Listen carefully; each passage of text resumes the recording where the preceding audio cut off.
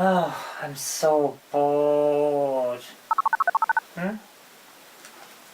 What? Play laser warp? No way. This game's annoying. I think I'll read a book instead. This one looks good. What? Okay, that's just weird. Fine, I'm just gonna go to bed then. Whoa! Alright, I'll do the damn game.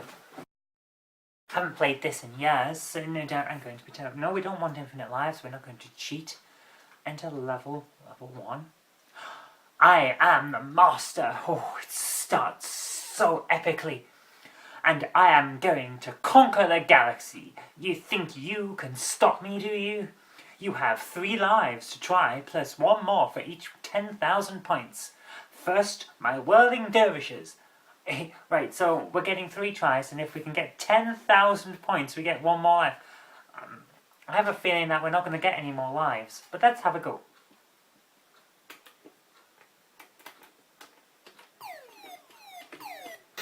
Right, so far so good. We've got 1.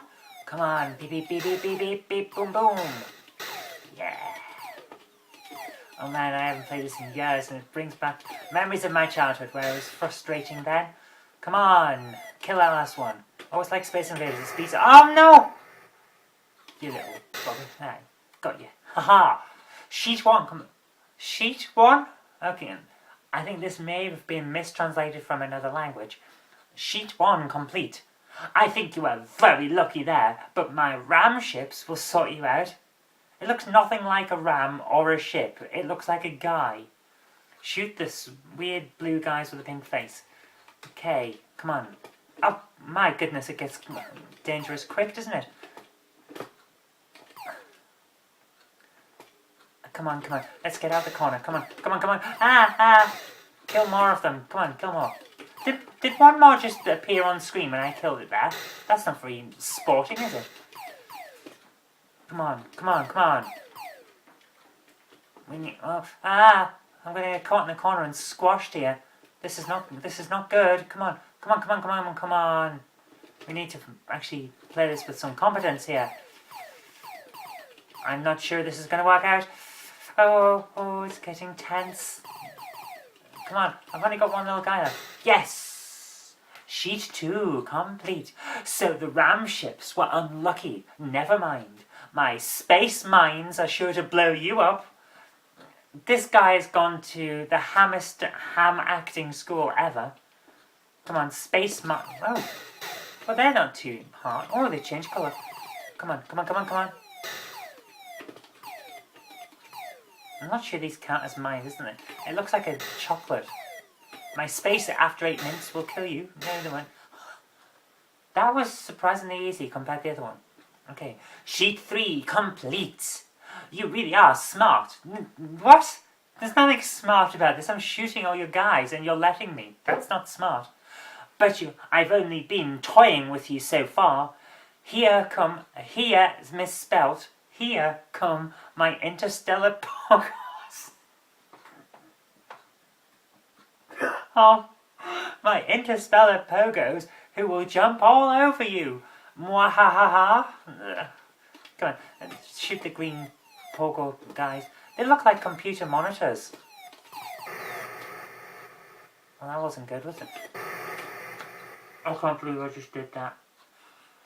Who got jumped on then? Just when you were getting into the swing of things, you can't let it rest at that. What? So now, after giving me all those chances to defeat you, you're now encouraging me to try again. I'm not sure this guy really wants to take over the world, you know. Okay, let's give it another try. Please enter name. Bot. That sounds about right. Right, enter level 1. I am the master, blah blah blah. We're firing against whirling dervishes. They're not whirling dervishes, they're little bundles of epilepsy. Look at the flashing on them, this is terrible. More keep appearing when I shoot them, that's not very fair. Hey, I did that quite quick. Ah, this one's actually quite difficult.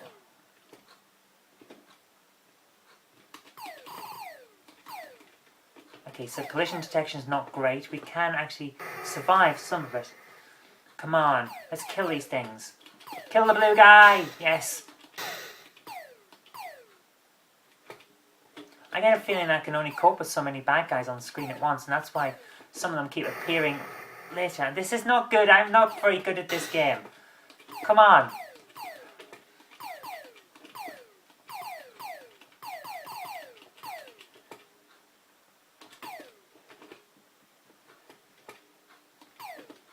Yes! Oh yeah, I am the mistress who rules at really bad old games. Haha. And let's not get into the fact that I've been playing this since 1984 and I'm still not very good at it.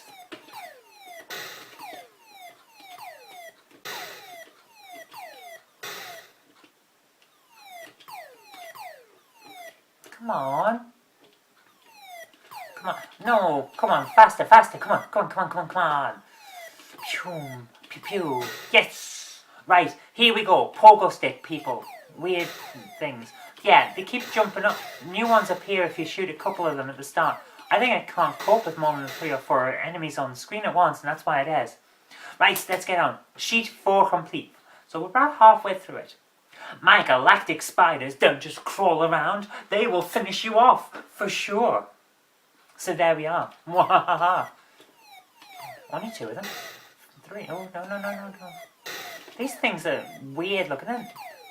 They don't really look like spiders. They look like weird guys in masks with hair at the sides. That's surprisingly quick. Sheet 5 complete. So what are a few spiders? I'll bet that cosmic spinners won't be such a pushover. I think your end is near.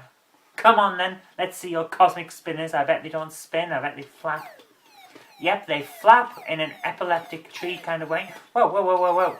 I should have died there, but I didn't. I'm not gonna... Whoa, hang on. Do these take more than one shot? They do. Interesting. Sheet 6 completes. Maybe you are a reasonable fighter. Maybe not. But my armored droids are utterly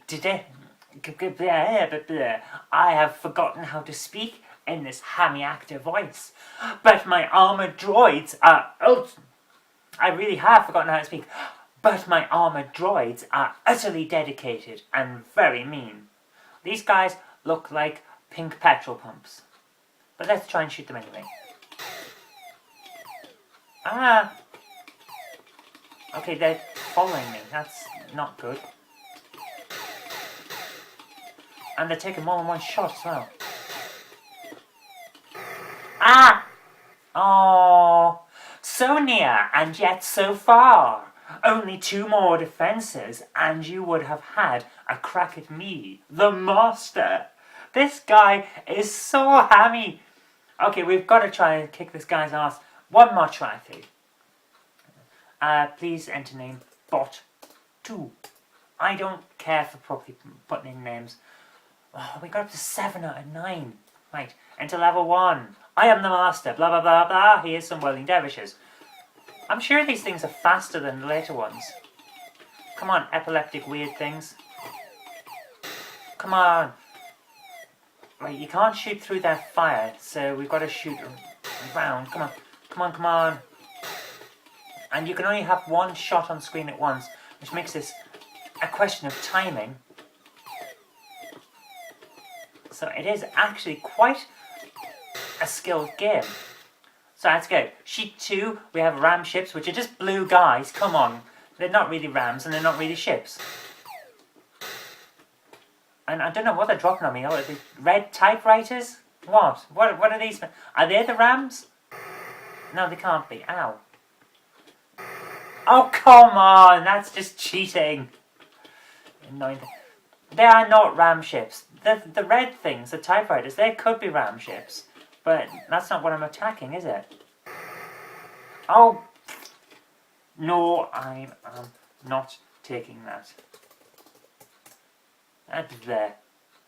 We're trying it again. I've said once more, but no, I'm into this now. We are going to get to level 8. Come on.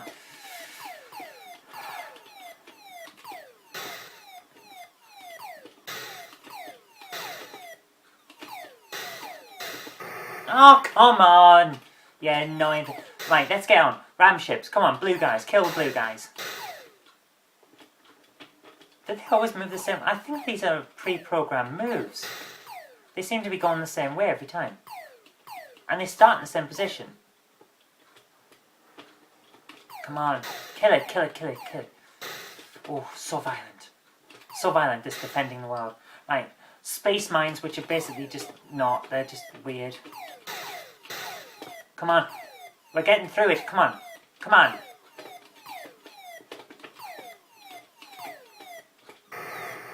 No. No. Come on. Kill the chocolates. Ah. Oh, come on. I hit in there. Collision detection's terrible. Good. Right, the bouncing pogo computer screens. They look like green Apple Macs with a weird face.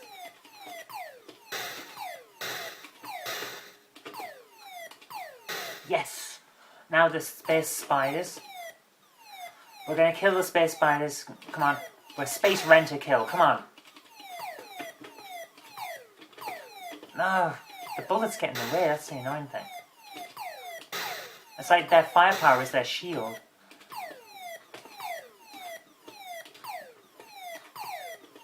And here's the thing. Their firepower can block mine, but I can't block theirs by shooting it. So that's just annoying.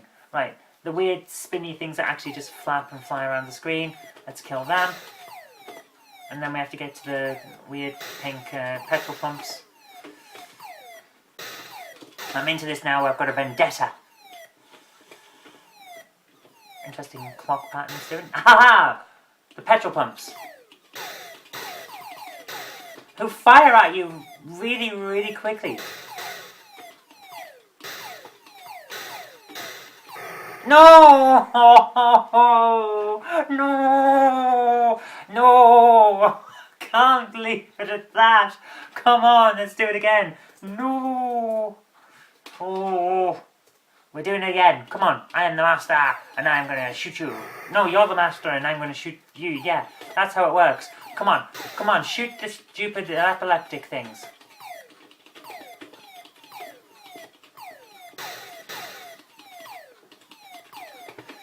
Come on, button mash for the win.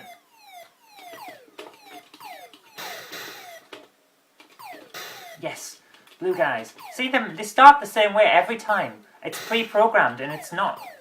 So if you learnt the moves, you'd probably be alright.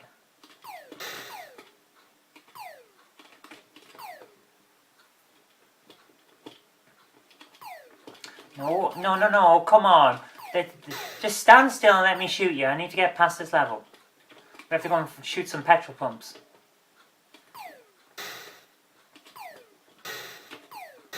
Yes. Ah! Oh, I don't believe this. I'm not dying to the weird chocolate things.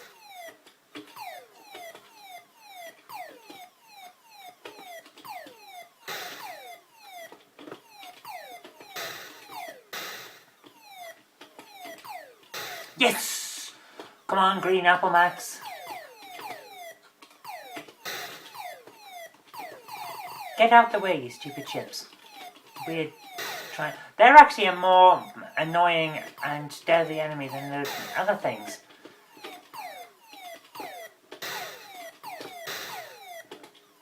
Come on. I'm sure they're the ram ships, you know, they're rams. Yes! Spider-Man, come on. There's 3 of them this time, wasn't there only 2 in the first time? Alright, apparently we're not getting to the end of this. Bog off. There we are. Bog off. This game has defeated me.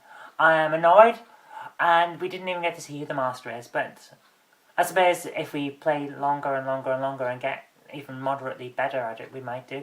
But then again, that sounds like effort, so we won't be doing that. But anyway, that's Laser Warp. It's one of those games that came free when I got my Amstrad in 1985.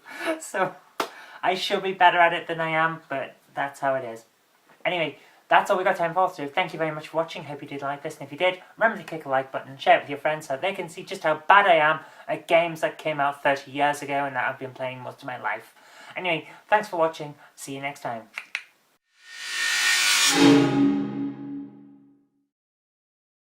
Jungle Report, Day 17. I've been out in the wilderness for days now. I found some tigers. I don't think they've spotted me. However, we haven't found any eggs. There are no eggs left in the world, and what we can tell from this is we must find and play Dizzy. Let's get out of here.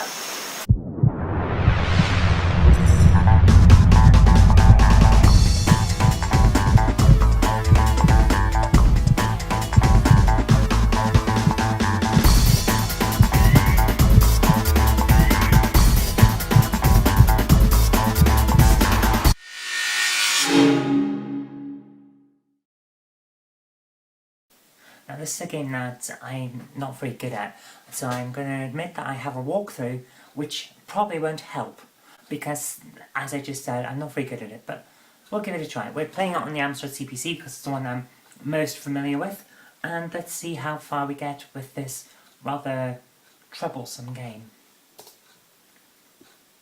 Did we get the... There, yeah. It's got good sound. It's actually quite a catchy tune when you think about it. And yes, I am playing this on an emulator, so all of you purists, the reason I'm doing that is because I don't have a TV modulator for the Amstrad, and therefore I can't record. So we're going to record on an emulator. Let's give it a try.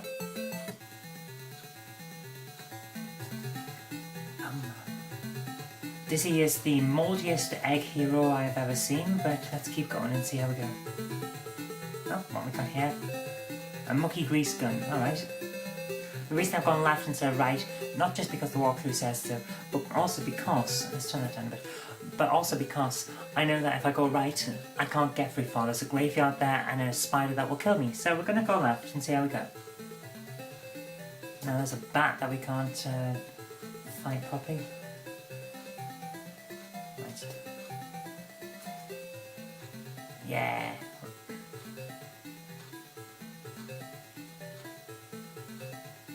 Okay, everything in this game kills you unless it's shiny, and then it might not kill you. So it's a bit of a problem. And there's a thing that says danger, so I'm wondering, is standing on the thing dangerous, or is going past it dangerous? I suppose we're going to find out in a second. No, I don't want to go out, we need to go down. Going past is dangerous, okay. Because we saw that shiny thing on the floor, and I'm pretty sure that means that it's deadly. My goodness, that bat's gonna kill us. I knew it. It's on a random movement as well, it's terrible. Oh, come on! That's ridiculous. See what I mean? This game hates people. It hates everyone. Oh, come on. One life left to finish the game. I can't finish. See what I mean? I'm not good at this game. Let's have another try. Right, I'll show you what happens when you go right. Jump over this cauldron, which is there for some strange reason, and we'll get to an area where it's alright because that bat's not too bad on this one, but then you get to here. And that green thing there on the ground will fall away if you're not careful. So we're not going that way. We're going to go this way instead and see how far we can get. Again, the bat is essentially random, so we've got a problem now. Can we actually get out of here? Oh, and that apple there, that will kill you if it hits you. Everything in this game hates Dizzy. See what I mean?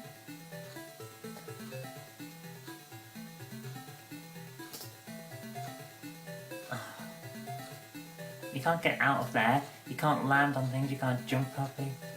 Ridiculous.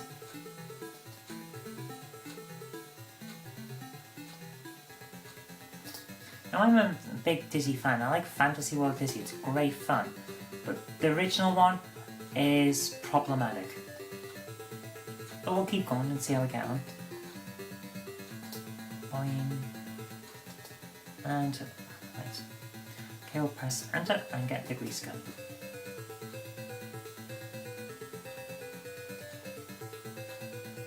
Now we're getting back the life that we lost earlier on because of the problems. I'm surprised that hitting those spikes, stalactites or whatever, it doesn't cause problems for you. Right, grab the graveyard key. I don't know what we're doing with that, but we'll find out. Okay, drop down, because we know we can, it's okay. Jump across. Now we've got the problem with the bat.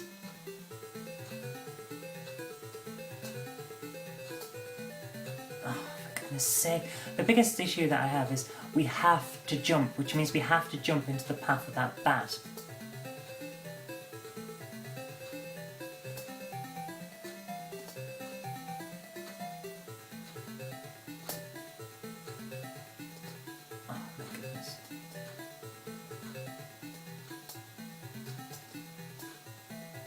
Oh my god, did we do it? Wow, we did it! My goodness.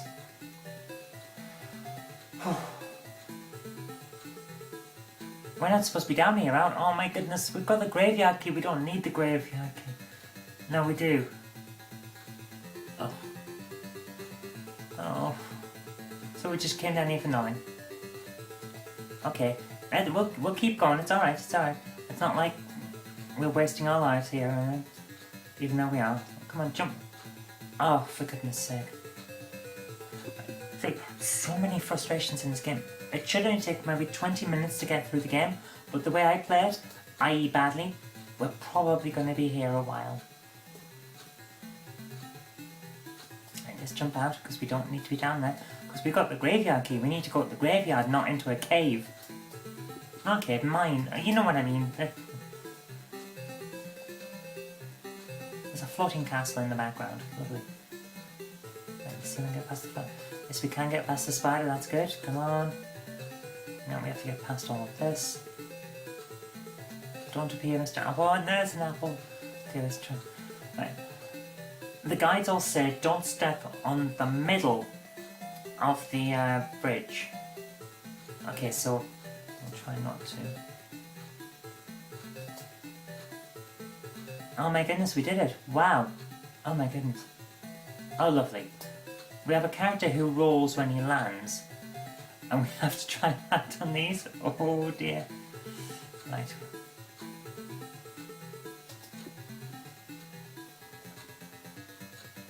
Can we do it? Can we do it? Can we do it? Oh my goodness, we've done it. Yes. I don't know where we are now. Oh my goodness. No, no, no, no, no, no. Oh, for goodness sake. Right, so... Wow. That was lucky because I didn't think that was going to happen. Right. We're near the graveyard, I think. And where we can open it with the graveyard key.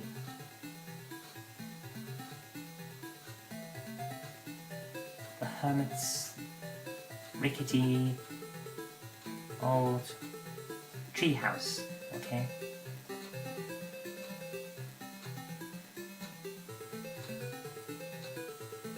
Right, that rain is probably going to kill us. Yes, it is.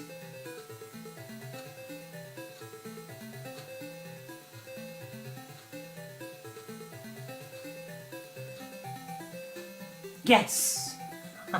We did it!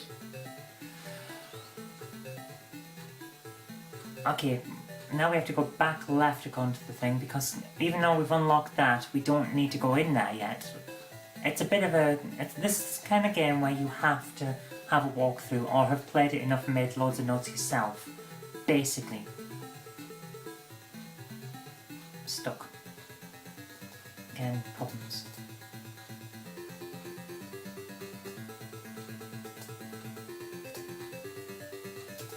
So I don't feel too bad about...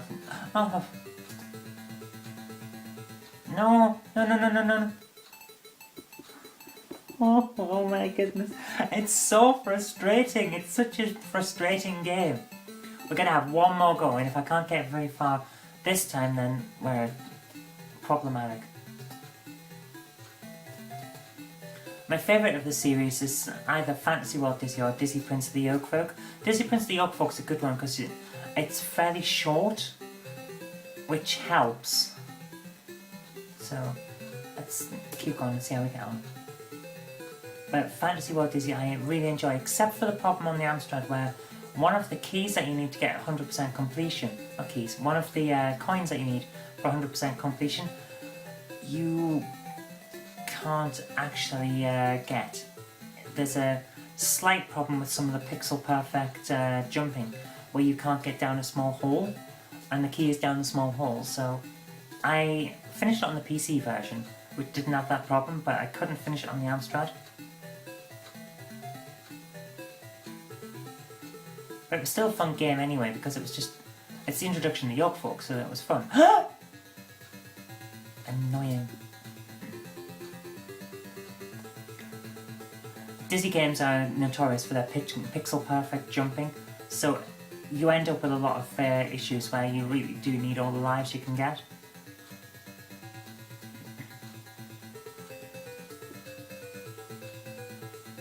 Here we go, right. We're going to go on. I noticed an interesting thing. It slows down so much when you get to this section with the floating logs. I wonder how much processing the computer is actually having to do for this. Water kills an egg, apparently. Well, that explains the rain, I suppose.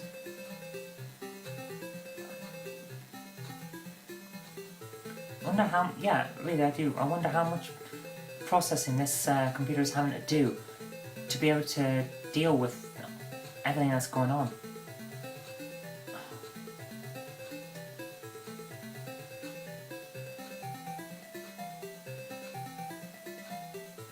Really? It's gonna come back down? My goodness. Everything in this game hates you. Come on. Let's go and deal with this graveyard key quickly and hurry past it. It's only raining in this one specific place. Oh. Let's see what's actually behind this graveyard.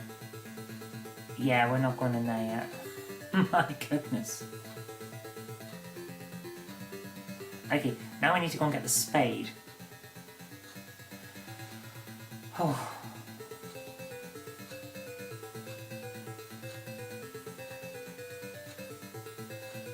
So let's see this. This is the furthest I've ever gotten in this game. It's all thanks to the fact that I've got a piece of paper next to me that's telling me what to do. I don't believe it. Again, I'm stuck on... Oh, this game is so frustrating. It's a good thing that the main character is so happy and cute, isn't it? Oh my goodness. Come on. No! The game hates me. It's clear. I will say that it's a lot of fun. It's great. These games are really good fun. Give it a bit of time and a bit of practice and you get the hang of it and quickly get into the game. So they're all good. The Oliver twins really hit on with a fantastic formula with Dizzy, and full props to them. They actually sent me a Dizzy badge, and unfortunately it's not here. It's on the lanyard that I wear at work, so I can't show you it. But that's how much I like it. I've actually hung around and I still follow them on Twitter because it's such a good thing. But this original game, it's immensely frustrating. For the second one, Treasure Island Dizzy, they did a lot of improvement, and we're going to look at that in a later episode because it really adds to the game by not being quite as hair-tearing out frustrating. But anyway, that's it for the moment. So thank you very much for watching. I hope you did like this, and if you did, remember to click the like button, share it with your friends so that they can see some good old games as well. And do subscribe for future videos because we'll be doing more in the future on different computer systems next time. But until next time, I've been Zoe Kirk-Robinson, you've been watching GameHammer, and we've been playing Dizzy. Thanks for watching, bye!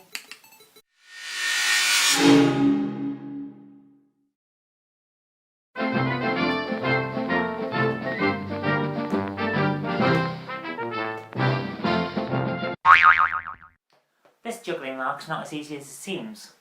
Or perhaps I'm just not ball crazy enough.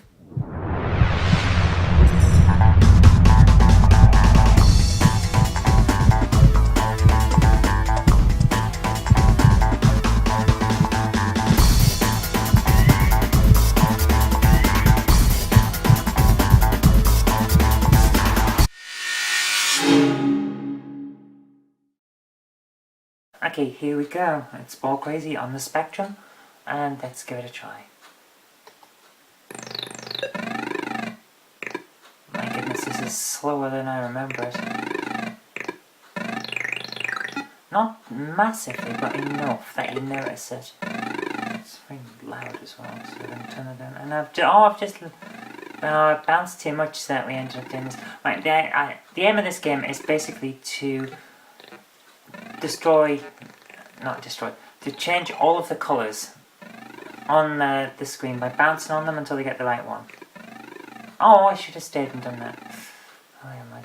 And then there's power-ups that fall from the top, and bosses to avoid. You can fire the bosses and blow them up, if providing you hit on them, but you have a tendency to miss, because it's all about timing, and they will hurt you if you stay too long. I've really got to concentrate on this rather than looking at the camera now. I am going to get hit again because... oh, no, I'm alright. It's all about timing. But you only have a certain amount of bullets. I've only got 2 left now. And this can make it a bit tricky. Did I get that? No, I didn't.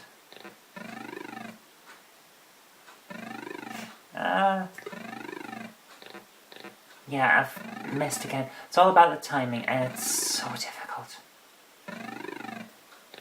It actually plays quite well on the Spectrum. It's not quite as fast as the Amstrad, and the sound effects are terrible. There we are, we're dead again. But it's alright, we've got 10 more lives. It's quite generous with his lives, which is really good, because you're gonna need them. I keep pressing the wrong buttons.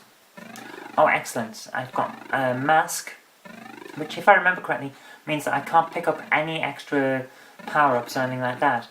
But it stops the bad guy from hurting me while I'm wearing it. But it doesn't last forever, so there's that.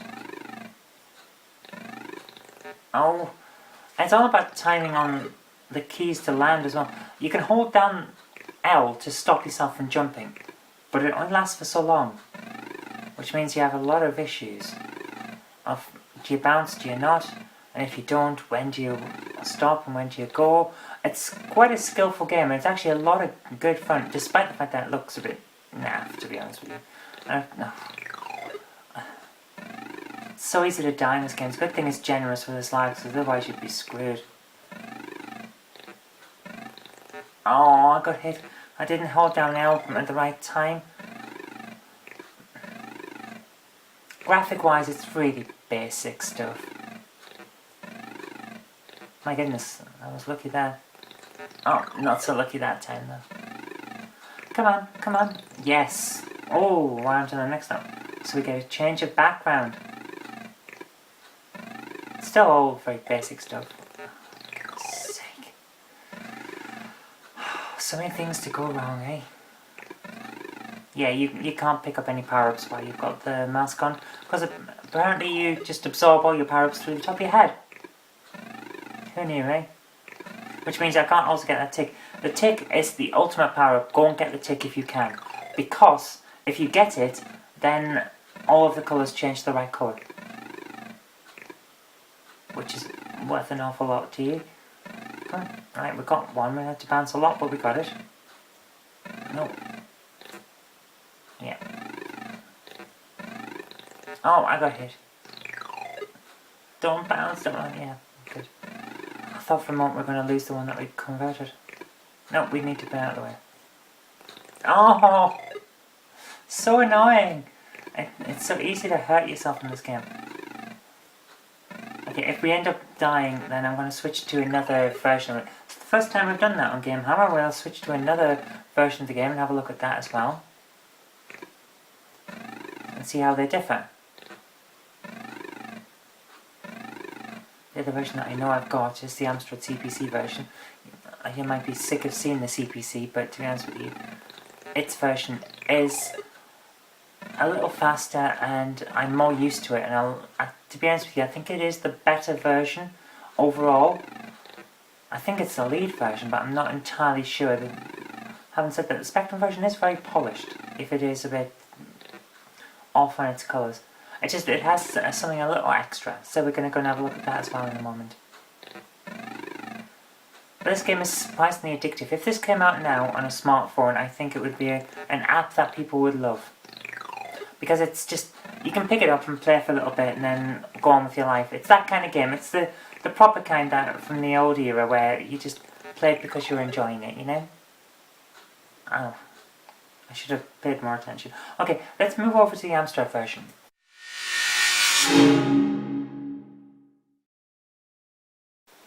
Okay, here we go. Ball Crazy by The Firm. Has an annoying tune, this version, but it's brighter, and you'll see in a moment that it's a little more polished.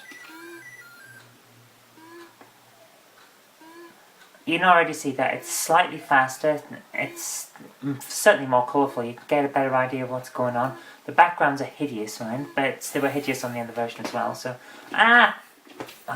immediately I end up losing myself because I'm concentrating more on talking to you guys than actually playing the game. Yeah, if we hold down the down button, we can hold ourselves down. Let's get it, please. Oh no, we missed it. Oh no, I've bounced it. Oh, I'm not very good at this game. But it doesn't matter because you still want to play it anyway. It's just one of those things. Different kinds of enemies on this one. There's a larger range of enemies, which makes it interesting from that point of view, but it's also an awful lot easier to read that... Yes, we got it. And it changes. It's also an awful lot easier to read the thing in the middle that tells you when the enemies are coming. The countdown is clearer. Much, much clearer. So that helps with your strategies, providing you can actually put a strategy together, of course. Yes, we're getting better at that. Better timing. Let's get this middle one done before I think... I haven't got time to go and get that. Oh, no, wasted a bullet there. Oh, just missed. Oh, so close. Could have had that there. Let's wait and see which way this goes. Yeah, kill it. Now we're getting somewhere, because this one's faster and easier to work with.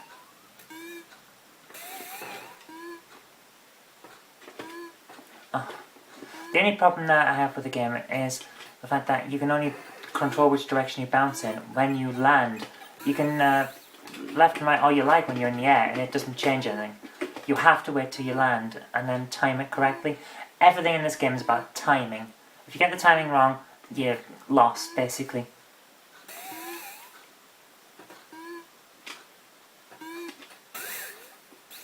Oh, see? Timing was wrong. But we'll get there. It's alright, we've got 9 lives left. My goodness, are we still on this...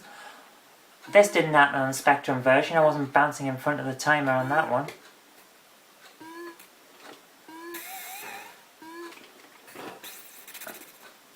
Must have been holding the joystick wrong there. My goodness. Just bounced into that. Come on. 17 bullets. We should be okay for the moment.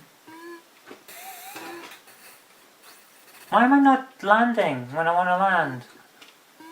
This game's cheating on me. Come on. Do what you're told. Come on. Is he coming this way? Yeah, I knew he's coming. Sometimes you can just tell it's going to come and get you and there's nothing you can do about it. Oh, that's the issue with being so high on the screen is of course that you don't have much time to deal with the power-ups. You either get them or you don't, and that's how it goes. So let's hope that we don't have another one on this to do. Yeah, next level. That's okay then. We're okay with that. Now we've got some lives. Get it? Oh, so close. Come on. Oh, I just changed the one that I had. That's what I get for trying to deal with the power-ups.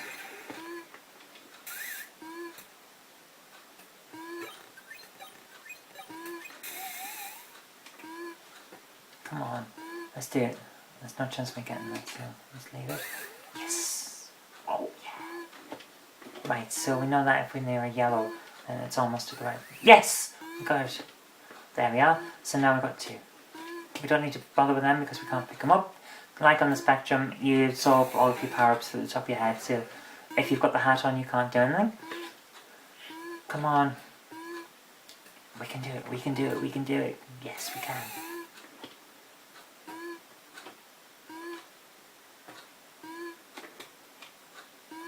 I'm gonna get hit, and there's nothing I can do about it.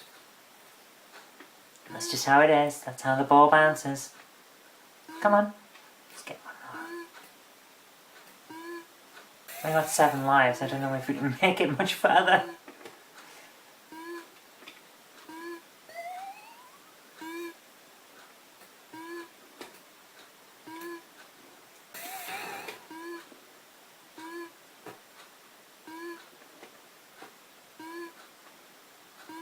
Yes, we did it. Through good timing. My goodness. Just gotta go. It's alright. It's going away from us. We're okay. Oh! Oh! Too late I realised where it was gonna be. Timing is everything, and my timing is not great, so... Oh! What did I get? Was that bullets or what? I don't know.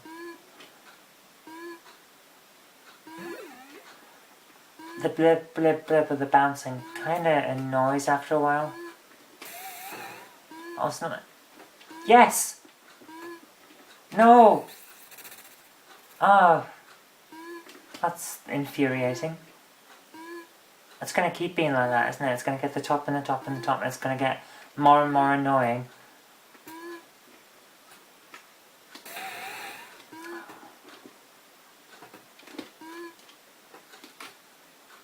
Get it? Yes! Peace for a moment. I don't know what those are things again. Points? And then we're treated to this strange Pac-Man-esque thing where we get some points. 500 points. Hooray! 500 totally useless. Grab that. Oh, wait. Oh, for goodness sake. Come on. Let's get ourselves together. We're not getting any other power-ups. It's terrible.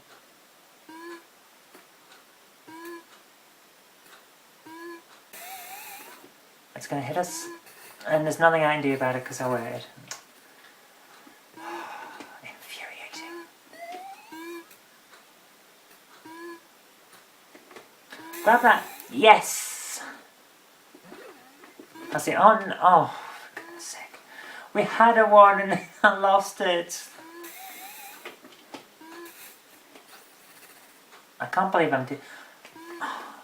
I am not good at these games. Why did I choose to do a gaming show when I'm not very good at games? Just so you can all laugh at me, I suppose. Right, yeah, that's what I call him. Yes, we got him. And now we're safe for a bit. That's good. That's good. We can keep moving. Come on, come on, come on. So close. Oh, man. What? That's very quick. It's quicker. I'm surprised that they gave us 2 enemies in rapid succession, and that doesn't seem fair, you know?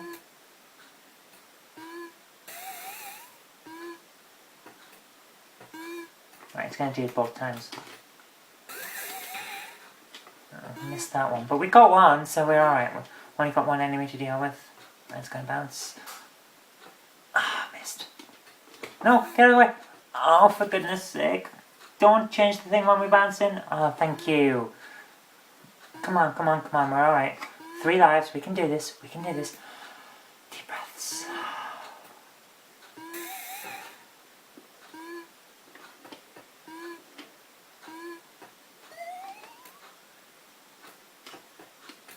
Oh, he's gone the other way. It's okay. Sorry, we've got some time. We can do this.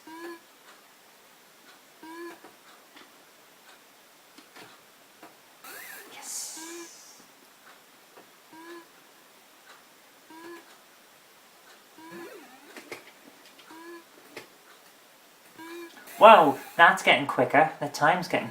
Oh my goodness, it doesn't want us to win now, does it? Get that! Yes!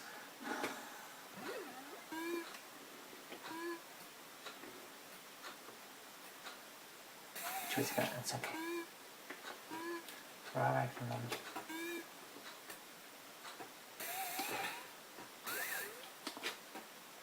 Yes! Oh, come on, you can't fire them straight back out just because we're winning. It's cheating now, it really doesn't want us to win.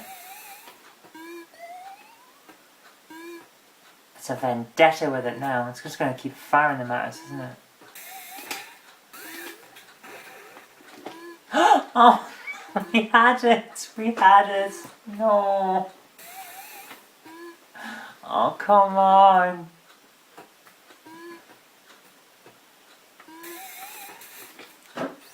Nothing I could do there. Just bad timing. Come on, let's try and finish this anyway. Yes! Bit of protection, we're okay, we're okay.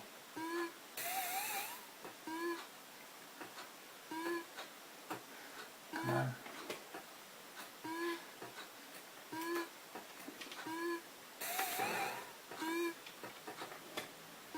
Out the way!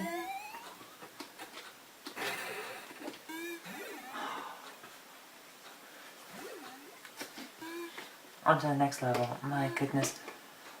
I don't know how much more of this I can take. It's getting stressful. Can we grab that? Yes. We need that.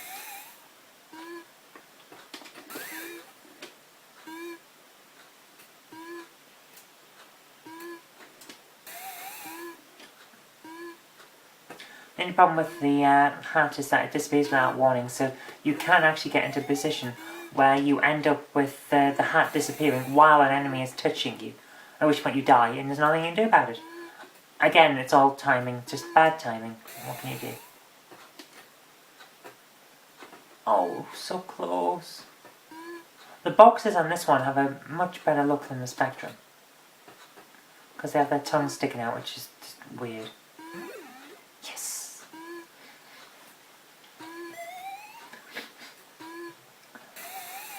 Overall, this is just one of those games where you just want to play and play and play, and you don't realise how much time has gone past when you're playing, because it's just good, proper fun, you know? So, out of the 3 that we've done so far on the show, I think this is probably the one that you come back to the most after you've finished it, because it's a case of, well, let's just have one more go. Even though you finished it before, just one more go.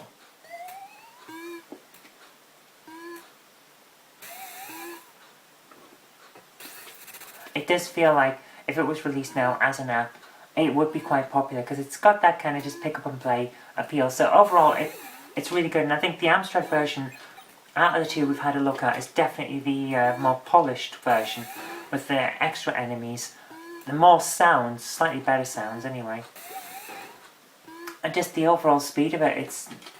It just feels like there's more here for what there's more bounce for your buck.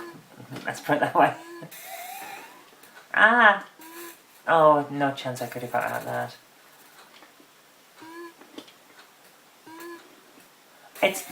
It's really, really firing them off now.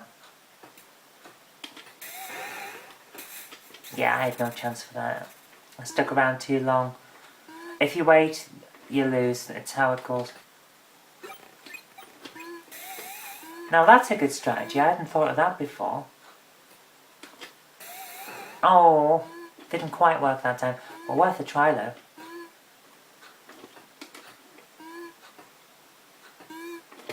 Ah! Oh, I didn't think it was coming back like that.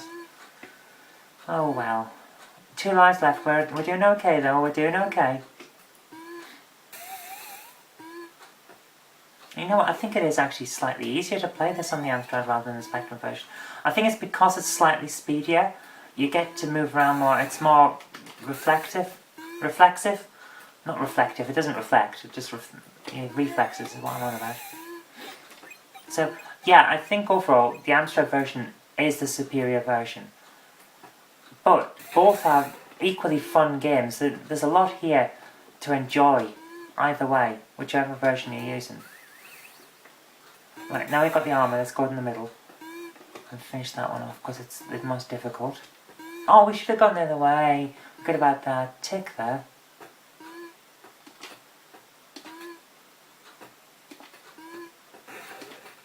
Oh, we're out of... Yeah, we're out of bullets now. This is going to become a problem. 'Cause I'm not sure how we get extras. Oh, come on, come on, come on. I think that's every 2 levels we get the bonus, isn't it? Oh, now we've got a stand-up brick wall behind us. If we're going to a comedy club, we're going to do some stand-up. We still haven't got any bullets, so we can't shoot anything, which means that the game has just become very difficult. And I can't remember how you get extra bullets. One of these power-ups gives you bullets. We should probably have picked up that roll that's just gone down there. Oh, sorry. Oops. Yeah, I think that's the roll with 10 time and 5 time and whatever. Oh, wait, no. Oh, I'm not good at these games. Get the helmet. Yes. Come on. Come on, we need to get these colours changed. Come on. There it is.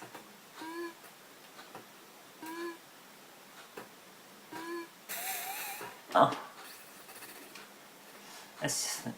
It's getting harder and harder, as you would expect.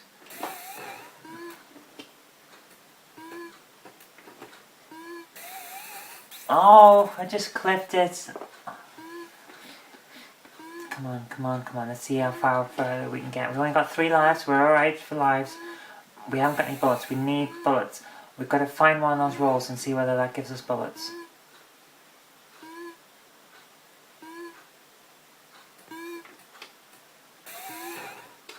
And we've got no chance.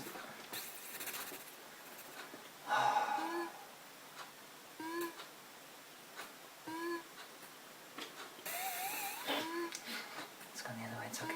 Will this one go the other way as well? Too late to act now. Yeah, alright. Oh!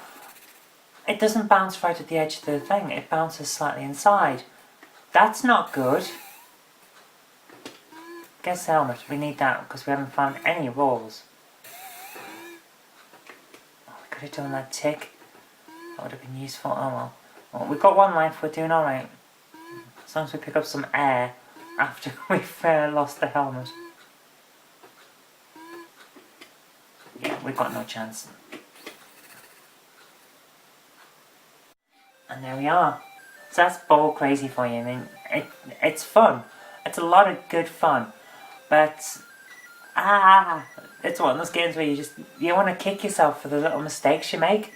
And the music at the end and on the title screen, which I'm going to turn off now, is not exactly the most endearing ever. But anyway, whatever version you play this on, it's a good, fun game. It's rather fast-paced, there's a lot going on, and it's just plain fun. It's one that you pick up, you play for a bit, you put down.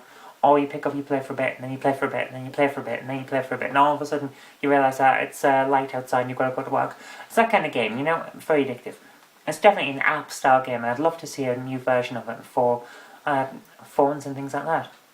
But anyway, that's Ball Crazy for you on Spectrum and Amstrad. Thank you very much for watching GameHammer. I hope you did like it. If you did, remember to click the like button, share it with your friends so that they can see some good games too, and do subscribe for future videos because there will be more in the future. But until next time, I've been Kirk-Robinson, you've been watching GameHammer, and I'll see you later.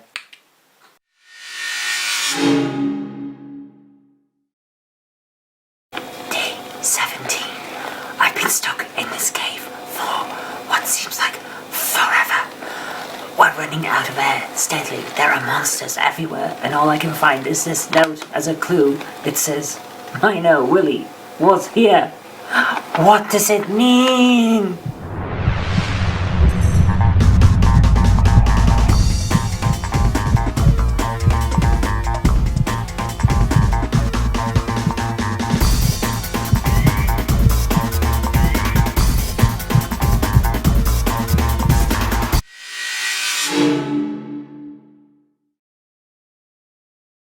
Okay, here we are on the Amiga version, which looks awful. My goodness, it's like a really, really generic old-style scan of the Spectrum's cover. We want Manic Miner rather than Manic Miner 2 because Manic Miner 2 is basically just a zoomed-in higher graphic version of Manic Miner 1, which stops you from being able to see what you're actually doing properly. So let's go for it. Manic Miner. That didn't sound healthy. My goodness. Let's hope this works.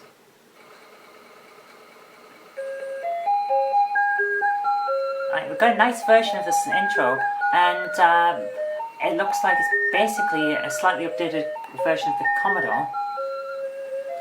So let's see how it plays. Press fire to start. Yeah, this is the Commodore basically, but we haven't used joystick.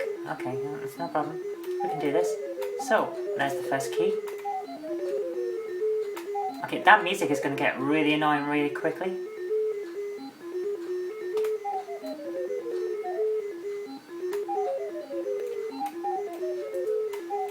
Okay, nothing turns the music off, so there. We're just going to mute it because my goodness, that is bad. And I can't believe I just jumped and did that. Okay, let's do this properly now. Did I listen? I know that this version is correct because I had to download it to get a copy that worked, because mine didn't. But I hope I haven't left the infinite lives on, because that's not what we want. Otherwise we'll be here all day. Pixel perfect jumping is so bad on these games, especially when you're using a joystick rather than keyboard. Oh, my goodness. Come on, we can do it, we can do it.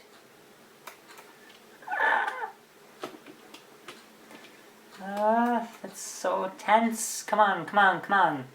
At least we're down into an area where we're alright now and we can just walk. My goodness, come on. Now it's got me singing it.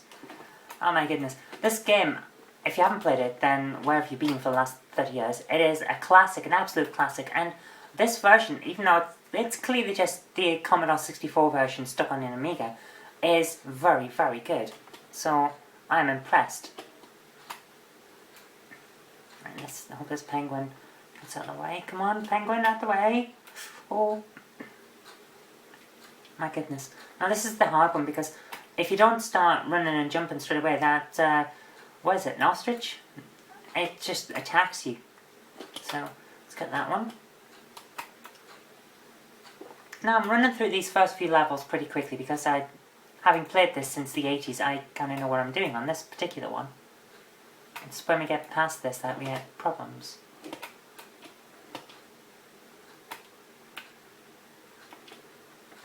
Right. This is essentially as far as I used to be able to get when I was a kid because I wasn't very good at this game. So let's see how far I can get now. I have to say that this Amiga version, and although it is just a C64 running on an Amiga, it is very good. It's a very nice port. It runs very fast, it's smooth, it's got no color clashing, it's just good. So I'm impressed, this is really good. We'll see how far I can get and then we'll jump over and see how it's originally supposed to have been on the Spectrum, because the Spectrum is pretty much the definitive version. But this copy of it on the Amiga is excellent. As far as classic gaming goes, this is as good as it's going to get. Okay, this one I hate. The biggest problem that I have with this particular level is that the big fat guy in the middle with the glasses, he is annoying. There's no two ways about it. He's annoying. Really annoying. And I think I've done this wrong. How do I get down again? Oh, that's it, yeah. And, yeah. Oh, I didn't leave the infinite lives on. That's good. You've got to time this so perfectly when you're dealing with this guy. Okay, he should be down far enough that when I get over there, I can just jump up. Yeah, he is.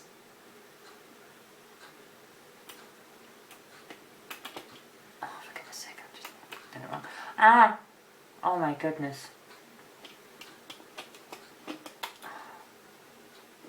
Frustration is the name of this level, I tell you. Come on. Right, we've got to get over the other side and pick up this furthest one on the right hand side before we can even think Ah! Oh my goodness! Oh, I can't believe that happened. Okay, right. Turn the music back on, because this is actually really, really good. The music is great, the graphics move smoothly, everything just works so well, it's great. So that's the Amiga version. Now we're going to go and see the Spectrum.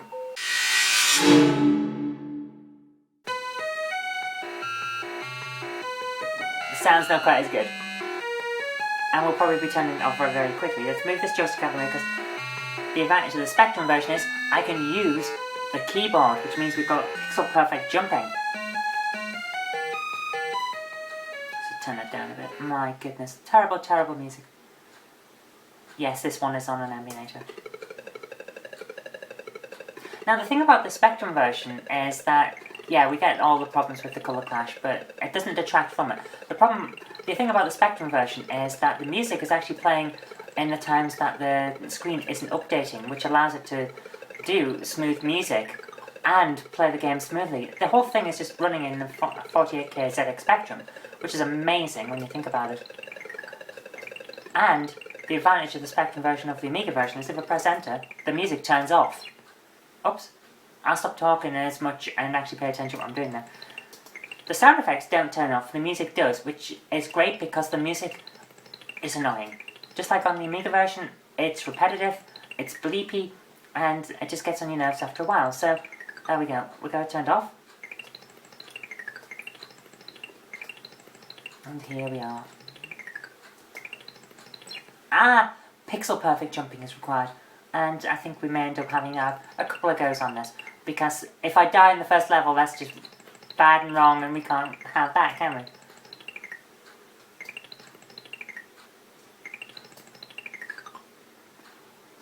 My goodness, I can't believe I was so lucky there. That wasn't good management, that was just plain luck.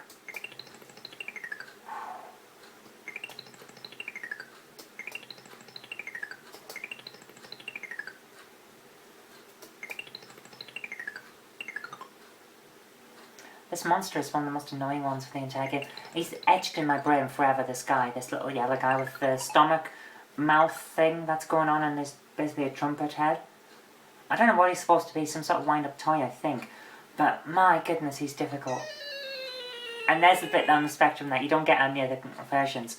The weird, trumpety, flugelhorn style sound at the end, when all the air drains out. Which is cool, I like that sound.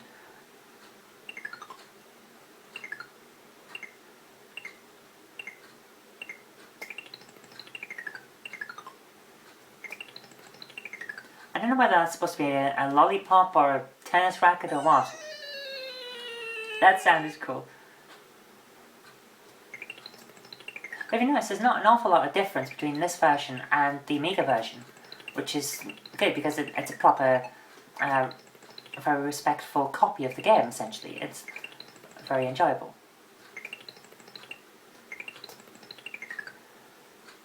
And talking of respectful, we'll see that not all versions are in a moment when we look at the version of Manic Miner 2 on the Amiga disc, the one that we didn't look at, because I'll show you that in a moment, and my goodness, to be honest with you, without wanting to spoil it, I think it ruins the game. Okay, now we're up to the bits where I'm not as good, so I'm going to concentrate an awful lot more, so see about this. But the advantage of original Manic Miner is that you can see the whole level at once, which means that you can plan ahead what you're doing. You can't do that on Manic Miner 2 unless you already know the layout of the level. So that's not very good, is it? Because it means that, well, what do you do? You've got to play it to know where you're going. So I'm glad that they gave you both versions so you can go, screw this, updated graphics don't help when you can't see what you're doing.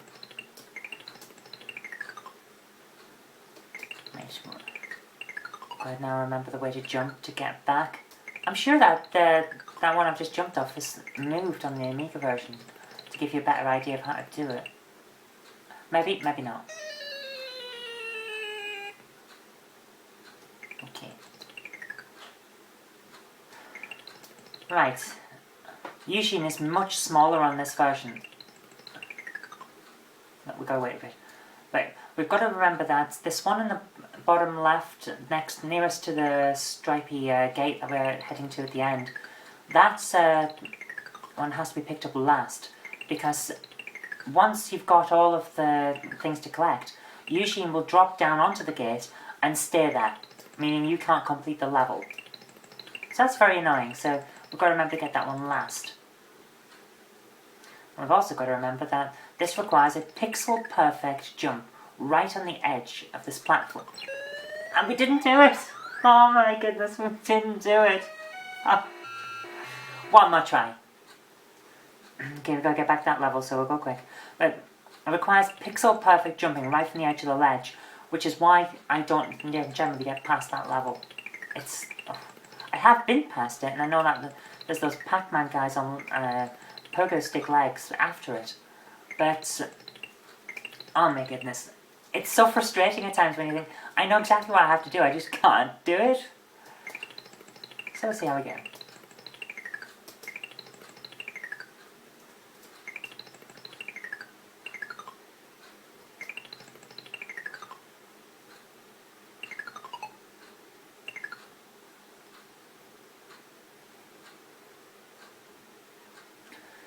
Here we go, up to these... what is it, potato waffle? I don't know, but it's the gate that we have to go out of. Anyway, oops. I'm going to do this level a bit differently, because I just realised there's nothing stopping us from picking that up, is there? Just now.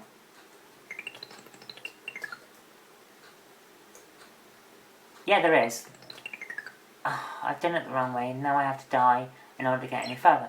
Okay, well... that wasn't the best plan I've ever had, let's put it that way. Okay, we'll get that since we can. And that stops us having to run back and forward and dodge that penguin later on.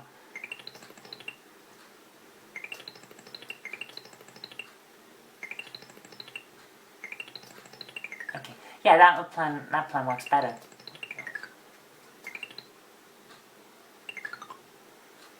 And then we just drop down and wait and wait and wait.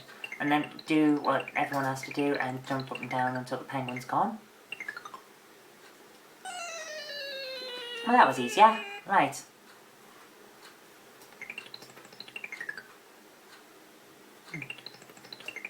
Oops, no, don't jump twice, we need to go that way. Oh, come on, come on, come on.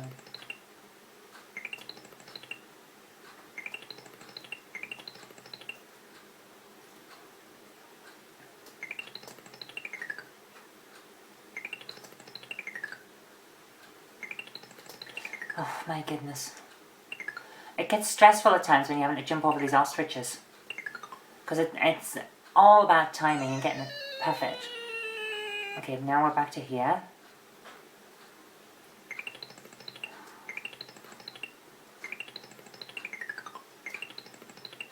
I wonder just what would happen if we played this game while wearing a heart rate monitor, because it does get quite stressful. I'm sure we'd end up looking like we're dead at some points. With just poof, poof, poof, poof, poof, poof, poof. Or maybe I'm just getting too into it. What do you think? Answers in the comments and down below.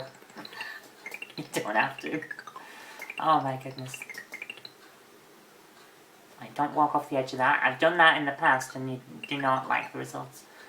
That doesn't look like you should be able to do that. I can see exactly why the Amiga version has that particular platform moved slightly over to the left.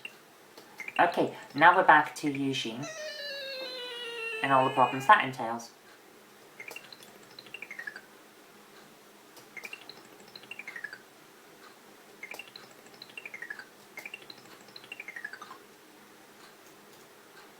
Can we go away from him to drop a bit so that he's going to be below us when we get there?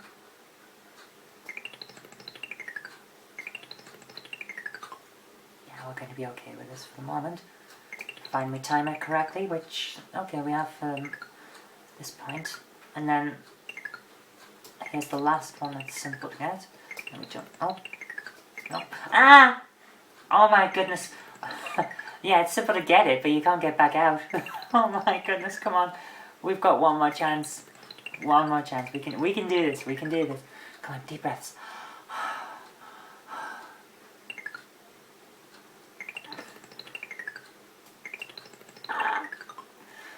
it's all about timing and getting everything right. It's a really difficult game, but it's one of those where, yeah, it's difficult, but you appreciate it for its difficulty, because once you've managed to achieve stuff, it feels like an achievement, as opposed to some modern games which really just seem to give you everything on a plate. Okay, pixel perfect jump, and did we? Oh my goodness, yes, yes we did. No, back again. No, oh, I thought that was too far then. My goodness, that was stressful. What? Weird. That had me confused there. My goodness. Okay. Wait. He's now essentially at the top, and yeah, he's going to jump down, and we've got one chance to get in. If you don't get it, he won't move back off the top there. Okay, this one's hard, and I'm not sure I know the technique for doing it. Right, I'm going to try going through the middle and hope for the best. Ah! Oh my goodness, I can't believe that worked. Oh my goodness. This game is cruel, and how tense it makes you.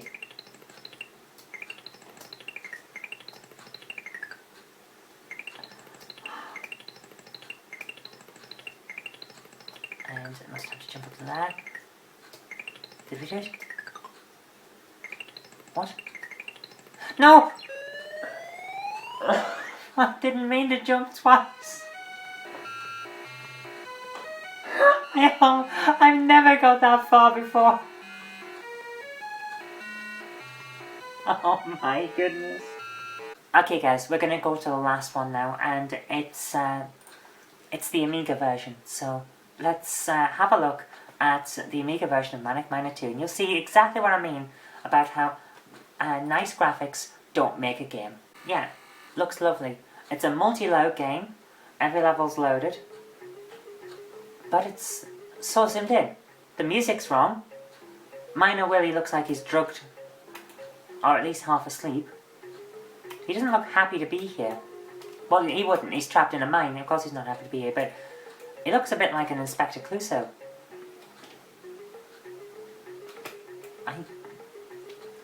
And you see, it's zoomed in to the point where you don't know where you're going all the time. You have to know the level layout before you can actually play the game.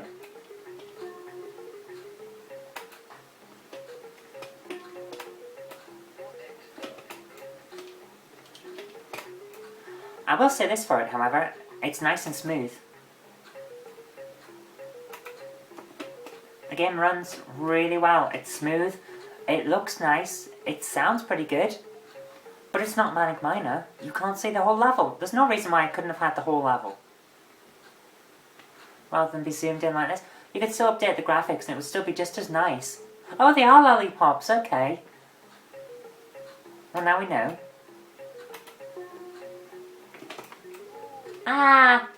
Didn't do that well, did I? My goodness. Okay, we won't try and be clever, we'll just wait for the penguin to go past.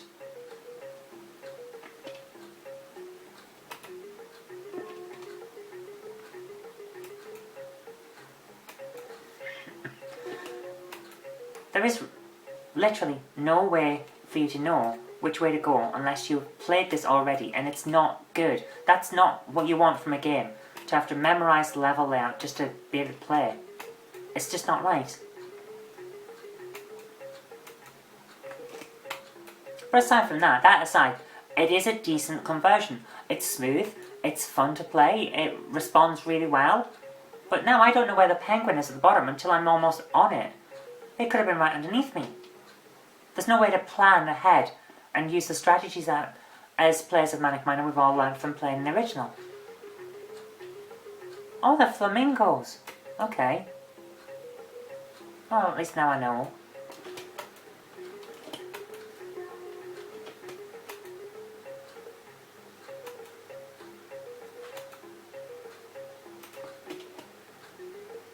Also, now I can't see as easy that this platform is going to fall apart.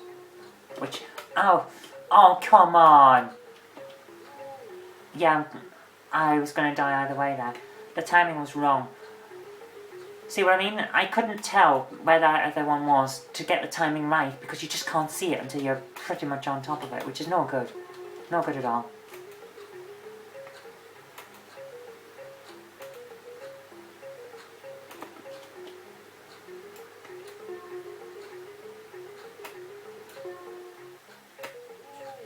Yeah, this is not as good.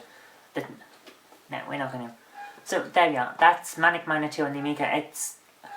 It looks nice, it plays nice, but it's not Manic Miner. It makes it a bit more difficult by zooming in, and it shouldn't. There's no reason for an Amiga with its resolution that's much, much greater than the original Spectrum to have been required to zoom in just to get better graphics. We could have had improved graphics and the same size. But anyway, that's the game. It's Manic Miner 2 on the Amiga, and yeah, it's got nice graphics, nice sound, it plays okay, but because it's zoomed in, it detracts from your strategy, which ultimately means that it's really not Manic Miner. So, there we have it. If you're going to go for the classic game, which is what you really want, then go for the classic game, not the updated one, because graphics don't make a game. Anyway, thank you very much for watching. I hope you did like this, and if you did, remember to click the like button, share it with your friends so that they can see a good game too, and do subscribe for future videos because there will be more in the future. But until next time, I've been Zoe Kirk-Robinson, you've been watching the Game Hammer, we've been looking at Manic Miner, and we'll see you next time.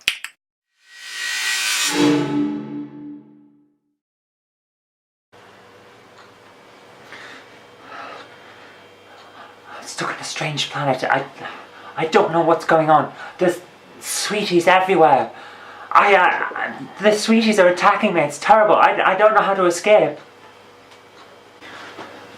I met a strange man. He seems to be some sort of ninja. He claims he's from the nth dimension. I think that's off turning 6 on the M5, but I'm not entirely sure. But he says he can get us out of here, so I'm going to go with him. I'm not sure I really trust him. He's a bit weird, but he does know how to blow up the sweeties, so we're going to try it. By the way, he says his name's Zool. Isn't that from Ghostbusters?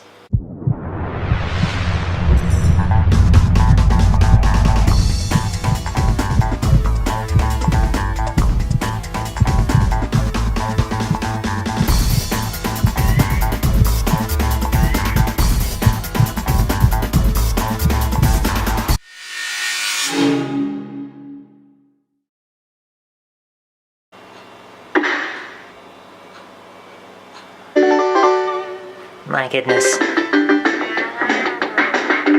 Now this is a blast from the past.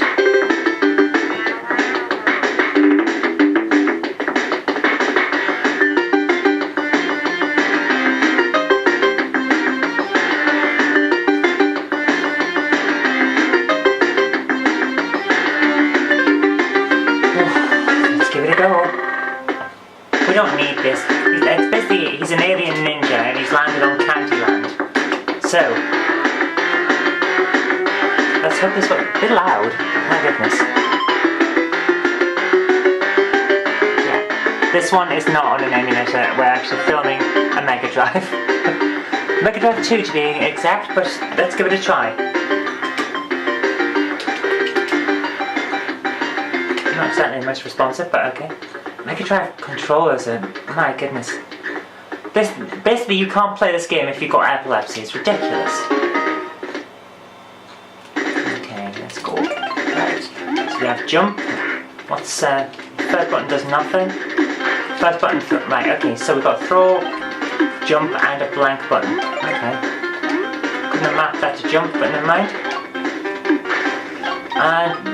I still don't know what's going on, but we seem to be just killing everything. Standard platform failing. What the Come on. I have no idea what I'm doing. I vaguely remember. Oh, we can climb things as well. Cool. I'm going to assume that's deadly. And, okay, we can't kill that one. Oh, my goodness.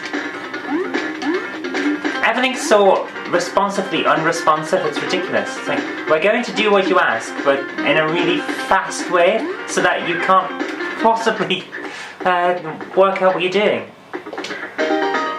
Come on, let's try that again. It's like Sonic the Hedgehog if Sonic was not very good. So basically it's like modern Sonic the Hedgehog.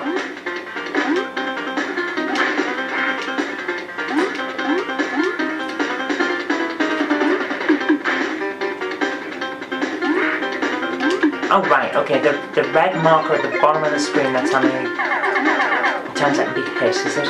Okay.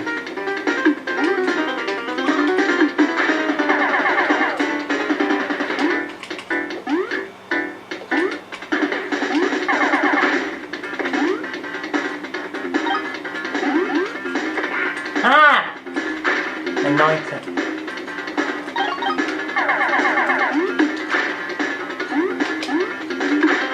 This is a ridiculous game.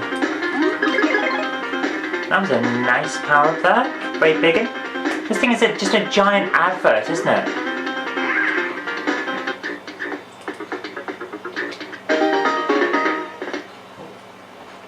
Yeah, we are still recording, that's good. Oh, goodness.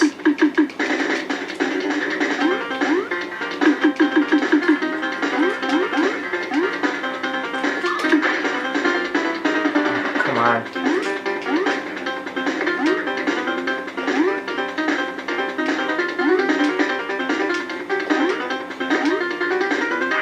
Ah! This is ridiculous. This game is as difficult as it is infuriating. There don't seem to be any power-ups that give you back your health either. Oh, for goodness sake.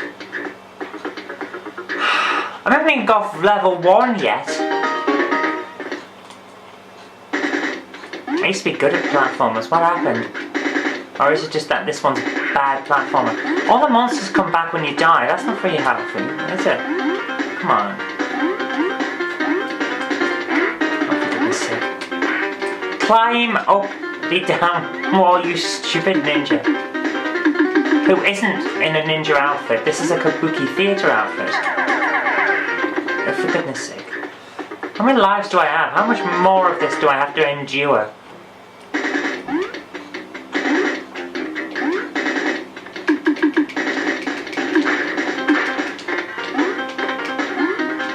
Speedrun this thing.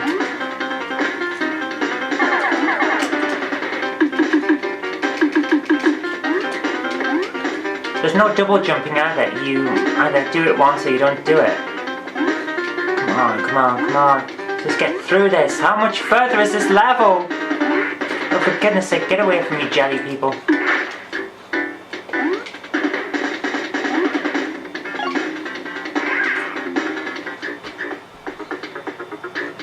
You can't speedrun unless you memorise the thing.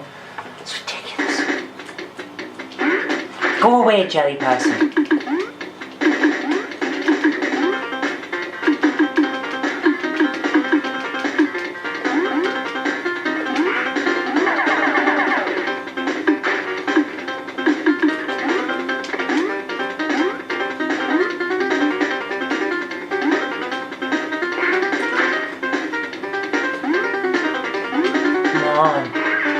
Oh, for goodness sake. Oops. Oh, thank you. The game is over. We have finished. We do not have to endure any more of this. It's awful. It's a terrible game. My goodness. It's no wonder that it's sponsored, because you wouldn't be able to produce this and make any money back with it being this bad. Okay, that's all we got time for this week, because to be honest with you, there's only so much I can take of this game. It's frustrating. It's infuriating.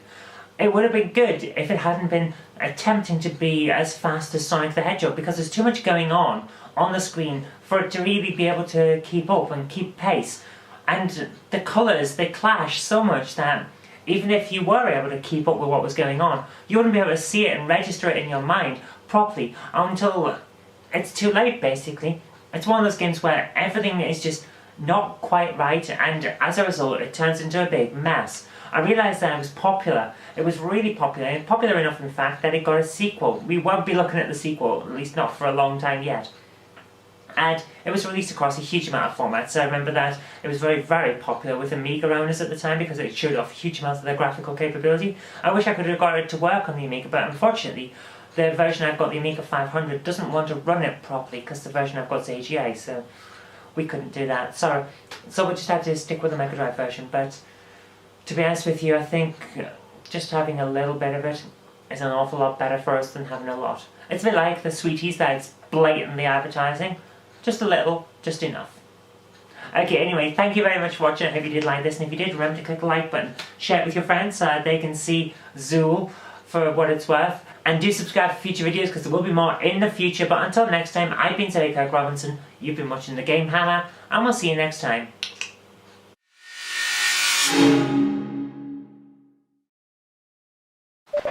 What is the status of the enemy dreadnought? The dreadnought's destroyed, and all the fighters are retreating, Captain. Excellent. Set course for Iridium.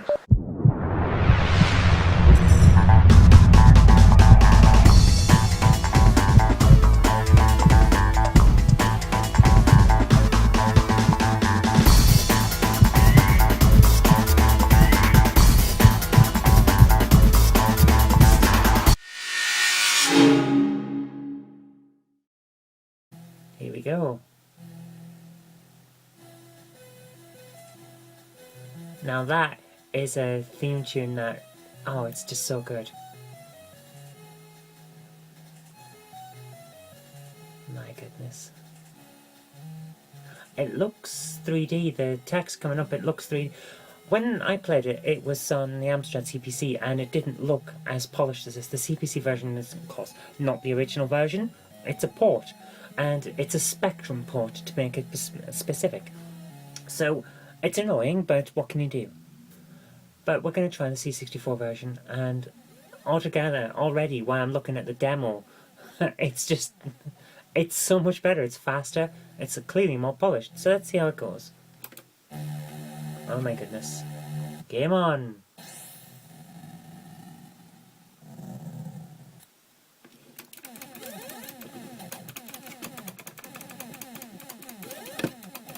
Oops! As you can see, I am not very good at this. I'm used to it being a bit slower, and I'm also used to not having an animation at the start of the screen either. That's different. I know the idea is to just get past all these waves of things, and then get to the end of the level. My goodness, I am not very good at this. But, oh, I missed this game. It was so good when I was a kid.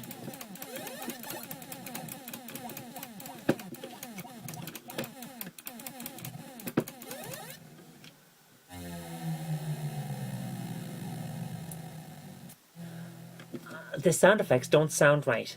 The CPC version is what I'm used to, and that at the end of when you lose all your lives, it's not what I'm used to, because normally on the CPC version it goes more like, "Aww," which I think is more encouraging. It's like, "Oh, you didn't make it, but try again."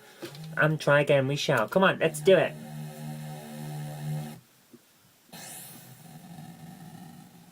We're gonna do it. Come on. Pew pew, pew pew pew pew pew pew pew pew pew pew.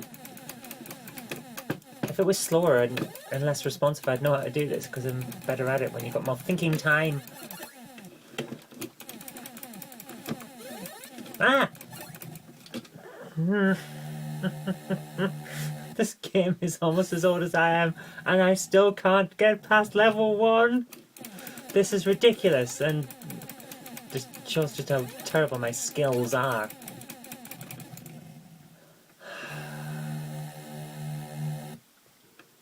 You fail it, your skill is not enough.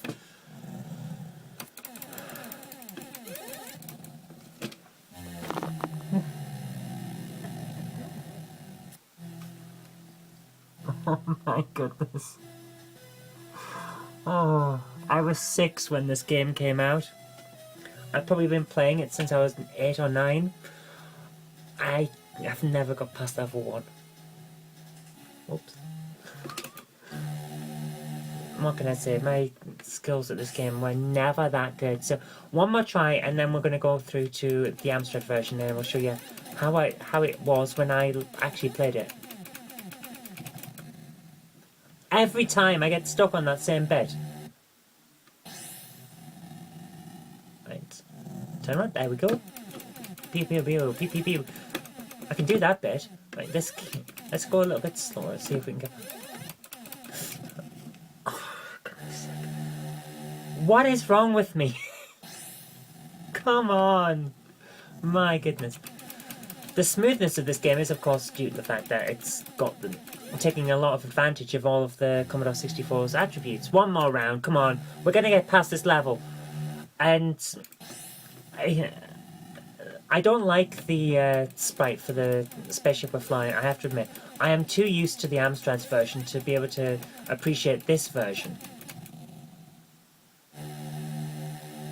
I can't believe it just happened. The Amstrad version is thinner. This one looks too fat for me. It's too wide a sprite. And it's just not working with my memories of what it should be. But aside from that, I can't fault this. This is a fantastic... This shows off what the C64 was capable of doing. It's smooth, it's really responsive, it's fast, and it's really good. Oh, for goodness sake, come on.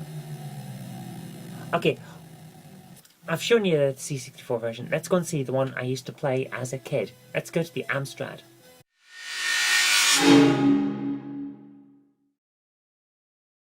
And there's this loading screen that I remember so well from my childhood. Where it starts, it's pretty good. This shows off the AY chip's ability. This is not a bad rendition of the C64 original title. And I have to admit, it's great. It came out the year after the C64 version, which means that it wasn't rushed out. It was a good port. It's a Spectrum port, but it's a pretty good port. So let's give it a try. The first thing you'll notice is that it's immensely slow compared to the C64 version. You don't get the little animation on the start where the ship comes out of its own docking system. And the level is slightly different, if you notice. But aside from that, it's actually a very good game.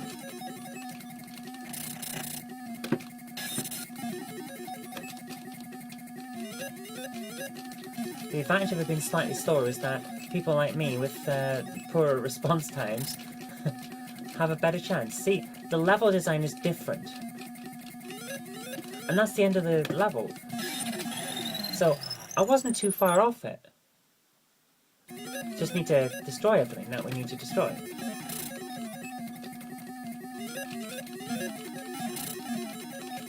The colours are pretty good.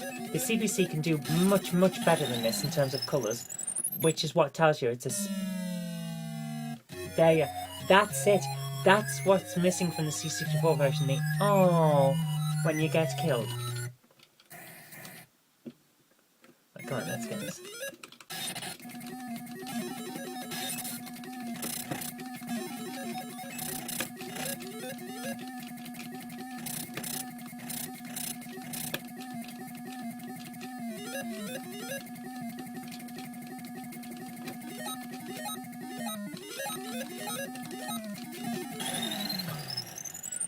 I am so bad at this game. Oh my goodness.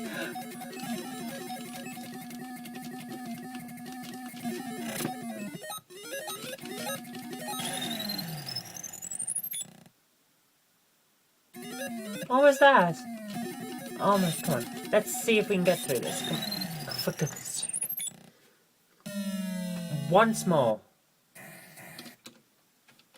Come on, we're gonna shoot people and be good.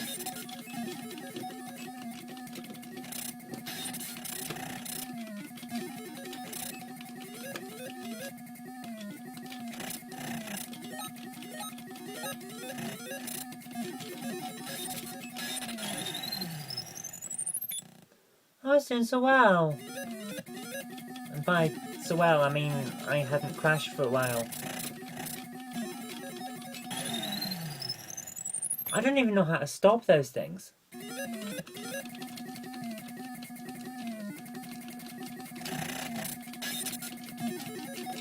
Did that... I thought they were boulders. Was that a ship? It's shot. I don't know. So there you have it. That's Uridium. We've only looked at two, but I think they're the best examples of it. Commodore 64 and Amstrad CPC. The Amstrad version is, of course, a Spectrum port. Therefore, if you've seen the Amstrad version, you've seen the Spectrum version. So... we got 2 for 1 there. Hey! Not great from the point of view of people who actually like the Amstrad and wanted to play an Amstrad game instead of a Spectrum game. But hey, at least we got through them. To be honest with you, Uridium is one of those examples of games that is just fantastic. It's fast, it's responsive, it looks pretty good. Even the Spectrum version looks good, and it's really, really enjoyable and fun to play. I'm personally one of those people that loved it at the time and played it forever and still can't actually get anywhere in it. But nevertheless, it was still a good fun game. So that's great. And if you have a chance, have a play of it. Amstrad CPC version is pretty good, but if you want the definitive version, go for the Commodore. I wanted to show you the Atari ST version as well. Unfortunately, I couldn't get it to run, so we'll have to do that another time perhaps. Anyway, thank you very much for watching. I hope you did like this, and if you did, remember to click the like button. Share it with your friends so that they can see a good old game too, and do subscribe for future videos because there will be more in the future. But anyway, until next time, I've been Kirk-Robinson. You've been watching the GameHammer on the Knob Mouse channel, and I'll see you next time.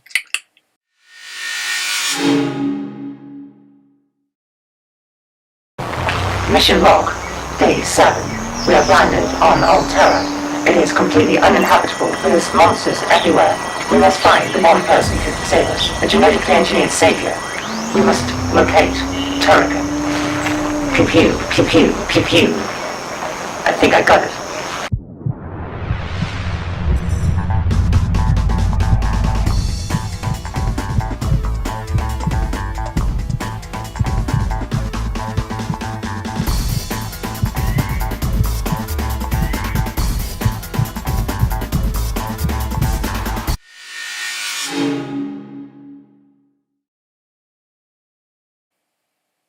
Okay, here we go. Turrican.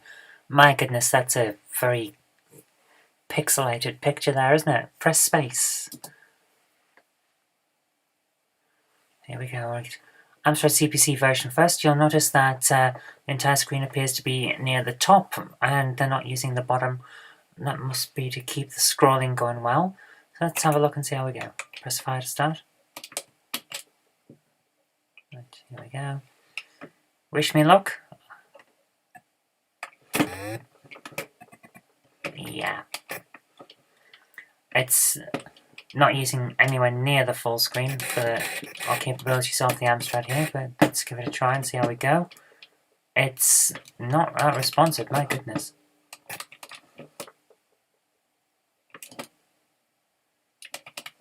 I'm going to say that while the colours are fantastic for the Amstrad, and it's definitely not a Spectrum port in that respect, my goodness, come on. Then that's quite nice. The colours are good.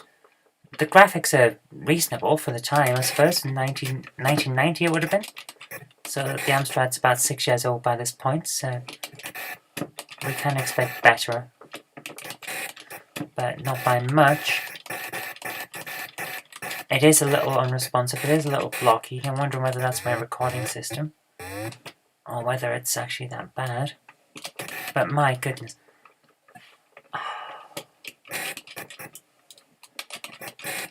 But yeah, at least it's not like a Spectrum port like the original was last week. We're seeing off the full graphical capability of the CPC.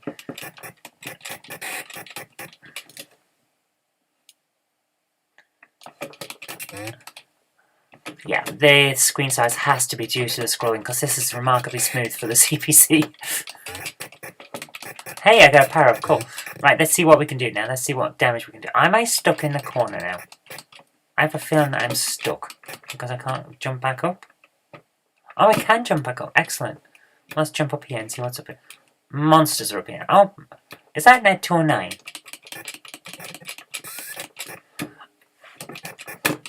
Did I just get electrocuted by something? What electrocuted me?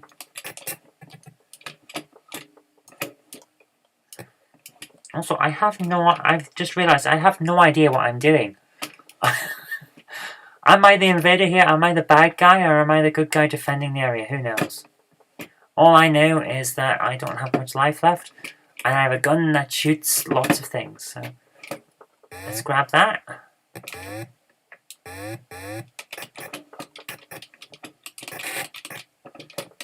I already cleared this area. What's going on?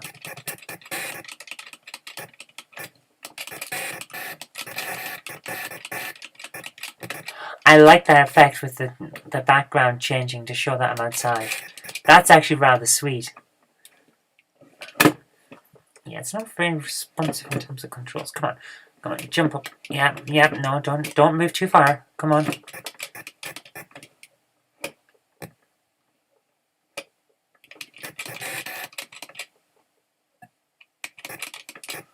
Oh, now I've lost my super gun.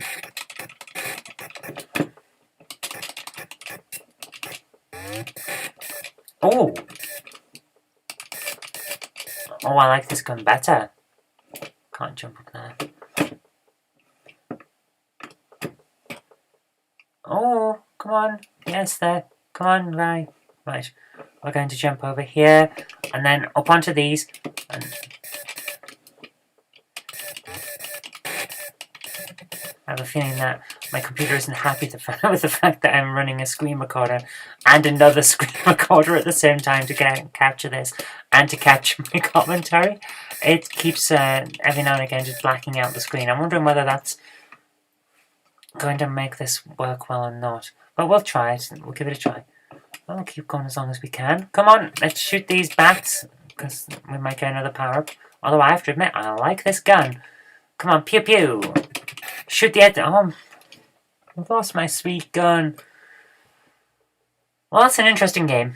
The Amstrad version, it's really nice. The graphics are pretty good, and it moves reasonably well. The scrolling's good, but that's because they haven't reduced the size of the screen to cope with the fact that they're using less screen memory then, which is one of the ways that you always knew something was going to scroll a bit better.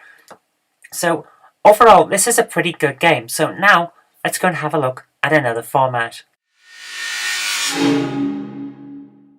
Okay, the Spectrum version didn't work, the Commodore version wouldn't load, so we're down to the last one now. If the Amiga one doesn't work, we've got an issue, so Amiga, do not fail me. Oh. Now that's a nicer picture than we had on the other ones, isn't it? My goodness. 16-bit graphics, guys. Press 5 to continue. Come on.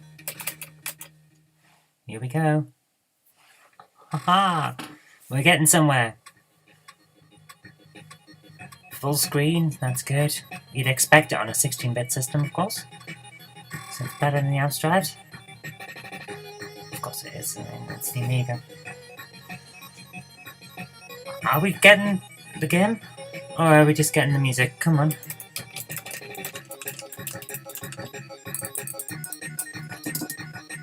Does it still have to load the process? Oh, here we go. Oh, that's a nice effect. Right, let's have a look around. Oh. Hey! Now we're getting somewhere. Shoot the Ed 209s. Come on. Yeah. And good music. The Amstrad didn't have any music. This is good. The weirdest thing is that I recall this music from when I was a kid, not because I played Turrican on the Amiga when I was younger, but because the Facehugger's Ultimate Mega Demo ripped all the music from the Amiga version Turrican and played it as the music for the demo, just to show that he could. So this is actually quite nostalgic for me for a completely different reason than what you would expect.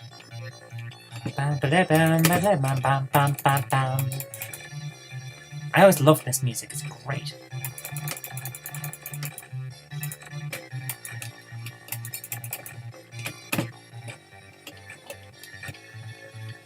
Let's jump up, yep. Oh, bye-bye! No. We're gonna need that. Come on, let's kill things, come on.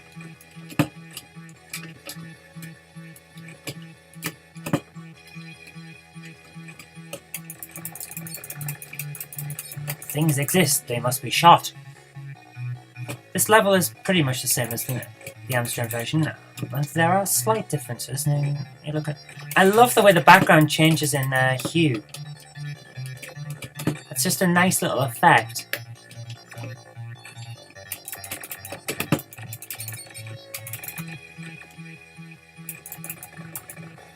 Different enemies as well, this is nice. Whoa, there's a spike there, let's not fall into that. Need that. Oh, now we've got even more firepower. Yes. Shoot things. Oh, can we shoot? What is this? Can you tell I never actually played this game before? I have no idea what I'm doing.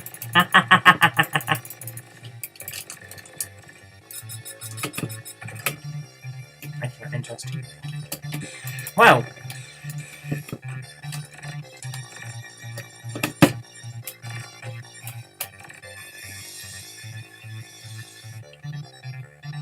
What's this doing? I have a feeling that that's just a background thing and not an enemy. Ah! Oh, I was doing so well! And my dude died. Don't die, dude. Oh, whoa, whoa, whoa, whoa. No, no, no, no, no. That's not nice. Come on, it's unpleasant.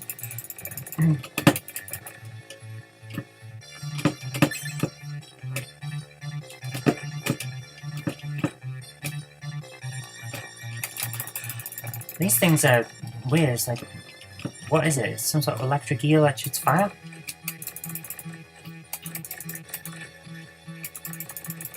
Hey, now we're getting somewhere. Come on. This is a much smoother and more enjoyable game than the CPC version. And I wish we could have compared it to the Commodore 64, because that version is essentially a classic. And I just died again. Whoops. But it's a shame we can't, because it, like I say, it just wouldn't load, so what can we do? If it won't load, it won't load. Guys, come on, come on, come on. Have I gone the wrong way? Is that what this is? Let me... No.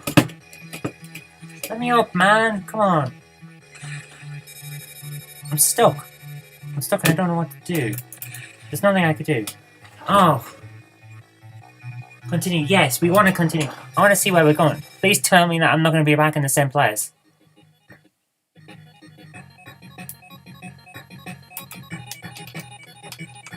Okay, I don't know why this is taking so long to reset, because I don't see how it's taxing the machine that much. This is an 8-bit game compared to the 16-bit format, so it can't be that taxing, surely. Let's go the other way, see how it's going. Yeah.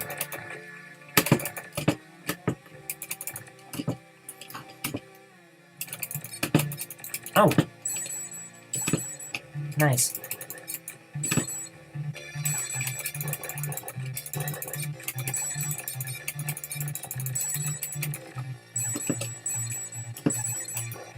Yeah, we got the fancy gun.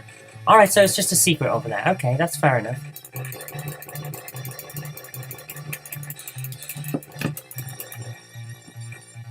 Come back! Yeah! Now we're getting somewhere. We've got a massive gun. Because that's what you need when you're a space warrior from the future. Oi! Come back here.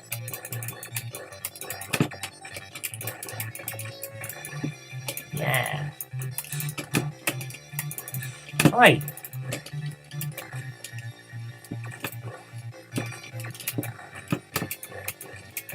Hehehe.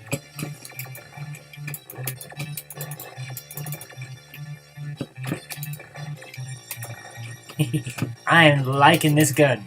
Whoa, whoa, whoa, whoa, whoa, whoa, whoa, what's that? Hey! No, that's unfair. I don't know what that was, so it shouldn't be allowed to shoot.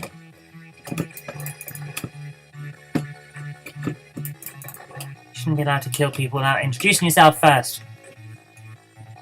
Come on. Where am I at? The music's great. Wish the CPC version actually had some music. This kind of tune would have worked fairly well on the AY chip, so it should have been there. I think it's just... Was it really that taxing for the computer? I don't know. Perhaps it was. When you think about it, they were already having to reduce the screen size to get the scrolling to work, so perhaps it was just that taxing.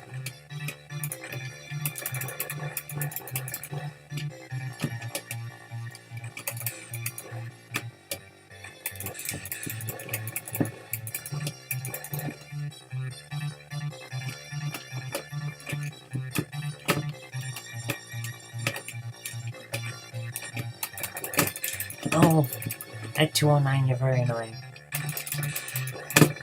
Who's throwing these rocks at me? They need a slap. With my laser gun. A laser slap. Now there's a name for an 8-bit game, isn't it? Where are we going? What's over here? Nothing. Okay. Okay, let's try this area again and try not to fall into the ditch this time. Who's dropping rocks on me, you cheat? Ridiculous.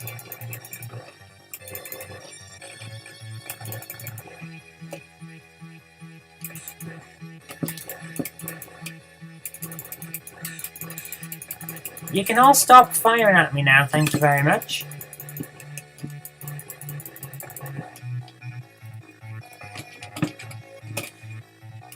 And, yep, and we're over. Now, shoot these weird fire-shooting electric eels.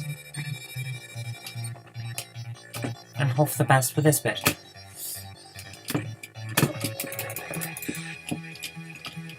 There's no way I can get up there, is there? Not from this side.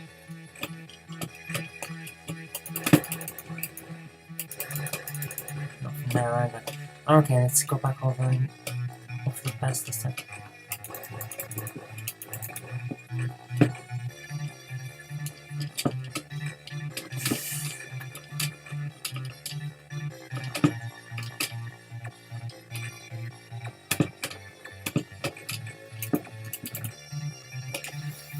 Oh.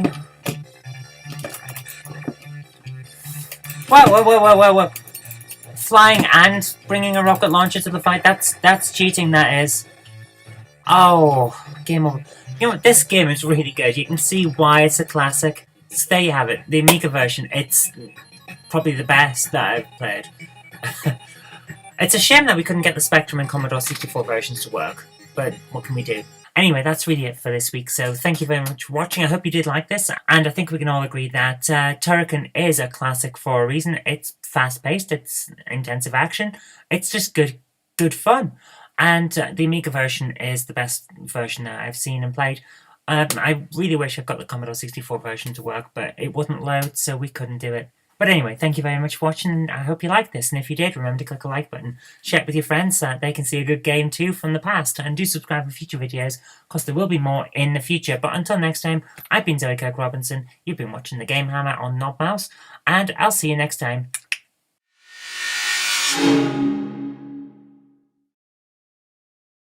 Greetings, adventurer. Hello. What is your name? My name is Zoe. What do you seek? I seek the Amstrad CPC and other assorted 8-bit versions of the computer game Nightmare.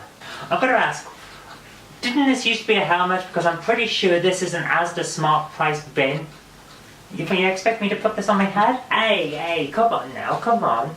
We've had a lot of budget cuts since the show was cancelled, you know. We had to sell all that stuff. We had to sell the helmet and the castle and all kinds just to pay for the legal fees when Treyarch got taken up by Child Protective Services after he killed all those kids in that dungeon. You can't have all of that and keep the cool stuff. Yeah, okay, fine. Alright then, let's just skip over all that. I'm not really interested in your life story. So, right, which way? This way.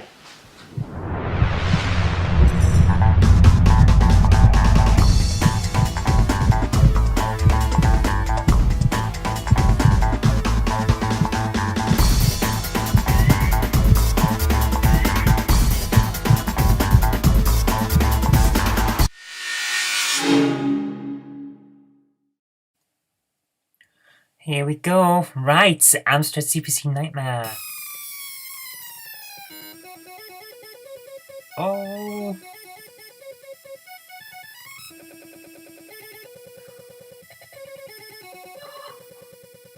Oh my goodness, that is such a terrible tune. It's a rendition of the original TV theme tune, but it's so bad. Oh my god. That's not the AY chip, that's a beeper. This is a Spectrum port. This is a Spectrum port that hasn't been refined. It's... Oh my goodness, that's terrible. Here we go. Welcome, Watchers of Illusion, to the Castle of Confusion. I am Treyarch, the Dungeon Master. Your quest to seek knighthood begins here. So let us turn a page in time and see what lies within. Okay, let's make the best of this that we can. Does this work with joystick? Let's hope so. Yes, apparently it does. Or not. Okay, what? Yeah, we are.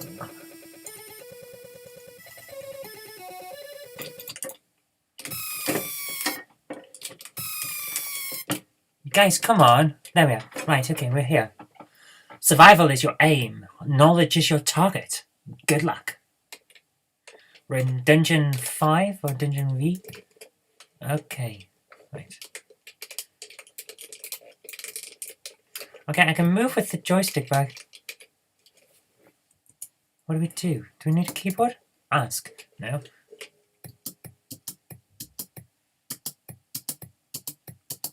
Okay, that sound is going to get very annoying very quickly.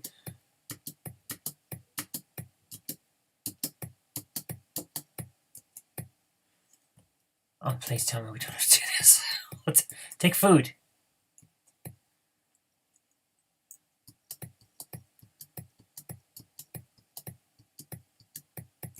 Take the rock and the food, right? I think that's all we can do, right? Oh, please tell me there's a way to go back. I don't want to... Ask. No.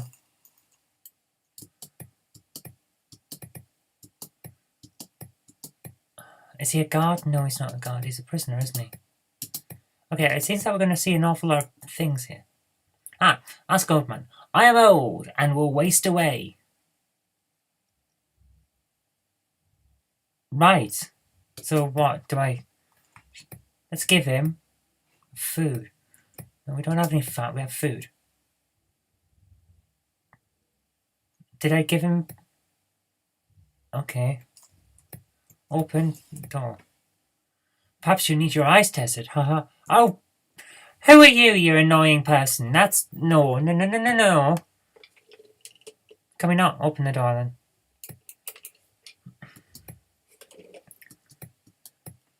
Ask old man.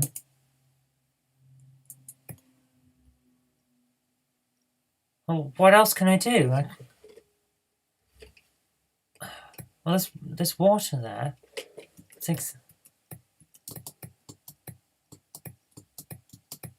Can we take the water? Warning, lazy knight. This item appears to... I can see it dropping out of that window!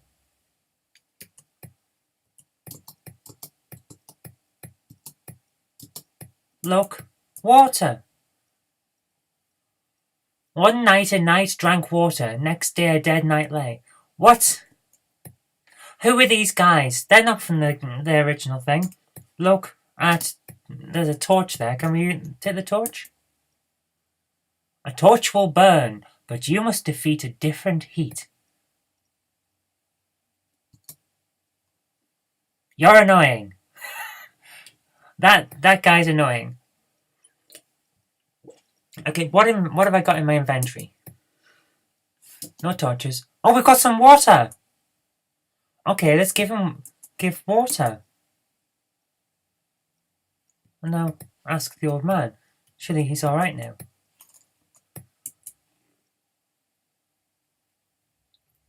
Use the... What? The magic spade?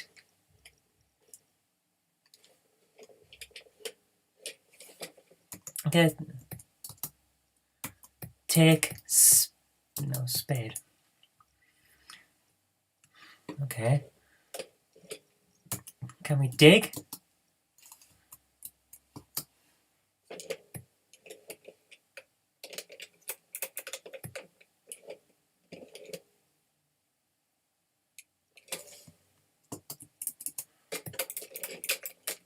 Okay, now I can't...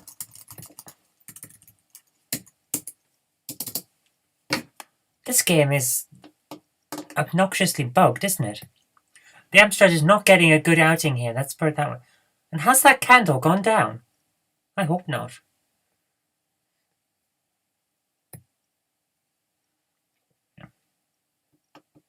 It has gone down, my goodness. We're running out of time already. Right. What do we do now? Because I can still wander around, but I don't seem to be able to do anything.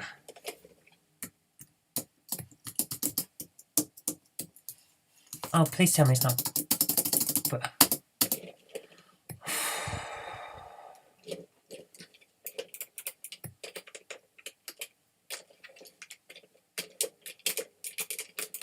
okay, it looks like we've hit a bug.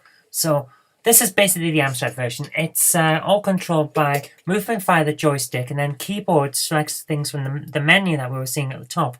But the problem that we have is that the menu is now broken. So I suppose this is as good an opportunity as any to jump to another format. Here we go. It is the same game. Oh my goodness.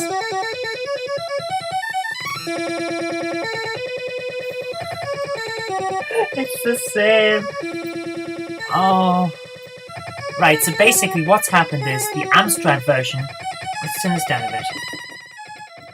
The Amstrad version is the Spectrum version, and given that this is faster, I wouldn't be surprised if the Amstrad version is an unrefined Spectrum port, which would explain an awful lot. Again, we have the same intro, so let's jump straight into it. Right, now we do the quick key press of everything to see what... Please tell me that we can... Keyboards... Keys aren't even working, it is. Come on. No! Come on! There we go. Oh my goodness, it's even worse. You can't even see what's going on. Oh, I know there's food and rock on the floor. Did I just... Oh, I've paused it.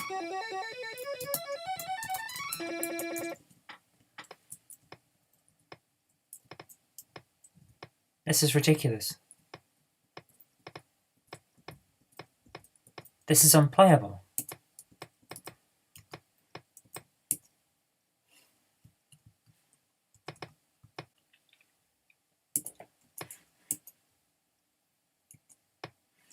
Okay, so I can move down. We have... Right, okay, right, I've got control now, so... Let's take the rock.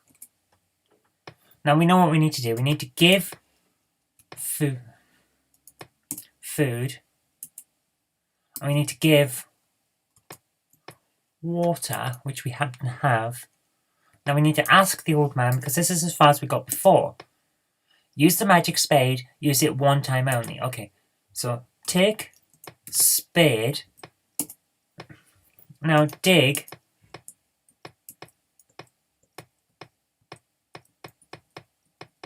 Yeah, let's dig ground.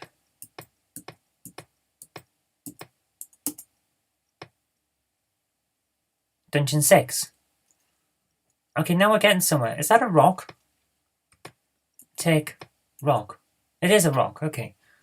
Oh, that door's open. Let's go for that.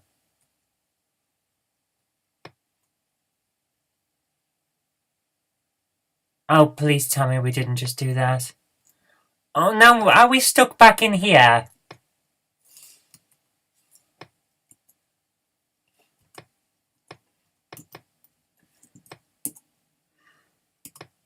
Now we don't have any water though, do we? Dig ground.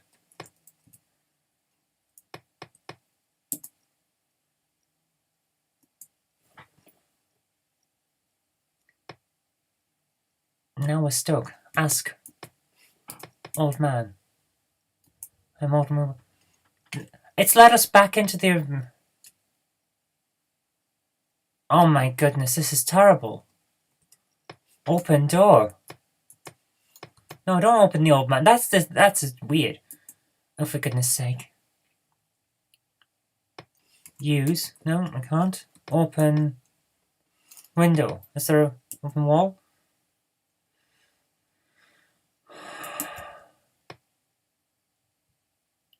We're stuck. Right, so we've got a game-breaking bug right at the start, and we can't do anything. Quit. Let's try that again.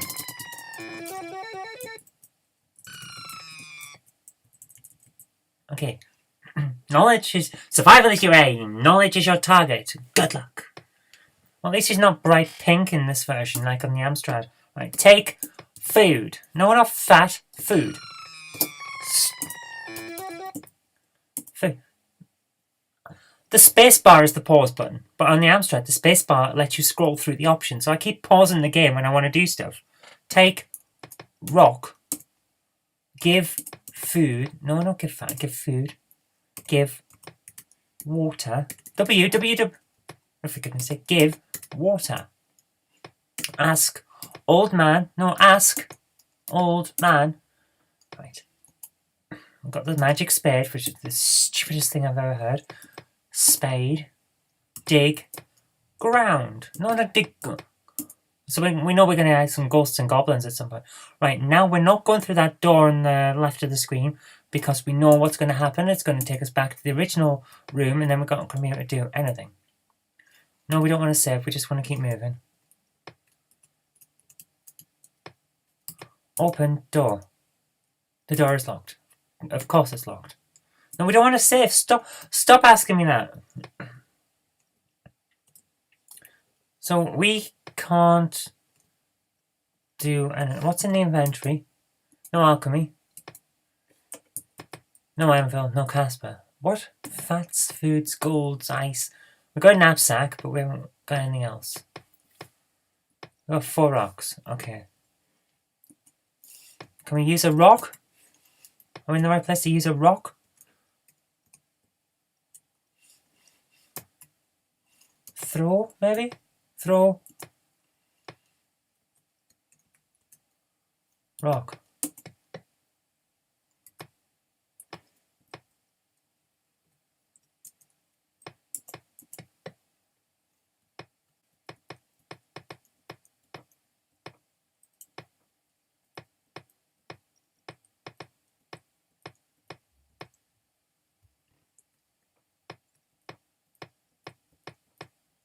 Ask Dungeon Master. I did not get a guide I observe. Well, you're annoying. Dig Dungeon Master.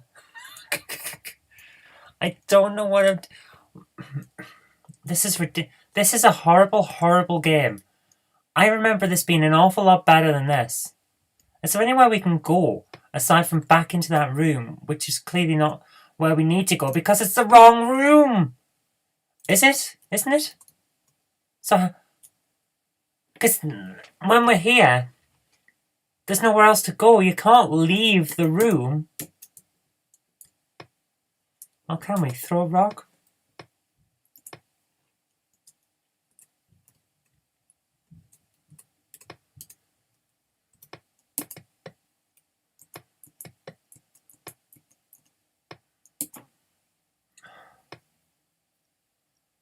So there's nothing. We can't do anything else. That's just ridiculous. Okay, we're going to quit because there's nothing we can do here.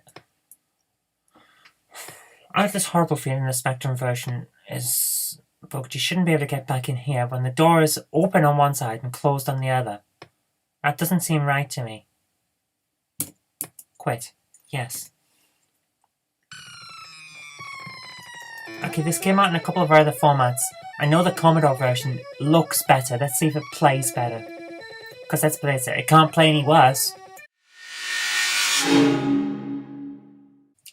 Okay, once again we're having problems with the C64. We can't load the game, so we're a bit stuck.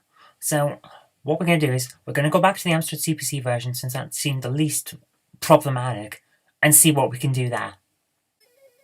Okay, we're back on the CPC because the C64 version wouldn't work, and we're going to give it one more try because I remember this game being reasonably interesting to play when I was a kid, and I think that what we've actually had is we've found a bit of a bug, a bit of a problem in it, so we're not giving it a proper crack of the whip, so to speak. So let's just give it one more try to see whether it can buck its ideas up a bit.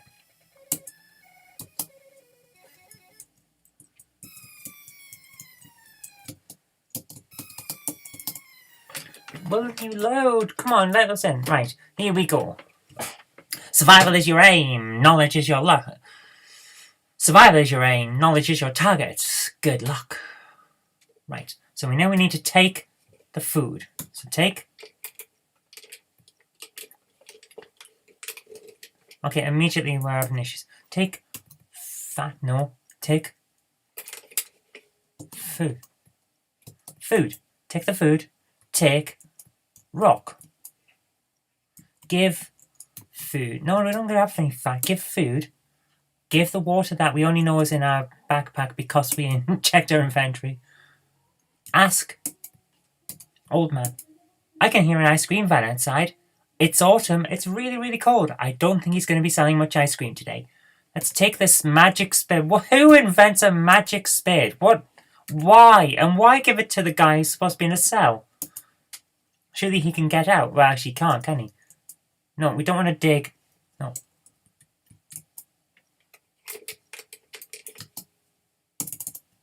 Oh, please tell me we haven't just broke.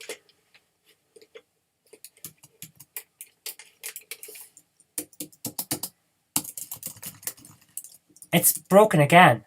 This game is massively bugged. Final try. Run. Right.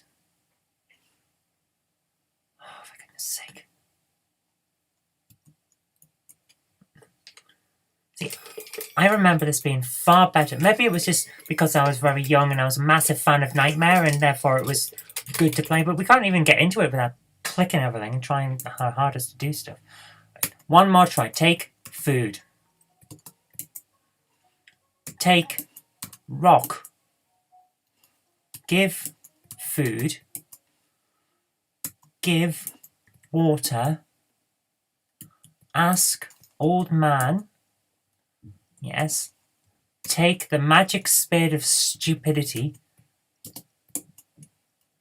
Okay. Now, let's see if we can get this door open, because I'm sure I remember we were able to open the door.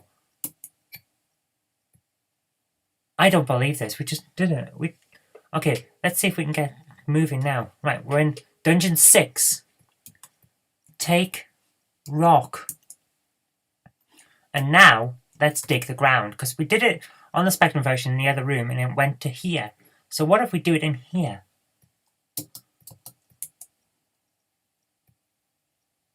Oh my goodness, get out of it, get out!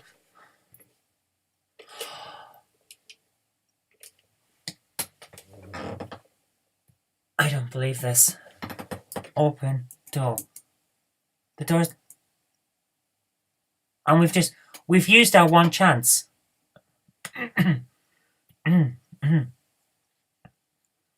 We've used our one chance at the magic spade and immediately run in the wrong direction. My goodness, this game needs serious playtesting. This has to be a rush job. It has to have been. Oh my goodness, this is so bad. This is so bad. What were they thinking?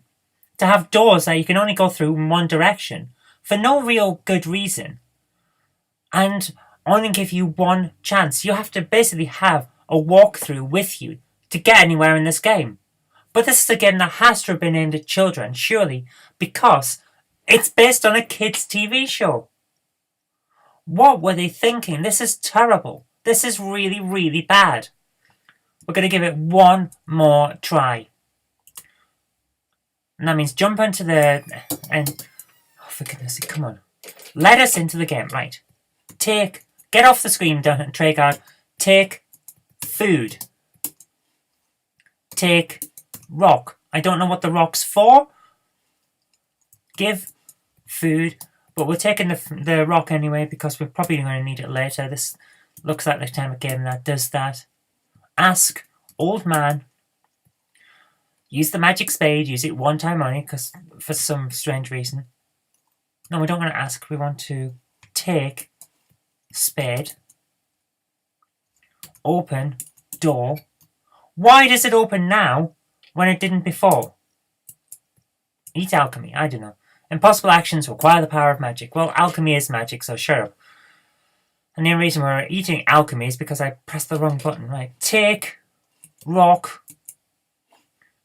Right, there was a guy there and a guy there when we came in, so I'm going to stand here, dig ground. No, don't dig the ghost or the goblin, because there aren't any here. Dig ground, and now we're going to run downward instead. Right, it's open down. Right, we always end up here, so run down. Okay, now we're in a different place. Take rock. Just because we're probably going to need it. Where are we now? This is interesting. This is about as far as I've ever got in this game. I kid you not. We're like 5 screens in, and this is the furthest I've ever got. Because when I was a kid, I couldn't work out what to do. So we're just going to have a wander around and see what's here first.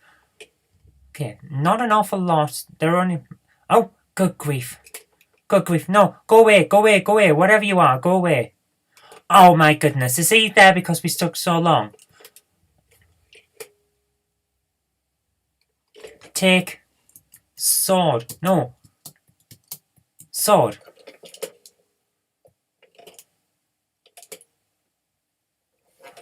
Use.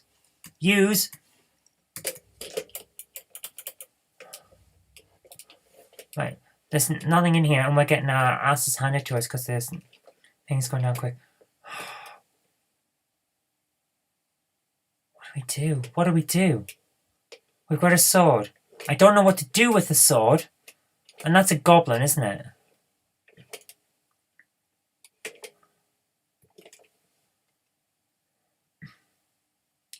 Now there's even more monsters. Right. This game is punishing us for wandering around. But we have no clue what to do. So what do we do apart from wander around? The only room that we could find that was open is this. My goodness, it really wants to kill us. Okay. Oh dear. It appears that your nightmare is over. Yes. Yes, it is. And, oh, it's so bad. Let's just get rid of this. Okay, here's the thing. Nightmare, the TV show, was amazing. And I really loved it as a kid. I loved the show. I loved the little Choose Your Own Adventure books that came around as well. They were fantastic. I loved them. Played them all the time. And at the time, I thought this game was quite interesting. I thought the theme tune, which was just beeping, really, when you look at it now, was pretty good at the time. So this has come as a crushing disappointment. We've actually got further than I did originally when I was playing it as a 9 or 10-year-old. And that's not really saying something, because I got stuck in the first 2 rooms. But I played the game again and again and again to try to work out what to do. And it never occurred to me to try to get out of the room that appeared to be locked for most of the time. But then if you do the right steps, suddenly it's unlocked. I don't get that. So go in the other room and we see if we can do stuff. So we got as far as I can based on that, but there are no clues on what you're supposed to do here. It's all trial and error, but it punishes you for exploring. This is the thing that I can't work out. Why is it punishing you for exploring the game? That is the mark, in my opinion, of a really, really badly done game. So this feels to me like it's really rushed, and you can see that from the fact that it's a blatant Spectrum port with no enhancements whatsoever. The abstract version is the Spectrum version, only slower, and that's no good. So now you get the idea of just how much care has been put into this game. So from my point of view, this is not good. This is really, really awful, and I can't recommend it. I'm sorry to say that. As a fan of Nightmare, I really love Nightmare, but it's awful. And I'm sorry that we couldn't see the C64 version, because at least that version, despite the fact that it's exactly the same game, is actually in colour. You get a better impression of what's going on. But even saying that, it's still a poor game. So I don't know what to say apart from the fact that I would not recommend this to my enemies, never mind anyone else. Oh, it's so bad. But anyway, thank you very much for watching. I hope you did like this, despite the fact that it's such a terrible game. And if you did, remember to click the like button and share it with your friends so that they can see something they should avoid too. And do subscribe for future videos, because there will be more in the future. But until next time, I've been Zoe Kirk-Robinson. You've been watching the Game Hammer on the Knobmouse channel. And I'll see you next time, hopefully with a better game.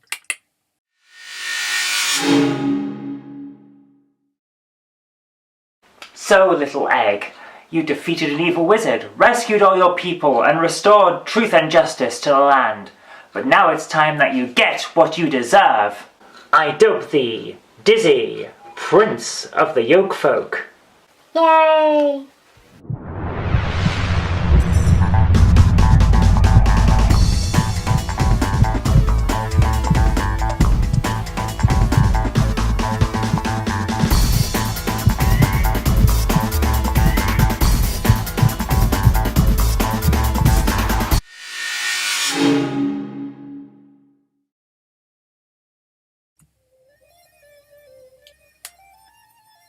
Here we are. Dizzy, Prince of the Yoke Folk from the Dizzy collection. I can't remember whether it was... I think it's the second collection, actually, yes. It was Dizzy collection and then another one I can't remember the name of. I had both of them. I never got the last two Dizzies, if I remember correctly. But I had the first 8. Also, including Panic, Dizzy, and Quick Snacks and all of the other bump that you didn't ever really want. But anyway, I remember this one was really good at the time, so let's give it another try and see whether we can do it. This is actually the only one I've ever finished. One of those things. I could complete the puzzles on several, but I could never get all the collectibles. So let's see if we can do it today on the Commodore 64 version. I'm loving this tune. This is really good. So let's see how the game goes.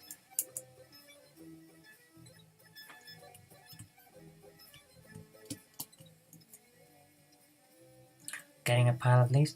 Wait, what's the jump key?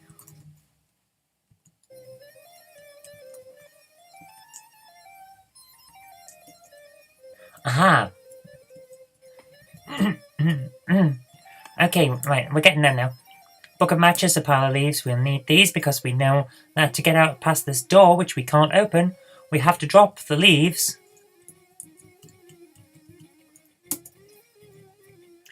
You put the leaves in front of the door. My goodness. We're getting somewhere now. And then we're going to set a light to the leaves. Oh, for goodness sake. Do I have to actually stand on it? Yeah, I do. You set fire to the leaves and the door starts to burn. Yes, it does.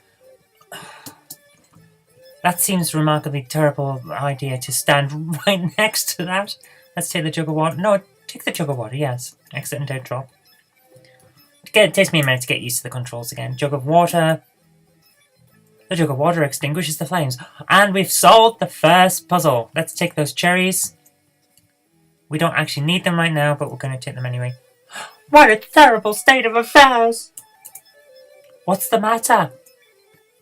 Rockford, the evil troll, has taken over the castle, whilst the king is away at the Crusades. And to make matters worse, the princess is trapped in the castle somewhere. If only there was some way I could tell the king. Don't worry, I'll help you. Oh, would you? I'd be ever so grateful. Here, take my magic carpet. I never passed my flying test. Thanks, I've always wanted to fly. You're our only hope, so please, take care. Okay, here's the thing.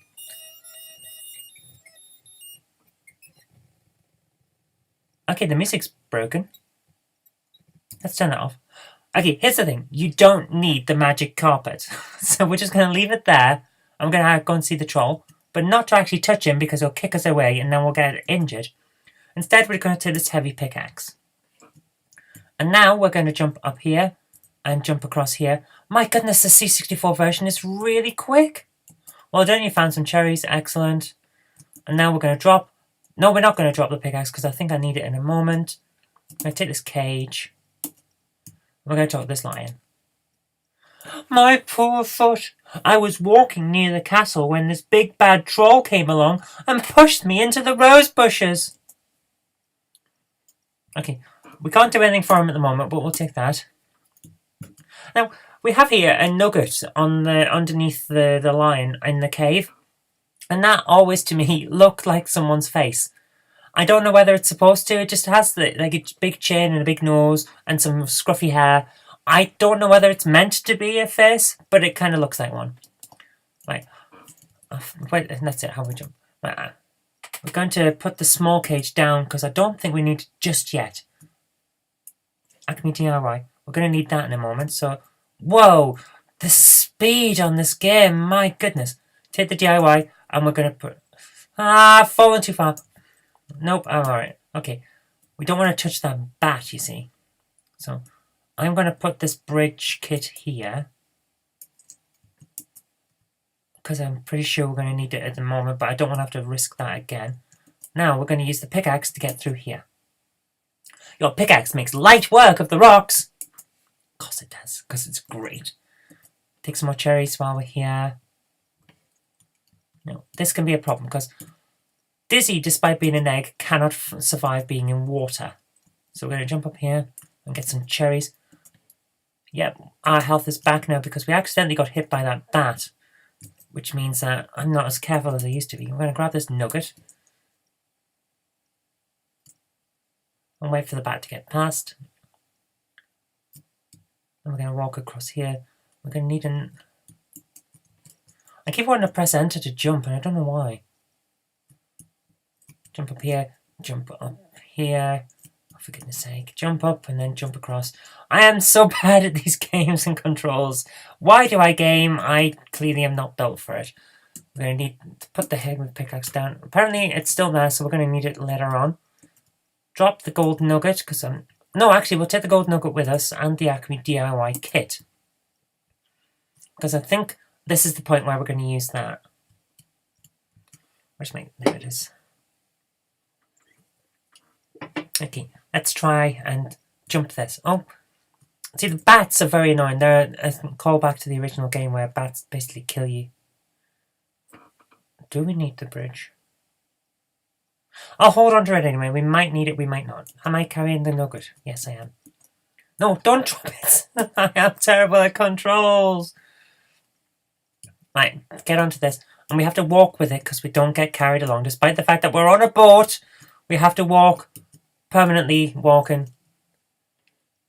I'll take your gold. There's payment for your crossing. Yeah, okay. It really is a shame, you know. What is? That my boat is so slow. It takes ages to go back and forth. Yeah, it does. I wish it was faster. Yeah, I don't because I have a feeling that we'll still have to walk even when it's faster and then I'll fall in the water. We needed the... Okay, well, we're going to have to go back in a moment because we needed the cage for this little guy here. Eek eek. What a cute little fluffle. We're going to need him in a minute.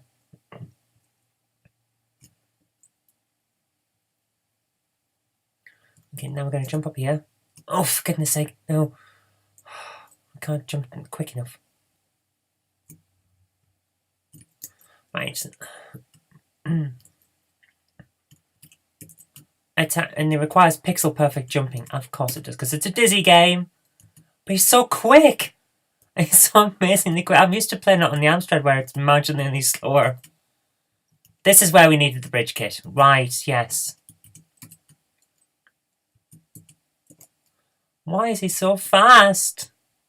The Acme bridge kit stretches across the gap to form a safe path. I just love it when a plan comes together. What? No, come on. We don't need 18 references. No, I'm not going to pick that up because I have a feeling that it's a bottle of alcohol that'll make Dizzy even more difficult to control than he already is.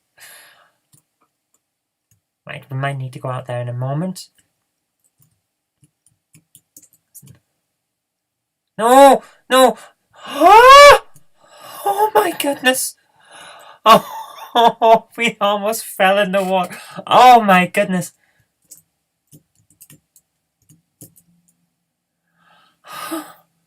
Don't do this to me, Dizzy. Don't do this to me. Jump, you silly old egg.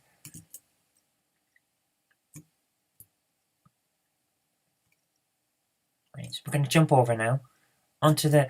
No! No! No! Ah! No! Oh!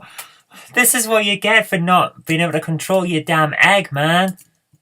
Right, so, yeah, it's going to happen every time. We need to jump from further in, which means that the clouds are in a slightly different place to what I'm used to, where you have to be right on the edge. A golden harp. Right, okay, yeah, we need a golden harp because we're going to go and see St. Peter. Now, how do we get up there without dying?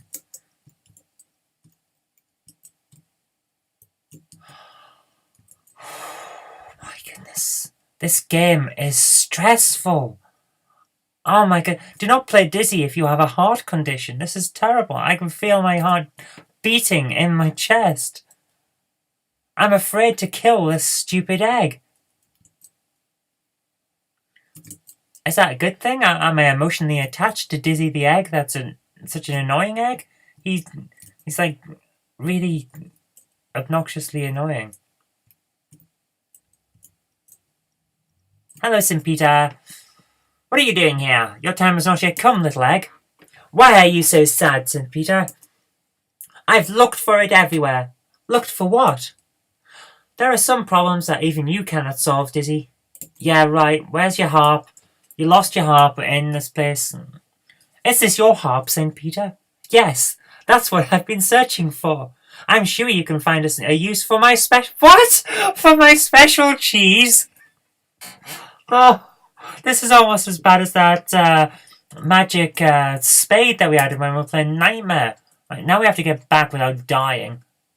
Have I just... Oh my goodness. Let's wait for this thing to come back. Come on. Oh, come on! That's... What? Oh my goodness!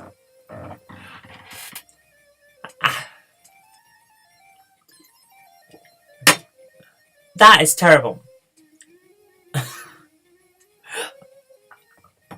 I have no words for how bad that was. I was on the boat and then I wasn't on the boat. Okay, let's leave the C64 at this point. Bye-bye, C64. And now we're going to jump to another system. The system that Dizzy originates on. Let's go and see, once again, the Amstrad CPC. Now, you'll notice that the CPC version is not as colourful as the Commodore version. But it starts off essentially the same. And now we have the controls I'm more used to. And immediately you can also tell that this is incredibly slow compared to the Commodore version. I can't adequately explain why that is, but it is. Let's drop the leaves and we know all this, so we're going to speed up a little bit at the moment. Book of matches, set fire to the door, and then put it out so quickly through. Right, we're going to breeze through. I can't believe I just jumped there. But we'll restore our health with the cherries. It's alright. Right, we're going to breeze through this quick thing because we already know what he's going to do. He's going to give us the flying carpet and basically give us a plot dump. We don't need the flying carpet because we know we already don't. Heavy pickaxe. The troll is much bigger on the CPC version. Bum ba dum bum bum bum bum bum do do do do do do. Take that because we know we're going to need it. And we'll take the cherries that are behind it. Hello, lion. Blah blah blah blah blah blah blah. He's got a thorn in his foot, but we can't do anything about it right now. We're going to need the bridge kit, but we'll come back to that in a moment because we're going to do this slightly differently to how we did on the Commodore. Because we already know that we need to use the heavy pickaxe.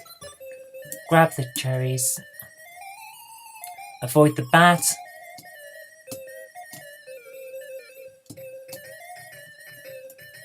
Get the cherries. Jump over, grab the nugget. So now we have the nugget, the small cage, and the heavy pickaxe. Ah! I almost died from the bat. Oh my goodness, this is not starting off well. Once again, we're almost dead. And we've just missed the ferry. So we have to wait for the ferry now. And hopefully we won't fall off it and drown like we did in the last version. It's a bit quicker this time. Also, I'm not sure why, but Dizzy is mouldy in this version. He's always mouldy in the CPC versions of the games. I don't know why, but he is. Right, take the gold. Right. Blah, blah, blah, blah, blah, blah, blah, blah, blah. You have to actually talk to him to get that clue on the CPC version, as opposed to the Commodore version. Hello, Fluffle. And no, we have to stand next to him, don't we? With the cage. Let's drop the cage. The Fluffle won't go in it because we already know he won't go in it. Right, now we have to go back because we need the Acme Bridge Kit and to put down the pickaxe. Pickaxe isn't useful for us yet, so let's go back. We have to wait for the ferry. Come on. It's like in real life, isn't it? You have to wait for everything. And we don't fall off by standing on the front on this version. Excellent. Jump, and let's get off it because it's quick. Stand in the holes, get past this, and then jump out the way because it is going to come really quickly. My goodness, it's quick. Right. No. Come on, jump left. Right, that's it. Right, you fall an awful lot quicker through these clouds on the Amstrad version than the Commodore. Which is about the only point where the Amstrad version is quicker than the Commodore.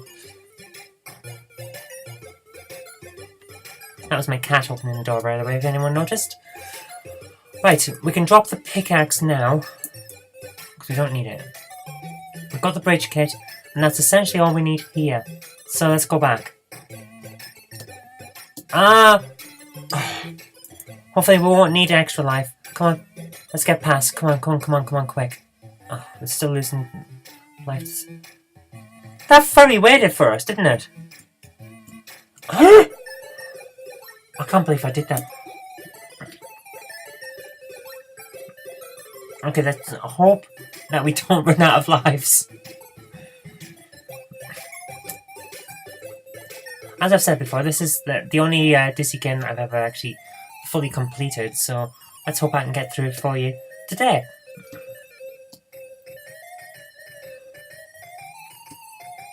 You can't get up from that side, you have to go at this other side.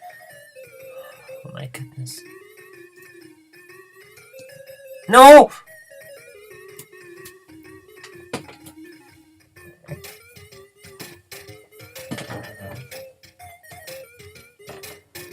How bad was that? Okay, we're going to jump forward. I'm going to start again, but we're going to jump forward to the point where we're at now. And then we'll get on with it. Okay, we're back to the point where I was stupid enough to jump into the water. We've got the bridge kit with us, so let's jump up here.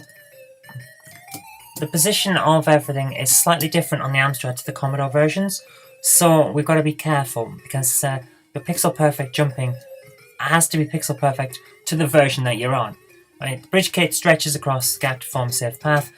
Plan comes together, blah blah blah. We're not going to pick up that because I'm pretty sure that's either poison or alcohol, and either way it's not good for Dizzy, so we're going to jump and jump and jump.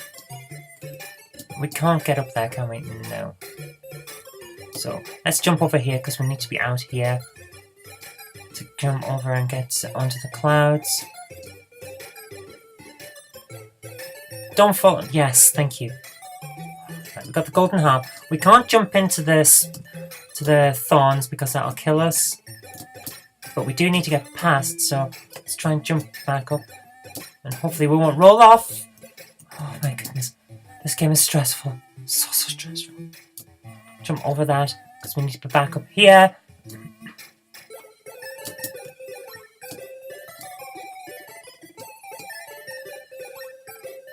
Oh my goodness.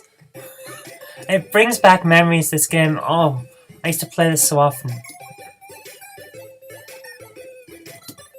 And if I remember correctly, it was simple enough that it only took me a couple of attempts to actually beat it. Well, we've already seen that it's taken me a couple of attempts just not to die horribly. For stupid reasons. Jump and jump up. Yep, we're onto the clouds. Tortoise and Peter, blah blah blah blah blah blah blah blah blah blah blah blah. Here's your harp. Give him your harp.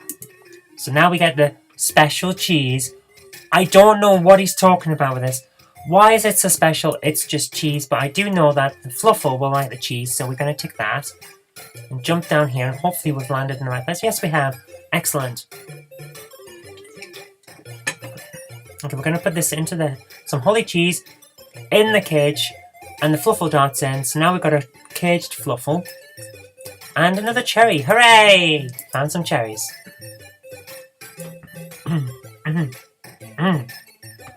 Excuse me. Now we have to walk back, and hopefully we won't fall off the front of the thing this time, because I have a horrible feeling that we'll end up in a recursive loop of just falling off the boat all the time. So we're okay. We're all right now. The biggest problem is when you speed the boat up, because that's not good.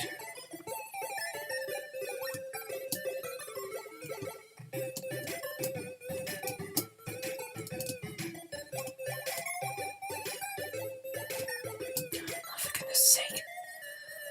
Why is it so difficult to get onto a cloud? Jump! Thank you, silly little egg. Right, now we gotta jump up and up and up and up. I can't remember what's up those steps there, but we'll find out later, no doubt. Unless we don't, I can't remember whether we go up or not. It seems like there's several parts of this game that just aren't finished. Like the magic carpet, maybe that had something in the original version. Okay, we dropped the cage fluffle on the ground, the cage is smashed, and the fluffle gets angry. Roar, roar. Pokey frightens the troll away. Pokey's the fluffle, by the way. Eek eek. What a cute little fluffle. Yes, he is. But now we've got entrance to the castle, so let's go and see what's inside. Hopefully there'll be more cherries, because we've got a bit of damage there. There's some bread under the table. Most of this is sprites from the original. Mechanism just won't... Most of these are sprites from earlier games, like the bread is from Fantasy World Dizzy, the castle is from Fantasy World Dizzy, the bats are from the original Dizzy. It's basically a love letter to the original games. Which is fair enough, I'm happy for that.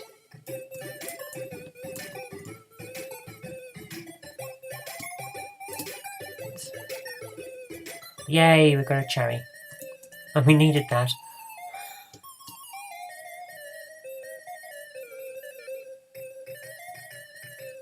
The bat's gone, so we can go through here.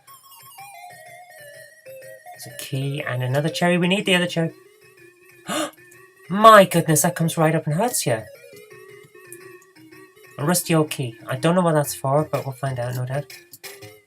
And we can't get up there, can we? No, we can't get up there. Okay, let's not try that again, because we're going to run out of lives very quickly.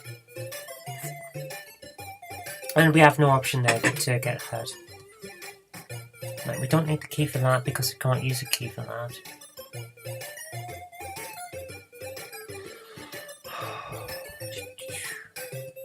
Okay.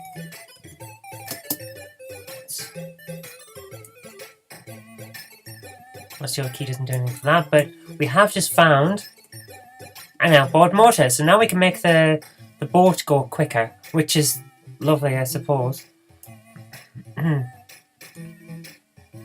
I've got some stale bread. What do we need stale bread? Tasty bread, not stale bread. Okay. Oh, it's stale bread in Fantasy World Dizzy. I'm getting confused. Right. Let's go and dump a couple of these things with the pickaxe and see how we get on.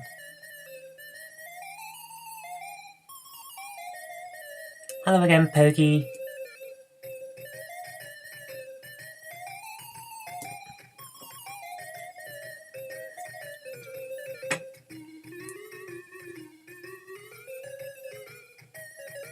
Right, now we're back to here. We'll dump the tasty bread because I'm not sure we need it just yet. We'll dump the key.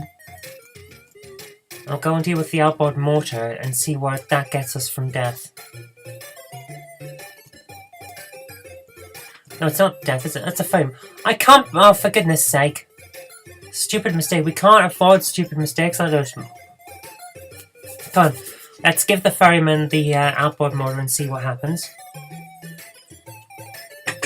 And hopefully it won't speed the boat up too much and we won't end up drowning all the time, because I can't afford that and we've only got 2 more lives. Right, come on, hurry up, hurry up, hurry up. Jump off before we drown. Give the outboard motor. This outboard motor should speed up your boat. Which could be a euphemism. Gee, thanks. That's much better. All I can give you in return is my scythe. Excellent. A scythe. What? Why? Why does he look like the Fonz? And why is he smoking? Of all the people I should know that smoking's bad for you, should be the guy who takes you to your next life. My goodness. Right. Okay, we've got that now, so we need to jump into the other castle, because there are 2 castles in this game. We doubled up on castles. It's adjusted for inflation, as you might say. I jump over and land on the... Yes, land on the cloud. I land on the cloud and jump over. Don't land in the thorns, please. Yes. Right, we'll stand here and use the scythe. The scythe chops through the bushes, and the way ahead is clear. Wow! Now we're getting somewhere. We could have used that cherry earlier on, but never mind. Now we're inside. In a new castle. We've got a bugle. Bugles are good because that what's the name? The bugler needs a bugle to summon the king. What have we got here? A bottle of potion. Can't remember what the potion's for. But I've just seen the thing that we also need, which is the tweezers. And I have a horrible feeling that we won't be able to get them from this side of the castle. Why can't I get up there? Up there. Grab the cherries. For goodness sake. There we go. Pixel perfect jumping every time. Dizzy, why are you so horrible to me?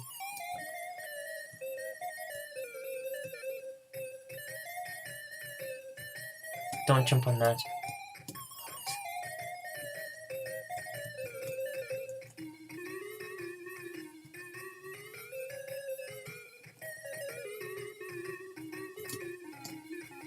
Oh. Now we've got a problem. I thought we needed the spanner, but we don't. A strange mechanism. And some cherries. Okay, now we're going to leave, because we've got as much as we can carry. And this is going to be problematic. And we can't finish the game, because it's too... Oh, super. Thank you. It's back. Okay, now we're okay. Let's just hope that we don't have any more problems. Clearly, we don't need the spanner. Oh my goodness, that is such a cruel trick. Let's keep moving, come on.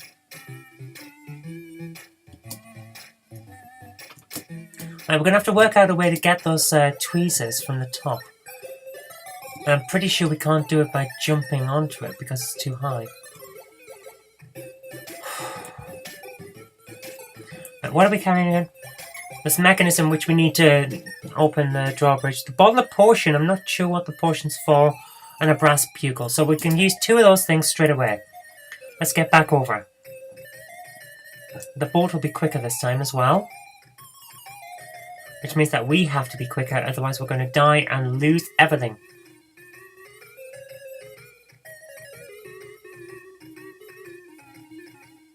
Oh my goodness. Jump! We are almost off the back. Dizzy, why do you stress me so? That was stressful, but now we almost fell off the back of the boat, and we don't want to fall off the boat. We need to be on the boat. We need the tweezers for the lion, because we have to get the thorn out of his paw.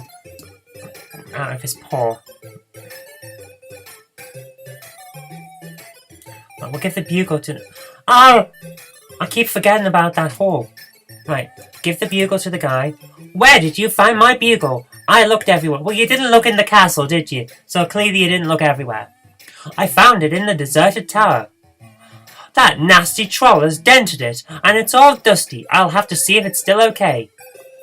Sounds fine to me. Do you like my acting abilities? I could almost be like I was in the game.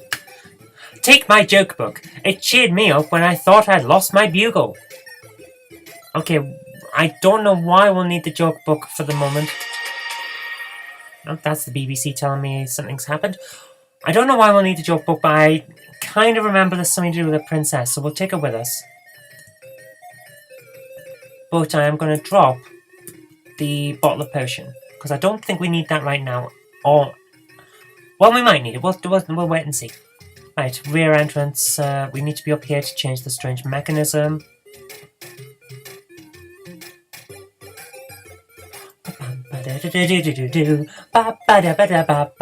This music will be in my head for a while now.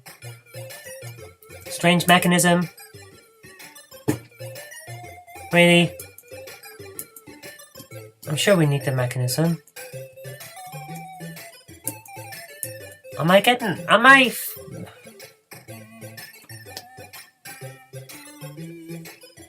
Do we need the mechanism?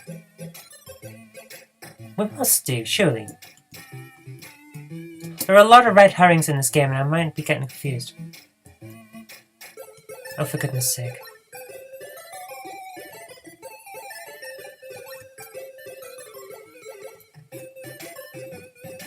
But we can't get out without opening the drawbridge. I'm sure we need the mechanism for that. Am I thinking of a different Dizzy game?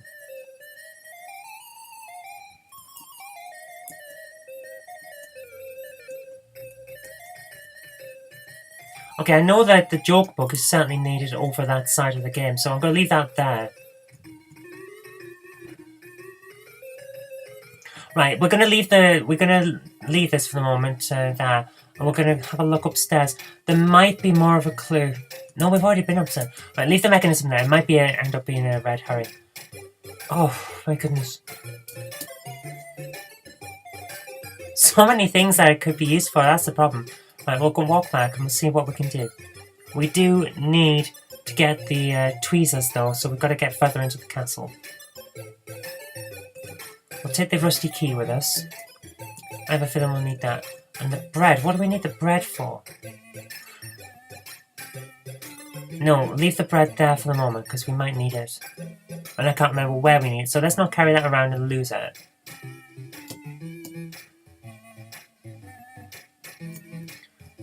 And once again, we've missed the ferry.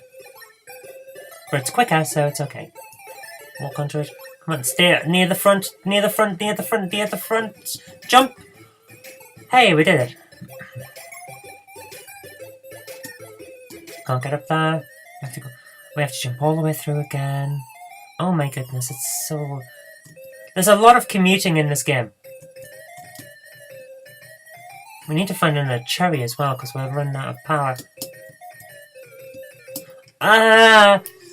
Pixel perfect jumping, you thwart me again! Come on. Oh, we can get past without before the bat. That's excellent. Good, good, good, good. Right, pixel perfect jumping. Oh. Nope, we're alright. It's okay. Right, let's go further into the tower this time. So we go back up here. No, no! Oh my goodness, I thought we were going to burn. We don't want to be a boiled egg. Boing. And jump again. And now it doesn't matter how far across the thing we jump because we can get into here. We're alright. Oh, so stressful, so stressful.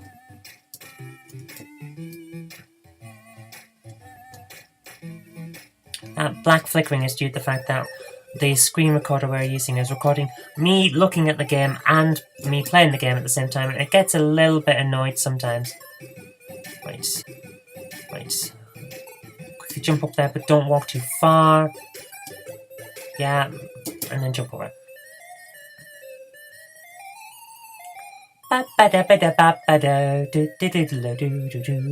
Don't pick the spanner up because it's a trap.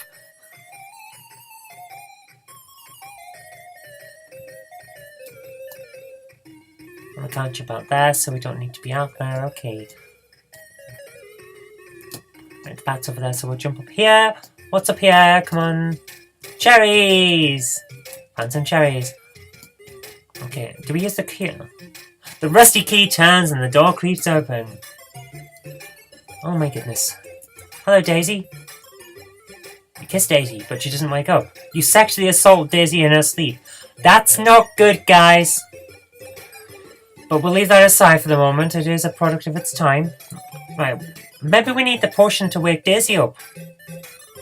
Oh my goodness, we need more cherries. That's what we need.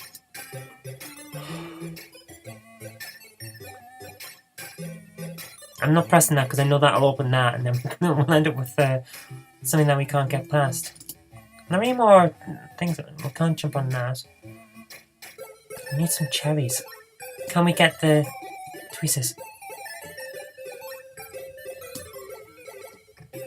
Nothing of that.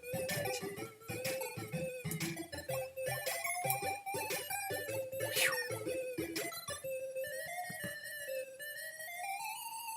Okay, I'm going to wait until that gets back over here so we can jump over without risking the last part of our life. Right, we'll use the tweezers and then we'll go and get the potion while we're over there and we'll see how we get on.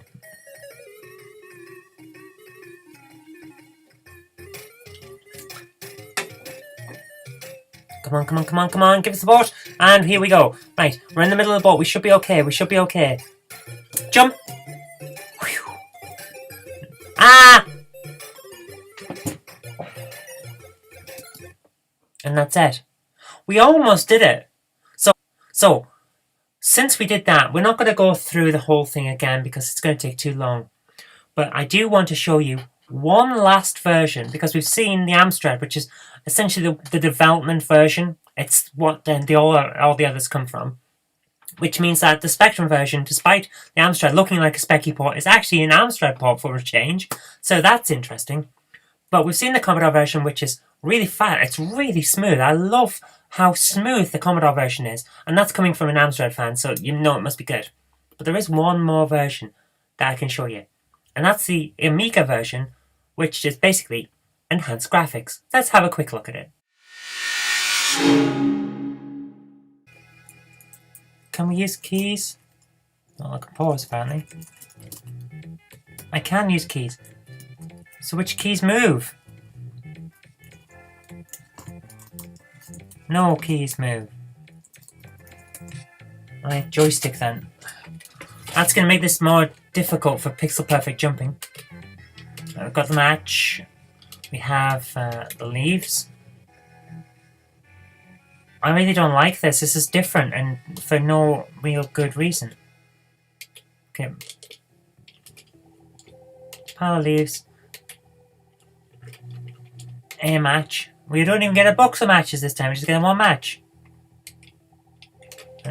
No, don't move! I might walk into the fire. A bucket of water. Extinguished flames. Hooray! Now we get a star. Okay, we've got stars for some reason and cherries. The bugle is in a different position. We have coins to pick up as well.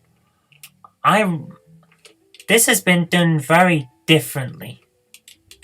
The plot appears to be the same, but there's the magic carpet that we don't need, or at least we didn't in the other versions. Who knows what's going to happen in this crazy different version. The troll's animated, nice. Grab the pickaxe, but don't go anywhere near the troll.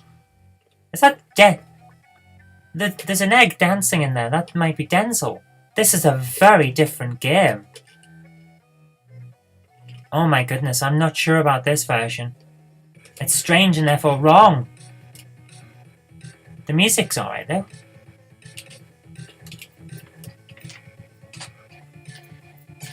It's funkatronic. Oh my goodness. We're gonna need that. Talk to the guy, it's the same plot as before, so we can leave him now.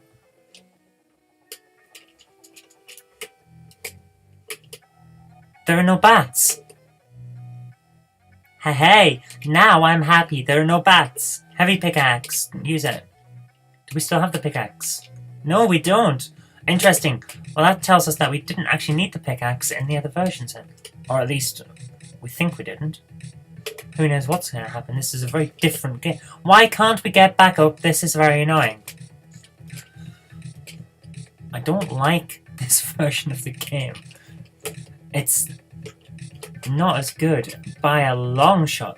Dizzy really needs to be on the 8-bits. For goodness sake, get up there! We need the bridge building kit!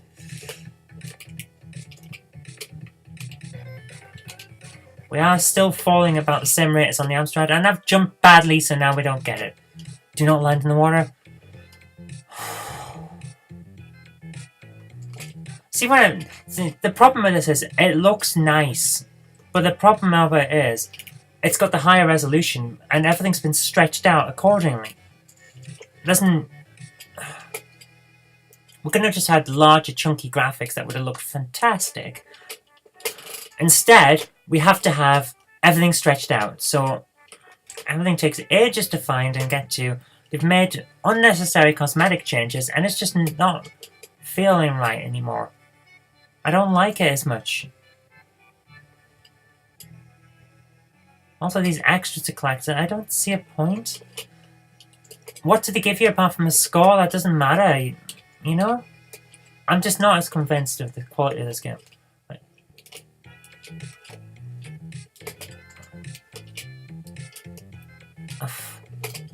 This just doesn't feel like a Dizzy game anymore. I'm sorry, but it doesn't. The Amiga's got a raw deal here. The Amiga version could have been lovely. Just make nice chunky graphics, lots of colours, lots of pleasantness on it, and it would have been nice. But no, they've had to make it different, and I can't see a reason why they've done it. Which is a massive shame. The Amiga is a fantastic system. It's got a lot of potential to it. And they've wasted it with this. This is just not Dizzy. This is odd. It looks quite good though. Oh my goodness. The animated guy is pretty cool. Okay, there. Right. Okay, there's a cherry behind the Why has he got a stereo? What? I don't get it. This is different and wrong for no adequate reason.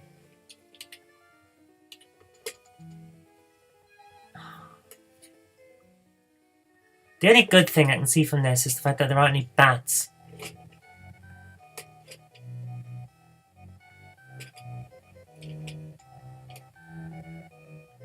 Okay, what? I just jumped and landed on a different ledge. There's no indication that there's a ledge there. I just jumped because I pressed the wrong button. This is unnecessary changes.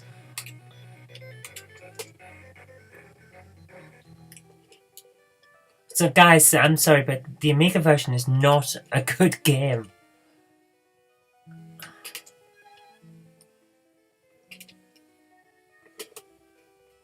And I'm not saying that just because there are differences. It's changed fundamental things, and it's just not as good as a result. Oh, yeah, it doesn't seem right anymore. But at least torches aren't killing me this time, and there's no bats, so they've done one thing that's good. They've taken out the unnecessary bad guy element.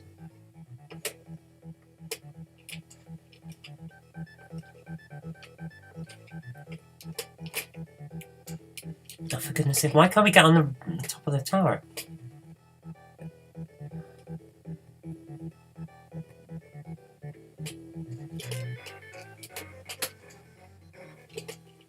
So there, this is pretty much it. There's nothing else to say to this. It's nice in terms of colours. It's really responsive. It's smooth to play. But there are cosmetic changes that were unnecessary. Well, no, that's not so. There are gameplay changes that were unnecessary. The cosmetics are... I don't mind the cosmetics.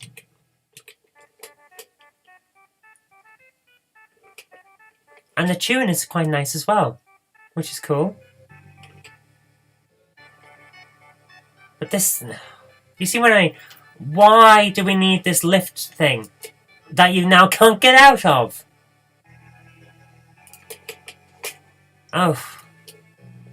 It's unnecessary extras just for the sake of it. This is doing the 16-bit systems badly. This is awful. You can't... For goodness sake. You can't treat a game like this. It's just... Right. I think we're going to leave it here because it's just ridiculous. It's added extras that are unnecessary, and it's done the game a disservice as a result. So we're going to leave it there. So there we have it. Dizzy Prince of the Orc Folk is a really good, fun game. It'll take you a few attempts to get through it, but you can do it. It's definitely doable. If you're going to go for any version, though, I think it's quite a toss-up between the Amstrad CPC version, which I personally love because it's the one I played as a kid, or the Commodore 64 version, which is smooth, plays really nicely, and is essentially the same game as the CPC. The Amiga version looks good. It's very nice. It plays smoothly. The music's good, the graphics are good, but there are fundamental changes to the game which make it a different game. It's not. I don't think it's right to try and compare it to the CPC or the Commodore 64 because they have made such fundamental changes. Things aren't where they were before. There are little extras. Like Denzel's in it. The guy with the headphones. Why? He wasn't in it before. The story wasn't made better by him being there. So I don't see the point. It's like they've made extra changes just because they can, because it's a new system. And I don't like that about games, where they just add flash for no real benefit. So I'm going to say, out of the two, either go for the Amstrad CPC or the Commodore 64 and avoid the Amiga version unless you have time to spend on a curiosity that's flawed, fundamentally flawed. But anyway, that's it for today, so thank you very much for watching. I hope you did like this, and if you did, remember to click the like button, share it with your friends so they can see a good game too, and do subscribe for future videos, because there will be more in the future. But until next time, I've been Kirk-Robinson, you've been watching the Game Hammer on the Knob Mouse channel, and I'll see you next time.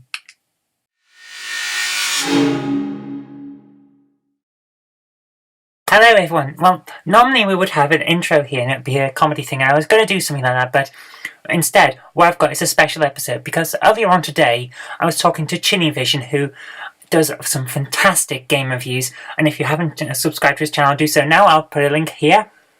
And we were talking about Pinball Dreams. It's an Amiga game that also came out on the SNES and a few other things, and it reminded me of a game that I had just after I'd switched from the Amstrad CPC to the PC. Now, I was a person that never really got into the Amiga. Some of my friends had them, and they were great to play on, but I never really saw a need to get one myself. So I went straight from the 8-bit CPC to the PC via the Amstrad Mega PC, because it was so fantastic. For the time, it was great. I mean, it was outdated hardware-wise by the time it came out, but it was great. And because I'd been a fan of Amstrad Action on the Amstrad CPC, it was a fantastic magazine, I decided that when I switched to the PC, I would go for PC Action. And one of the first magazines I got came with this. It's a demo disc of Pinball Fantasies, the sequel to Pinball Dreams, if I remember correctly, and specifically a fully working pinball table of Party Land. Now, I played this so much that by the time I got a full copy of the game, I was pretty good at the Party Land table, and so one that I always played. It had the ability to swap out the title tune and all sorts, and you could change the things because it had all of its graphics as bitmaps, if I remember correctly, and all of its sounds as soundtracker mod files, which is how it had converted the Amiga's soundtrack to the PC seamlessly. It was fantastic. So I really loved this. It was the point where the PC was really starting to catch up with the Amiga, and the Amiga was starting on its downfall. So, because by that point, Commodore wasn't changing the Amiga too much. It didn't really seem like they were trying to compete anymore, and the PC was just getting better and better. So, to be honest with you, I think I got the best deal by sticking with the 8-bits until the PC caught up with everything else. But Chinny says that playing on the Amiga feels the best because the PC just doesn't feel right. But having been a person that came from the PC, I want to disagree with him, but I can't because I didn't play the Amiga version back in the day. But I do have a copy of the Amiga version of Pinball Fantasies along with the PC version. So today we're going to have a test. Is Chinny right by saying the Amiga is better, or am I right by saying the PC was better? Let's find out.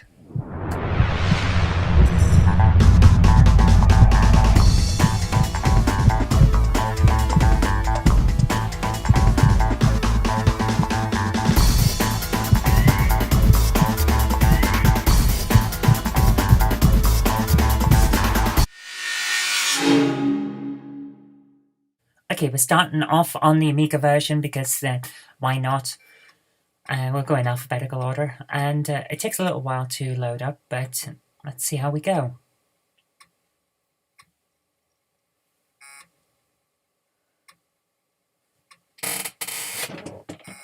Extra memory located, of course there is. I'm not going to go with half a megabyte. We want to play the game properly. One of the first things you do if you get an Amiga is you upgrade the memory just so that you don't have to swap disks as much. Which is one advantage to the PC, because if you've got a hard drive, you can install things. Well, of course, you could do that on the Amiga on many games. So, it could be said that it's 6 of one and half a dozen of the other, but let's see how we go. Oh, that music takes me back. It's pretty much the same music on both. As I said before, the soundtrack files are essentially the same thing. And there we are. That's the music I remember. The Amiga version is slightly more high definition graphics, but only slightly, because the Amiga's resolution is about 300 by 256, whereas I believe the PC, according to Chinny, was 300 by 200 at the time, so we're losing 56 pixels, which can be an awful lot when you're looking at computer games from the time. But let's see how we go. It takes a while to bring up the menu. It does that on both versions, if I remember correctly. It's quite a large game for the time, so it takes a bit of time. But it'll be keyboard use, so we're going to be on the keyboard either way. Here we go. There are only 2 options on this version. There are on the other pinball games from the same series. There's like 3 or 4 different boards, but only 2 on this one. But let's go to Party Band because it's the one I remember the best. I used to be able to get about 100 million points on this because I was playing it so much. It was this, Frontier Frontier Elite 2 and Elite Plus for quite a while. I used to play all the time. I got really good at these games. But let's see how we go. It takes a little time to load up, I know that, because it's the Amiga. And it's loading everything from disk. Although, having said that, the PC version takes a little while as well. So, we'll wait and see. We won't go on load times, because unfortunately that's the limits of the hardware, and we can't do anything about that. The programs couldn't do anything either, so we'll just wait and see. Come on. Let's play this game. Let's go back into the retro mode and really feel the game from the time. Come on. I don't know what I'm talking about. I'm just filling time. Come on, let's see it. We need the music. Or something like that. I can't remember it exactly. Nothing's happening. The drive is not... Oh, there it is. It's loading. Here we go. Oh my goodness. Partyland. Oh, I remember this. The bouncy bits at the bottom are different colours. Interesting. Winners do not use drugs. My goodness, of course they don't. Although, having said that, have you seen what happens in professional gaming these days? They're all on speed, if I remember correctly, from one report I saw. I'm sure they're not all on speed, but that's what the report said, of course. Right. Enough waffle. We've had a look at the board. It looks pretty good. The colours are bright and fantastic. So that's how it goes, straight away. 1-player mode. There's the music I love so much. And let's give it a try. Pull back, and I think it's... Yep, it's all to move the things. Oh, it's all coming back. Oh, I didn't quite do it the second time. Don't... Oh, my goodness, I've lost the ball already. Oh, it's starting as I mean to go on. My goodness. And we've lit up a P from Party, so that's pretty good. Tunnel skill shot. Yeah. Don't bounce. Yes, thank you. Have we let a duck? Yes, we have. The ducks are really difficult to hit when you haven't practiced for a while. But you need them to get some of the high points. My goodness, this is such a smooth experience. It feels so good to be playing this. It feels real. Which, of course, was the point. Yeah, that's where we go when we hit all the ducks that are just up there. This flows so well. It's such a good game. This is smooth. This is really good. Right, we've hit the ducks, so now we have to try and get back into that little thing over by the top flipper. And I missed it. We'll get there, we'll get there. Nope.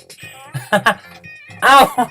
Oh no, I can't do it. Okay, let's not concentrate on that and just see whether we can play the game. But it's so responsive, it's fast-paced, it's smooth, everything feels right. This is a fantastic simulation of a pinball machine. It does have the experience of pinball. It feels right. Oh, we almost got Skyride. Oh. This is so good. It's so good.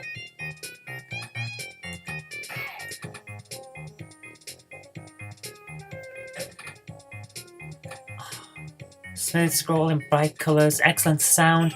What more can you want? To not fall down into the middle pit would be something that you'd want. Was that it? Is that... Game over already? I am not very good at this. I am so out of practice. Okay, one more try and then we'll move over to the PC and see how that goes. Actually, we might try out the other board first, just to see what it's like.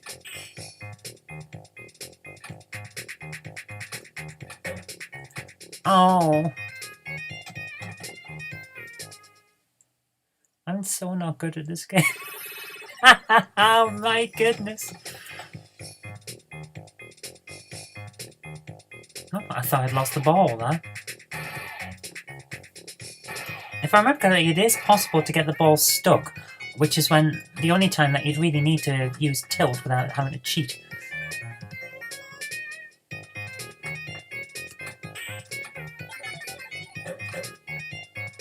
But if you tilt too much, it does detect it, so we have to be careful. I tend to avoid tilt unless it's absolutely necessary.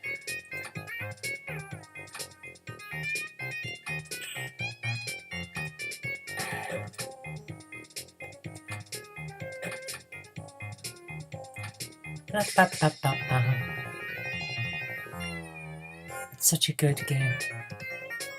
Another million? I'm not doing very well on the score though, am I? My goodness. Oh, come on! Let's get some power behind that. Thought we'd lost the ball then. Oh, my goodness. My reaction time is not as good as it used to be 20 years ago. Oh my goodness. No, I'm not getting sick, you silly thing that's going across the top. You know what?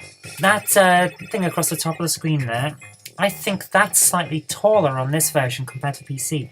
And that's why the game screen isn't as noticeably different when you compare them, because this looks about the right size for the PC version. I mean, we'll find out in a minute when we compare, but I'm pretty sure the actual game size isn't changed from the PC to the Amiga.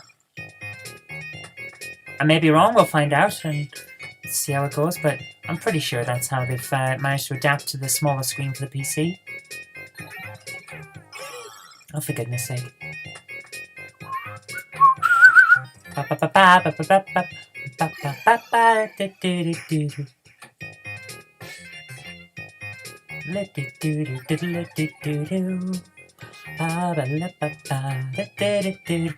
Such a memorable tune. Oh my goodness. I didn't even see what happened there.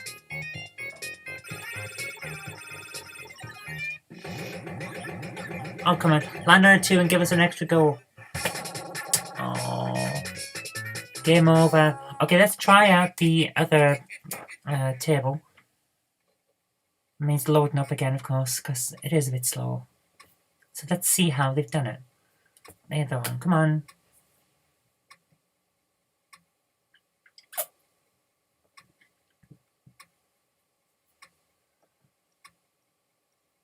It takes a bit of time.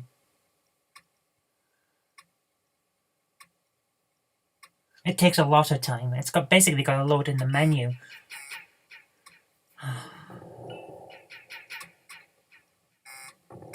Yeah, this annoys after a while. It's going to grate if you're playing it and you want to switch up.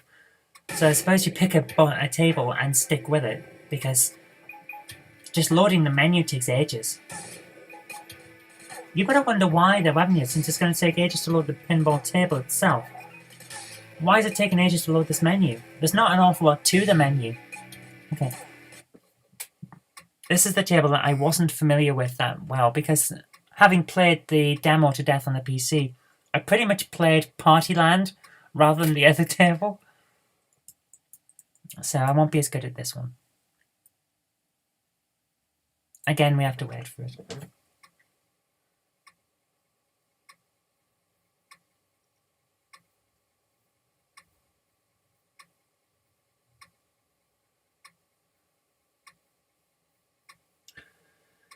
Oh. Yeah, the PC version is definitely quicker. So that's a point to the PC, because this is actually a very annoying wait. You shouldn't have to wait this long. As long as, especially since we've already loaded the menu. So surely it's loaded some data in already. But no. Come on, are we getting this or not? This is an excruciating wait.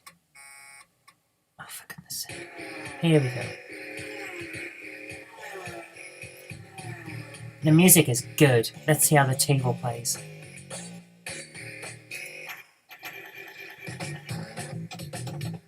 Not as familiar with this one, so let's see how we go.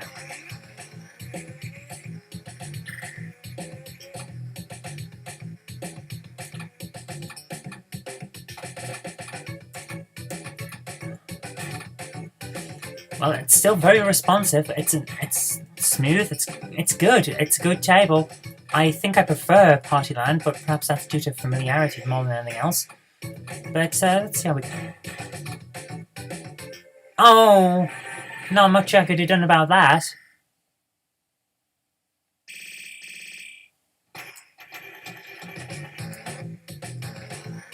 Yeah, you've got a couple of very good tables here. This is actually impressive.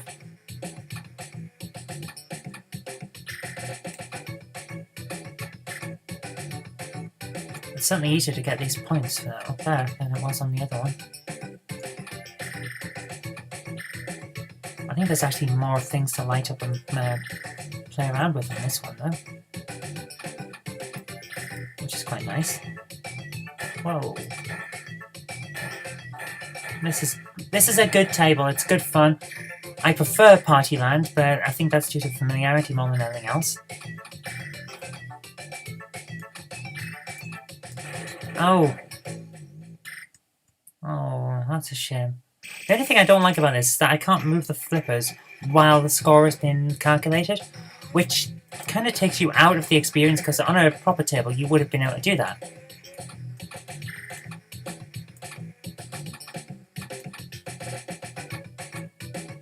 Whoa.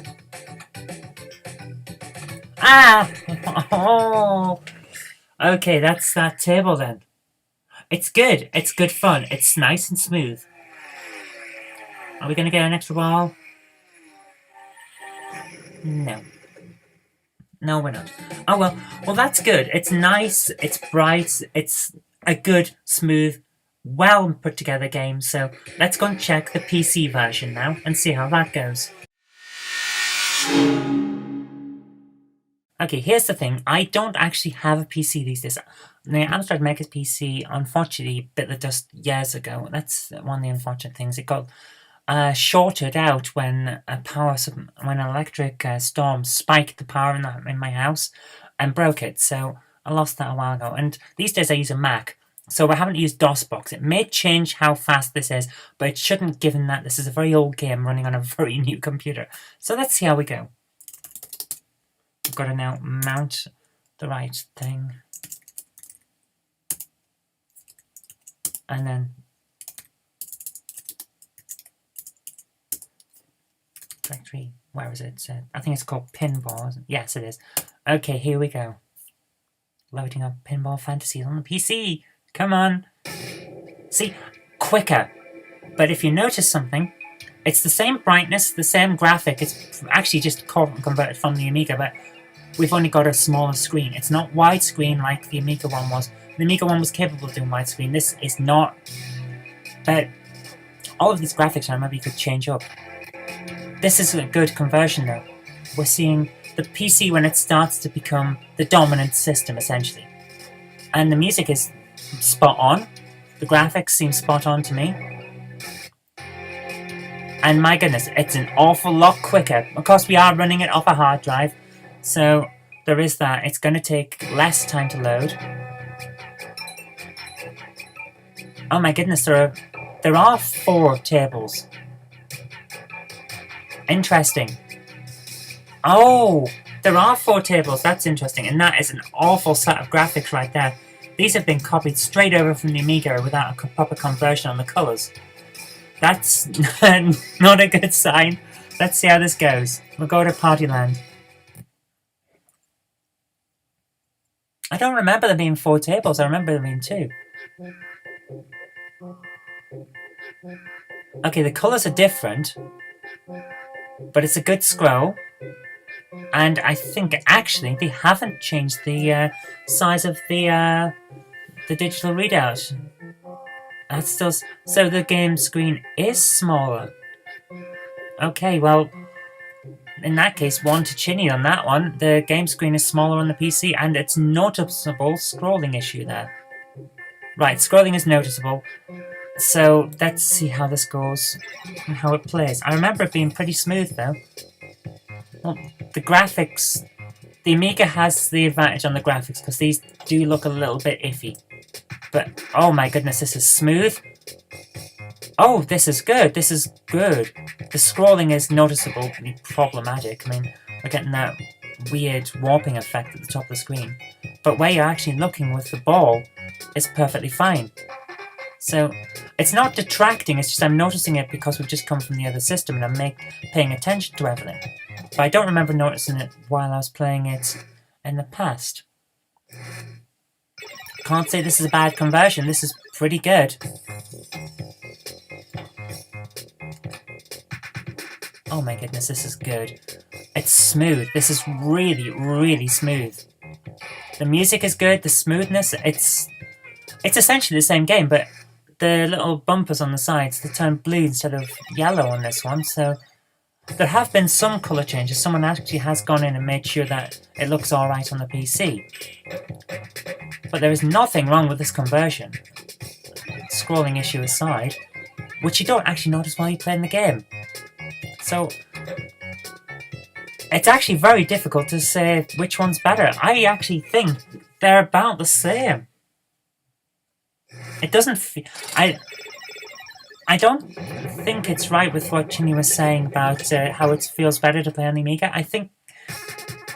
Although maybe that's just because I was a PC fan. But there is nothing wrong with this conversion. These games are fantastic on either version.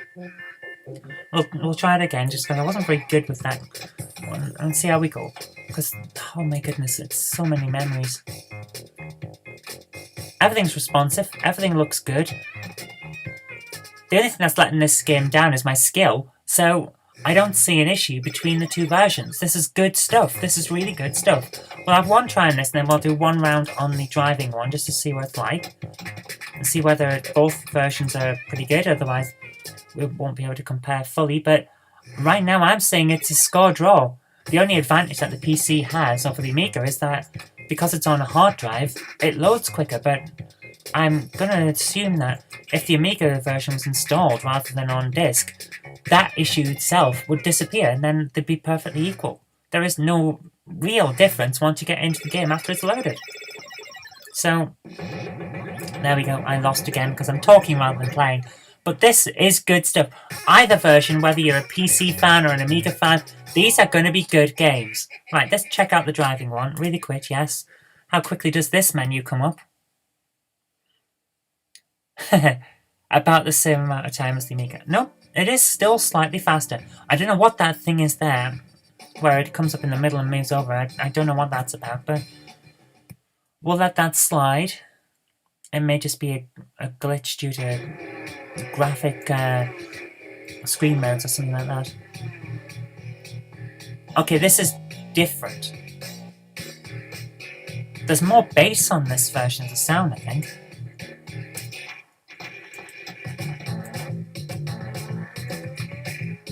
Oh, interesting. Oh my goodness. Oh, this is... I think there is a slowdown on this game. That's interesting. This doesn't feel as smooth. Whoa, it really doesn't. Is there more going on this one? Is that why? But this one does not feel as smooth as Party Land did. Interesting.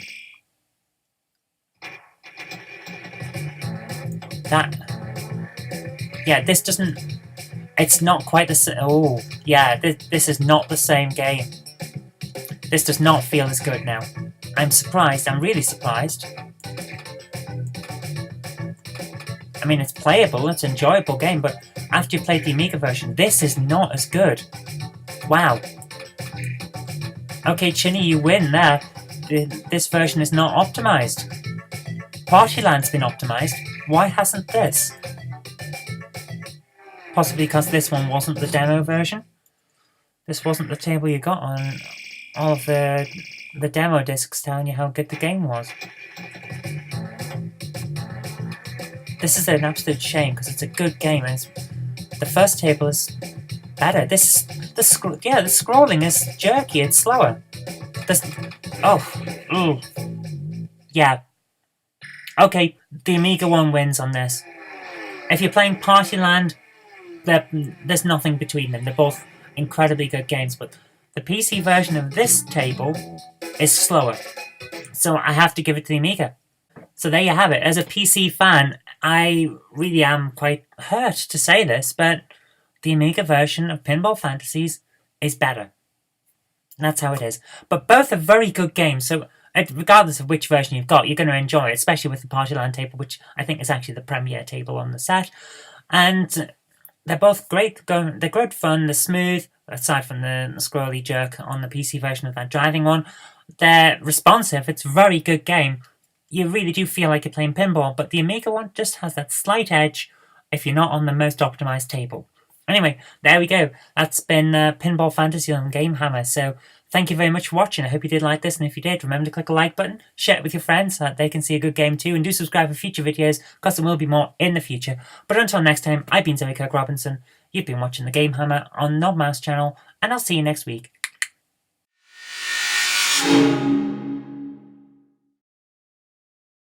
Mwahahaha! I am an evil wizard. You can tell because I have an evil wizard's hat. That's a crap hat. You must be a crap wizard. Oh yeah, well for that little egg, I'm going to turn all of your friends into weird fantasy things. Well, that's not on. What are you, some kind of prick? Yes. Evil wizard, you see. Evil wizard hat. It's in the job description. Oh, well then, I'll just have to go and rescue them on some kind of excellent adventure.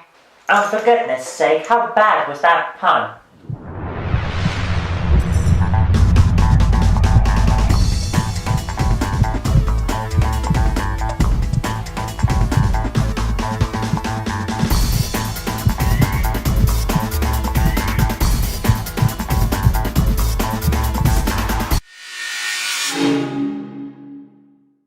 Hi, today we're going to start off on the Commodore 64. Now, the Commodore 64 normally gets a bit of a bum deal when it comes to Dizzy games, so hopefully it's going to work out quite well this time, but fingers crossed that we get something good, and we'll see how it goes. Okay, what we've got here is a pretty nice looking screen. The border is a little bit iffy, but that tends to happen on the Commodore 64 Dizzy games. There's a little bit of attribute clash on the menu, no, not menu, on the little HUD at the top of the screen, which suggests to me that we're not going to have the best ever conversion. But having said that, the music's pretty good and the graphics look pretty nice, so let's hope that this is alright. We're going to be using the joystick just because, and we'll see how we get on. That's not bad. You know, Dizzy's a little difficult to look at when he's on the white stuff on the background, but we'll see how we go. Controls are nice and smooth, it's responsive. Let's pick up the key and get moving, because I'm pretty sure we're going to need the backdoor key. Oh, hello, who's this? The bush speaks. Hey, Dizzy, this is really heavy, man. Dylan, is that you? Zach's turned me into a bush and I'm like rooted to the spot. Gosh. I'm really into nature, man, but this is too much. Okay, so we're going to have to rescue Dylan. But I don't think we've got anything we can rescue him with. Let's not jump down there just yet, because I have a feeling that will fall to death. Oh dear.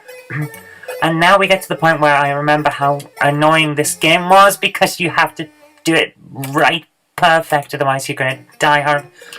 Oh my goodness, we almost fell into... This is not good straight away. No, we'll get the diamond while we're here. And then we have no option but to die, because we can't get out. We may end up having to do... Oh! It's pixel perfect jumping, and this is terrible. And the rat's going to eat us this time. Well, that didn't go well, did it? Let's give it another try. My goodness. The controls are really nice and smooth on this. I'm enjoying how good that is. No, we don't want... Yeah, exit and don't drop. We don't want to lose all of our lives and throw things away. So let's quickly run through this again. Beep, beep, beep, beep, beep, beep, beep, blah, blah, blah, blah, blah, blah. We need to rescue Dylan. We know that already. Right, jump! Oh, for goodness sake! The only reason we're on the joystick is because the keyboard was unresponsive for us. Oh, for goodness sake. Jump over. There we are. Right, this is not going to work out well. Ah, I remember now. Right, we've got to jump And we might... No, we can't land on it. This is going to take a while to get used to, isn't it?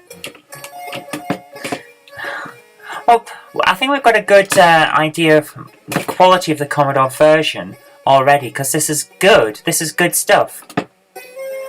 It's nice, it's responsive. We need to use the backdoor key. Store, sleep creaks and slowly opens. Then we need to drop the milk bottle, because the milk bottle and the rubbish are completely useless. They are red herrings. Let's take this crank, the handle, yeah. Because we already know that we'll need that for the well to bring the bucket up. Well done, you found a diamond. Of course I did. Let's talk to this. Who is this? The wizard Zax turns all good to evil, says Prince Charming.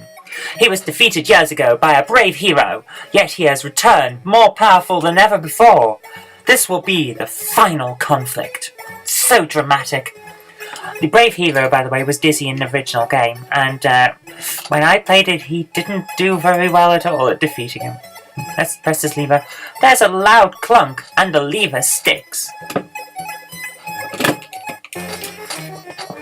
It moves quicker than I remember. This is not going well. Okay, we've had a pretty good idea of what the Commodore 64 version is like. It's really smooth. Everything works really nicely. It's a good conversion. Let's go and have a look at another one and see whether we can make a better go of it using the keyboard. Okay, here we are on the Spectrum, and oh my goodness, that is an awful picture. Let's hope that the game isn't as bad. And you can tell from the lack of sound that we are using the 64K version, 48K version even, rather than the 128. Let's pick up the backdoor key. We already know what we have to do. Color clashing is awful, my goodness.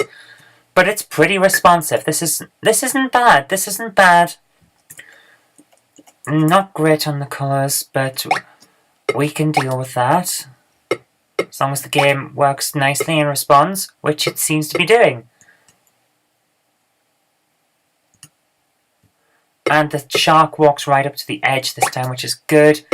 So we're over, and it's an awful lot easier to get over when the shark actually comes to the edge of the screen, edge of the water even, rather than standing at the side with a bit of a gap, which is what shook us with the Commodore version.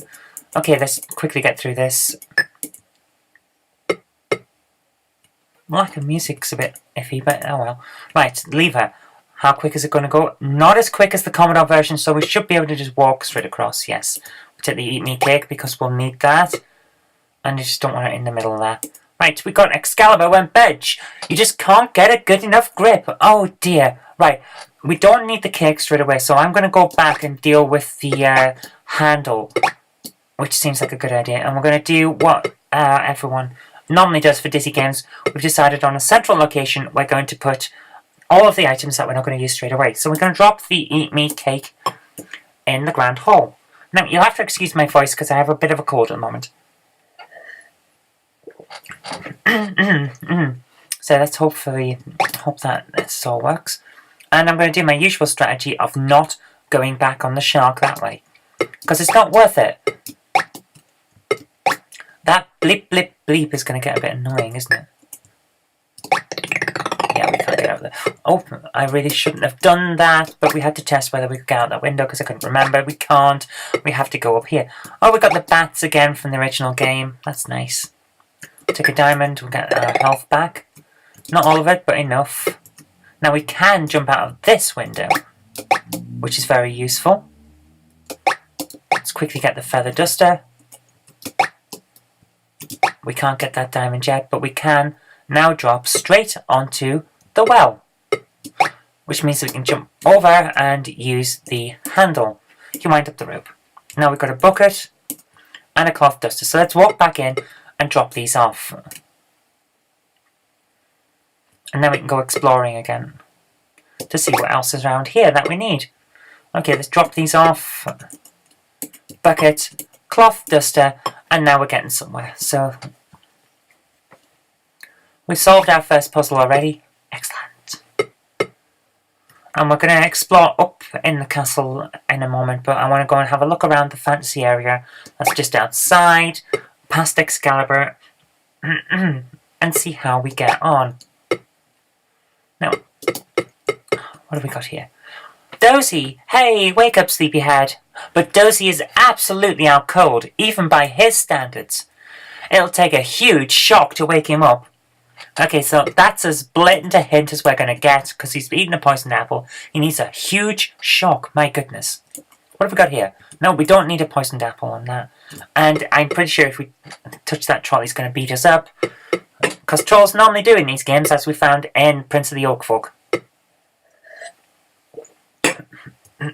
Which, of course, is Dizzy number 6. So, from chronological point of view, we haven't seen that yet. Okay, let's go back since there's nothing else we can do out there just yet. Excuse me. Okay, let's drop off the poisoned apple. We don't need that yet. And see whether we can find something that'll wake up Dozy. Or help Dylan, or deal with that troll. But we've already found the first screen had a knife on top of Weird Henge, so I'm pretty sure we need that to deal with Dozy. What's this? Now we have a gold cross. And we can't get up there yet, so let's move across. Oh! There's a window open. Oh, we just missed it. Right, I remember now. We've got to position ourselves properly to get up onto that a walkway there, but Donkey Kong appears to have made a visit, so we're going to have to be careful. Oh well, since we fell out the window, we'll drop the gold cross off, because I'm pretty sure we don't need that just yet either. We're filling up this room pretty quick now.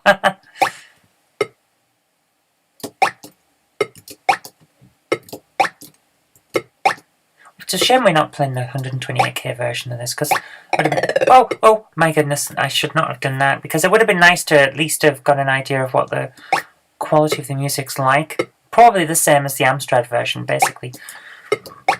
Since the 128k version would of course have been the ZX Spectrum Plus 2, which has the same chip as the Amstrad.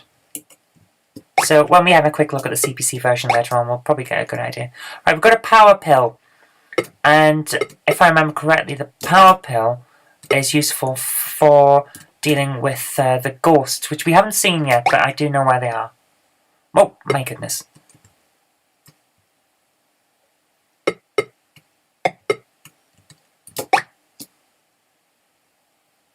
Yeah, we're over it. Right, that's good. A quick look at what's going on here. Let's drop down a bit. No, we can't. Oh, we got hit.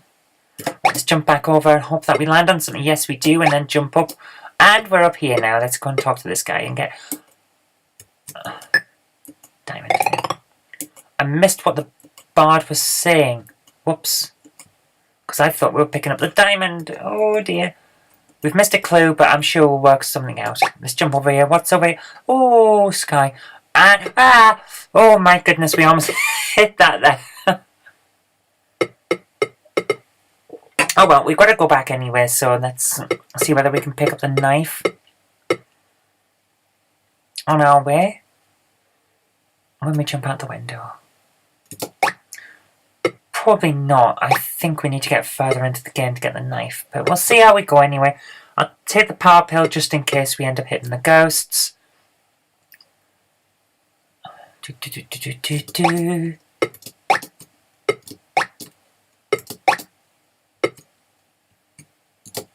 And up we go.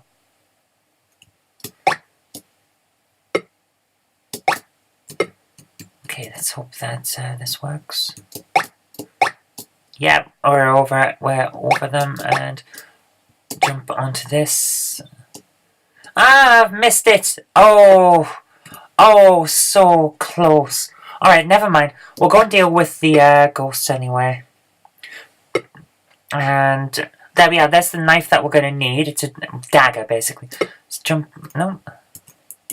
Let's get a diamond. Yes. Yes. Oh, I fell in the water and down. I was hoping that wouldn't happen. Why do we have to jump from here? That's the problem. Dizzy rolls.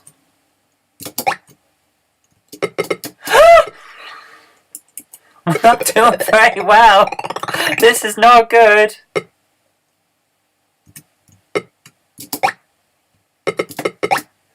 Yes. Ribbit, it's me, Dora. Save me, Dizzy. Croak. Now we got Dora the frog. Okay, let's jump over here and see what's over. And Good Witch Glanda's Isle. Glenda says, "Oh, I'm worried sick about my Gobolino. Please find him for me. I've looked everywhere." Well, obviously you haven't, otherwise you'd have found him. But we'll have a look around anyway, since she's the good witch. Yeah. I'm going to go back now and put down the things that we've picked up, just in case we lose them. Because we do have a full inventory, of course. Right, jump from here and hope for the best. Nope, we've jumped wrong. Oh, fell in the water and drowned. So the Spectrum version, it's pretty good. It's actually rather well done. It's responsive. It looks pretty good. The colours are a little bit garish at times, but it's not bad. So I want to do a third and final look, and then we'll see how we go with that. But the game is a very good game. It's one of my favourite Dizzies, in fact. Fantasy World was the first one I ever had a copy of myself, but the first one I ever played was Treasure Island, and we're going to review that at some point as well. And that was always good fun, but Fantasy World was the one that I first got a copy of myself to play through properly, and I got through it. But Magic Land is the one that I kept coming back to, so we're going to see how far we can get on the Amstrad version now. Okay, here we go. Again, the title screen is garish and horrible. The game is not using the full CPC screen here. It's got a horrible looking garish set of colours there on the title screen, but let's see how well we get on. Dizzy 4, Magic Land Dizzy on the CPC. One of my favourites. Are we getting the game at all here? Here we go. That intro title's music is not great. Here we go. Now here's the music that I always loved. Better set of colours than the Spectrum, but Dizzy the Egg is not quite as nice as he looked on the Commodore version. I would have preferred him not to look mouldy. It would have been a lot nicer. Let's just turn the sound down a little bit. And we'll run through the things again. It's not as fast by any means as either the Commodore or the Spectrum version, which hopefully will make it slightly easier to control for certain puzzles. Again, the shark is coming right to the edge, which makes this much easier to deal with. And as I say that, I fall into the water, so perhaps it's not that much easier to deal with, but let's hope that we get through it. There we go. Use the backdoor key. Door creaks slightly open. It is noticeably slower than on the Spectrum and the Commodore, which is not great. I would have preferred it if it was a bit faster, but we'll make do.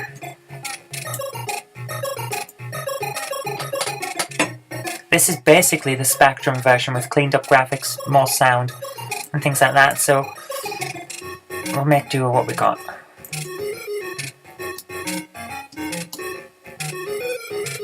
In fact, we can tell straight off that even the music is slower than where it should be, because you can notice that it's not steady, let's put it that way. But it's enjoyable, it's an alright game, we can still play.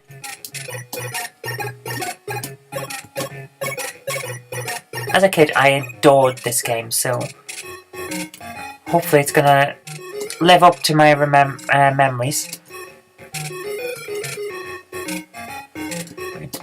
Jump over the bat. Oh, we're not quite as well as we did last time, but okay.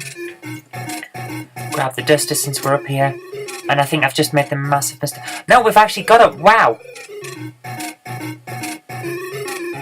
That's another... There are 2 monkeys here. That's interesting. Let's see if we can get over here. Oh, have I just fallen? Yeah, I have just fallen. I haven't got to where I wanted to be. Never mind. Well, we can still deal with the handle. So... And then we'll take the cloth duster back and we'll give it another try. And we'll try and grab that stick, because I have a feeling we're going to need that stick. The one that was next to the monkey. Drop the handle here, wind up the rope. Grab the bucket and the cloth duster, and then let's make our way back inside. We've got to have the timing right on that shark. Otherwise you don't get buckets, cloth duster. You'd have thought that we could ask the prince to open the drawbridge or something, wouldn't you? But oh well. We are, after all, trying to save the world. We could do with a little bit of help. But we'll make do, we won't complain, because we're Dizzy, the excellent adventurer. And again, I'm getting hit by the bat, which is not great.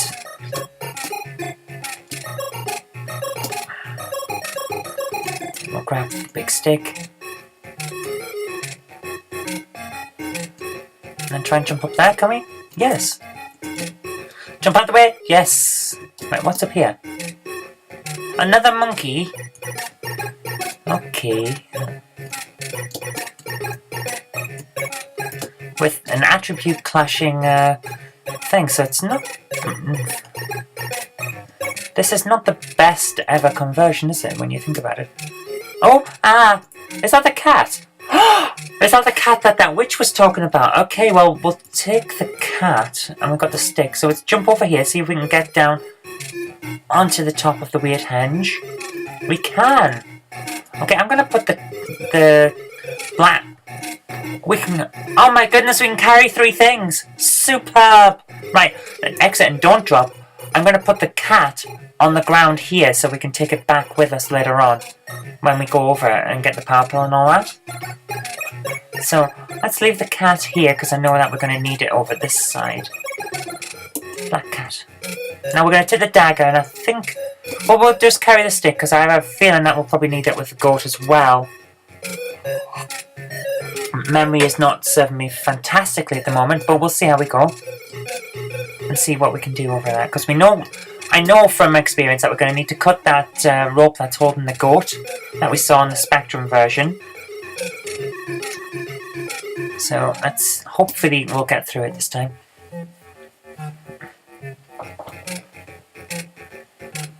Let's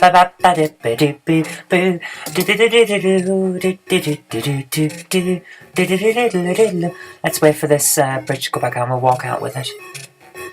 And that way we have the best chance of getting there in one piece.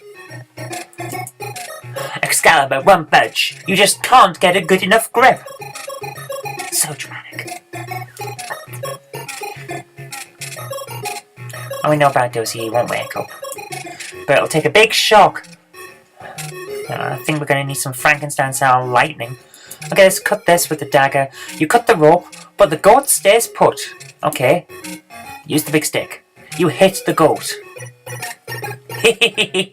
The goat butts the troll. Boing, and the troll goes away. Right, so let's see what's over here now. No, we're still carrying both the dagger and the big stick, so I'm wondering, are we going to need them later on, or is it just a red herring now? Oh my goodness, Dylan's a frozen block of ice. Not Dylan, Denzel. It's Denzel, and he feels very cold. Oh my goodness, he's a cool one. He's so cool. I think that's the point, isn't it? Yeah, it is. Can we jump on this cloud? No, apparently we can't. Oh! No, apparently we can't. And we can't get up there just yet, can we? Take the diamond with us just in case we need it. Yep, we did. We needed the power. Okay, let's walk back. We'll grab this apple since we can carry 3 things. I thought we could only carry 2, but apparently it's not that. We can do 3. Okay, let's run out and dump all this stuff off.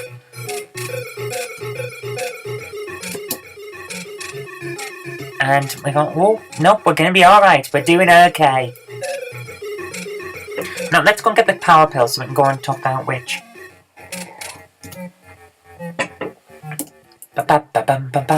Drop the poisoned apple off. We don't know what we need that for yet. Dagger. I'm pretty sure we don't need the dagger anymore, actually. The big stick. We're filling this place up very quickly. But we'll see how we go.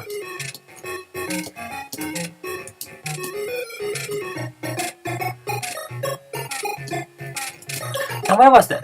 The power pill upstairs. Is that how this was? I've forgotten where it was. Let's go and have a look upstairs anyway and see what's there.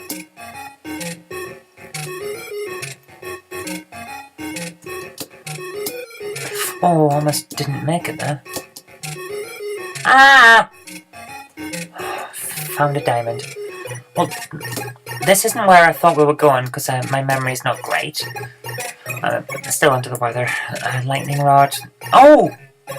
Oh! A lightning rod. Now that is interesting. It's over here. Gonna get hurt again. Yeah, we're not gonna do it. I'm gonna need another diamond. Go cross the lightning rod. We're gonna need a vampire or something. Is that what the cross is for?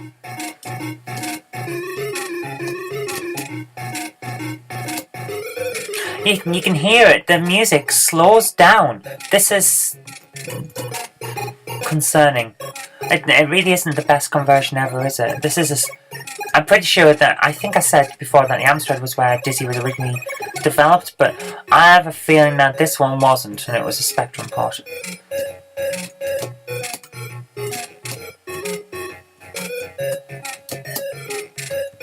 No, I need to jump over onto that there, because we're going to take the lightning rod out to Dozy.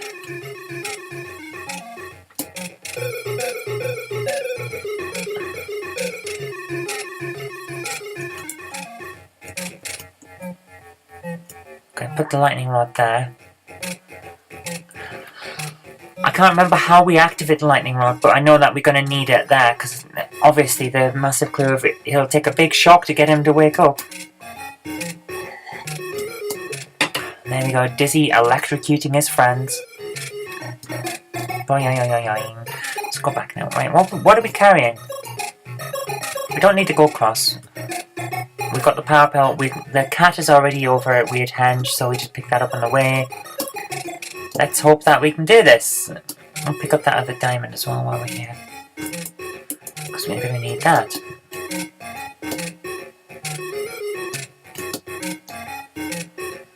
Okay. And jump and jump. And we got over without hurting ourselves. Excellent.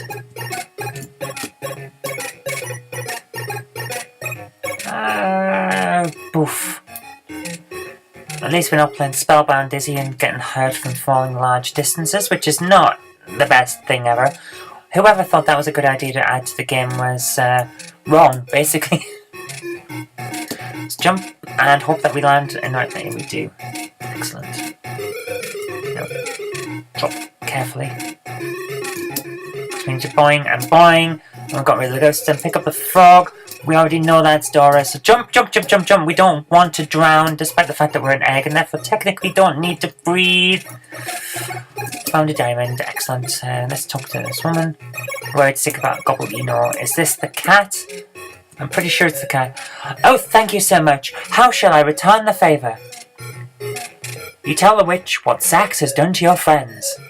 My magic is nothing compared to Zax's powers, but I can help your bushy friend. I shall need a fire to light my cauldron, a leaf from the bush, and something poisonous. Okay, we need... Well, we know where there's poison because we've got the apple. And I think we can get a leaf from the bush himself. Is this what we need?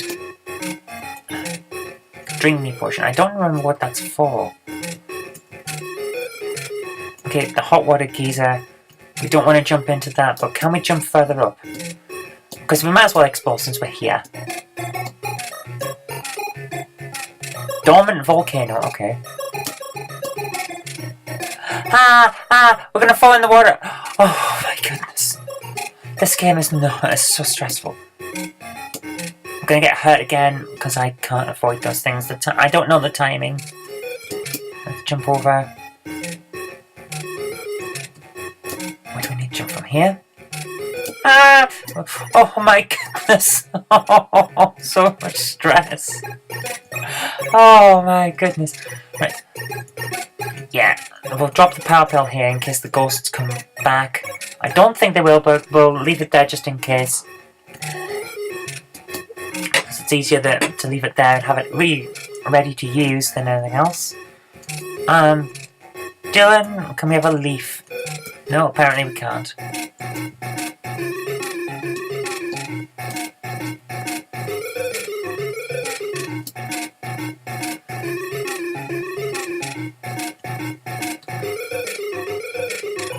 But we do already have the poison, so we're getting somewhere now. Okay, let's put these down. What have we got? Drink me potion. Put down the frog in this other room. She can talk to the prince. Oh, hang on, she can talk to the prince. Kiss the frog. I've tried this before. It hasn't worked yet. Prince Charming kisses the frog, and Dora appears. Oh, fantastic! Thanks, Dizzy. Me and Mr. Charming have some business to attend to. We'll see you later. What? Oh my goodness! Oh my goodness! Well, at least we've rescued one of them, I suppose. Right, now the question is, what are we going to do from here? We need to work out how to wake him. Well, let's take the poisonous apple back to the witch. And see how we get on.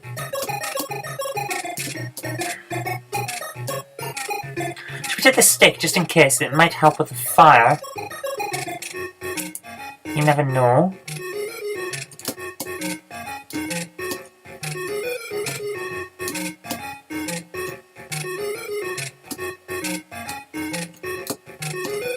Oh, for goodness sake, jump! Not bad, jump the other way! Oh, I'm so not good at these games. Right.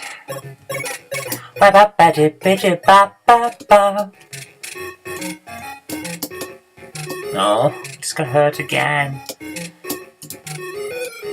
Is that one slightly lower down? Yes, it is! Okay, now we're doing something different. Does that mean we can jump over and get onto this other cloud? No, apparently it doesn't. Oh, we're just gonna get smacked in the face by, what is it, coconuts? Pineapples.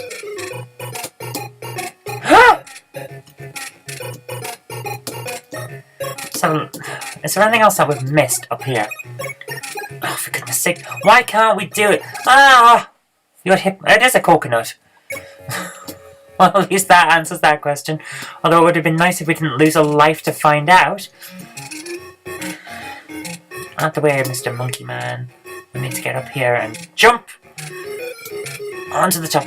Is there anything else we need from up here? Don't think there is. No. And we'd best not jump off that side of the screen because that'll kill us. Oh, for goodness sake. I've used most of the things as well, that's the problem. Thank you, a diamond. We need some health! Give us some health, Mr. Diamond!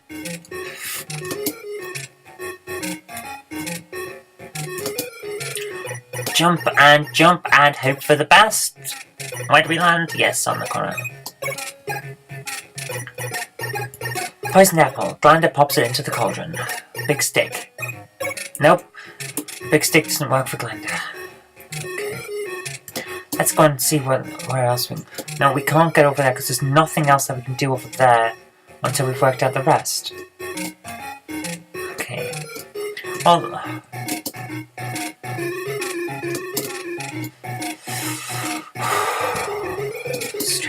Stress. So, what else? Can we use the dagger to cut a leaf off the bush? That might be the way to do it. Yes, let's try that.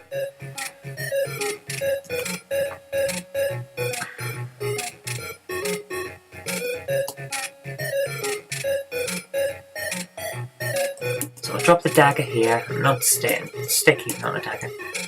I can't remember how we get down into the trapdoor, because that's obviously something that we need to go down.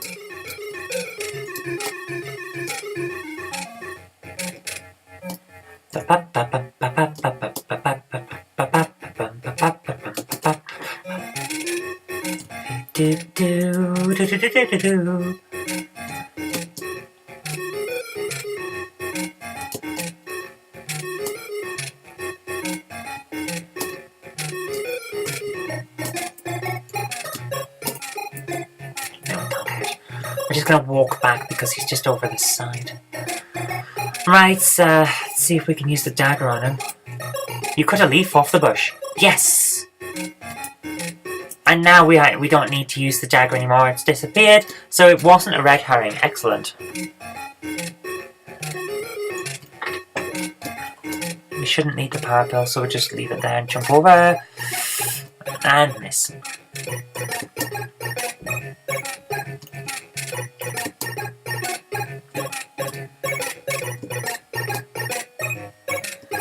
Now we'll drop the leaf in.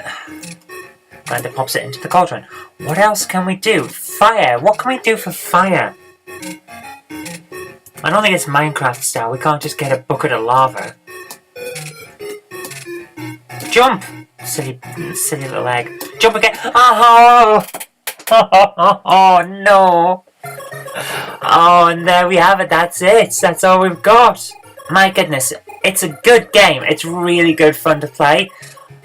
Out of the 3 versions, the Commodore is nice. It's a nice conversion. And to be honest with you, it's probably got the best in terms of smoothness of controls, and music's not bad either. The Amstrad is slightly let down by the fact that I don't think it's been refined to the extent that it should have been refined. It should be faster than this, and it would be nice to see a proper colour palette for it. But overall, it's not a bad game on any format that you want to play it on. This is good stuff, so thumbs up for this. Is a good one. Okay, that's really all we got time for this week, so thank you very much for watching. I hope you did like this, and if you did, remember to click the like button, share it with your friends so that they can see a good game too, and do subscribe for future videos, because there will be more in the future. But until next time, I've been Zoe Kirk-Robinson, you've been watching the Game Hammer, we've been looking at Magic Land Dizzy, and I'll see you next time.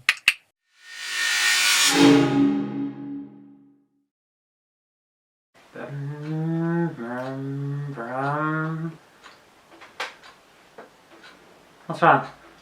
I'm sure we've passed here before. We've gone round in circles or something. I know where I'm going, don't worry.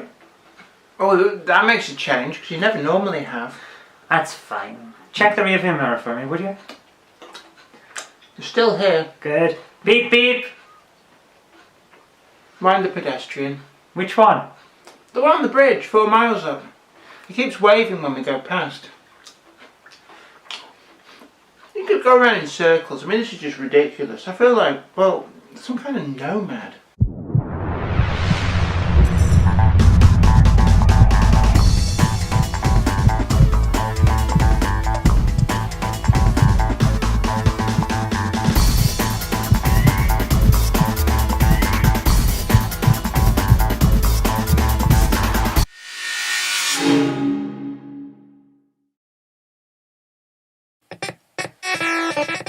Okay, let's start off on the spectrum, and that's, well, it's a beepy tune, let's put it that way. So let's get started. Let's start on keyboard. I remember that one of the magazines suggested that you don't play on keyboard, but to be honest with you, once you get used to where the controls are, it's actually not that bad. So let's give it a try. I love the aesthetic that's going on here. This is a great punk aesthetic. There's something about the large, chunky graphics and the bit of messy design that's got going on that's just really nice. I like it. So let's give it a try and see how this game goes. I remember I used to play this to death when I was a kid on the Amstrad. So I decided that we'd start off on the Spectrum, because I'm pretty sure this is the original version. I just look at it's chunky, it's brilliant, it's great. It's got a messy design to it that looks really fantastic. It's a punk fanzine type of feel. That's what I like about it. We're not doing too well. It's quite a difficult game because your little character, he doesn't just stop and he doesn't turn that well. He bounces off things, and sometimes the gravity on the screen changes, which makes it a bit more tricky than you would expect to try and get around everything.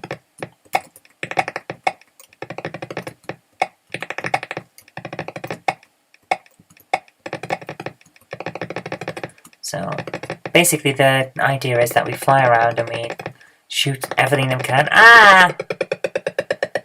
Lovely.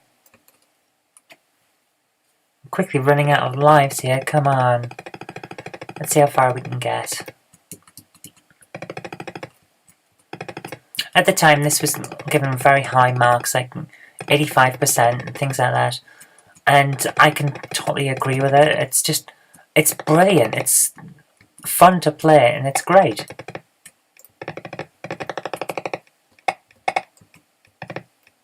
See if I can get to this thing without killing myself. Yes. And let's go back and get these other ones as well, since we're here. Oh, no, we can't go back and get them, because... Ah!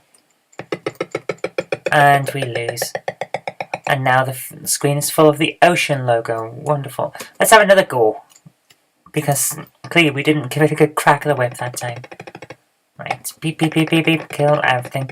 Basically, anything that looks vaguely like an enemy, we are supposed to shoot. And that was the stupidest amateur decision there, wasn't it? We could have had that, and we didn't. So, also we need to turn the switch, which I forgot to do.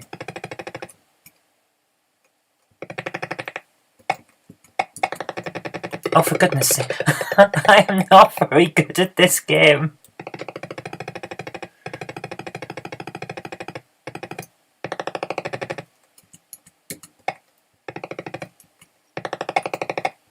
No, we can't go from there, but if we stand here, yep, we can do it.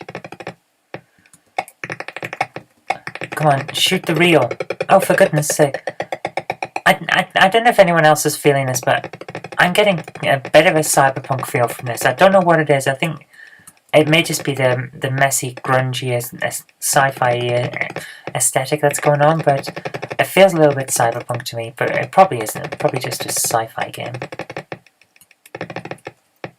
Ah, well, my goodness, let's just spawn in on top of the bad guy, why don't we? That's an interesting thing.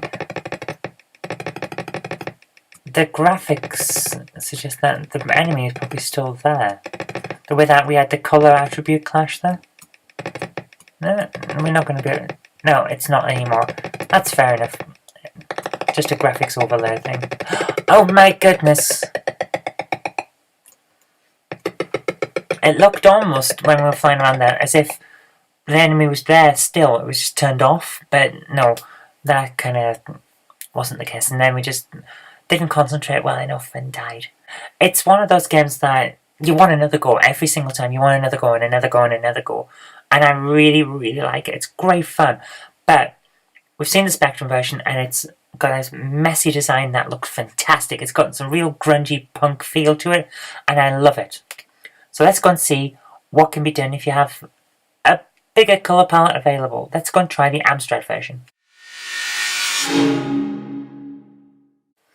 And here we are with an intro screen, and it's not a bad one.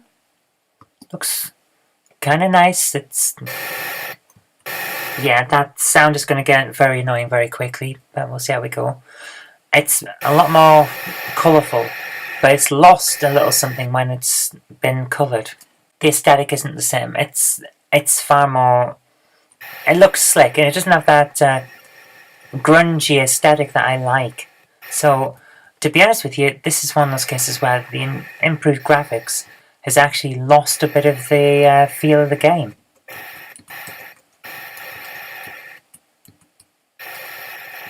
You turn a lot quicker on the Amstrad version. That's interesting. This is... Wow, this is smoother, and as a result, it's harder to control the character. We're a lot quicker here. This is... Yeah, I'm not sure that it's the best conversion ever, but I played this a huge amount when I was a kid.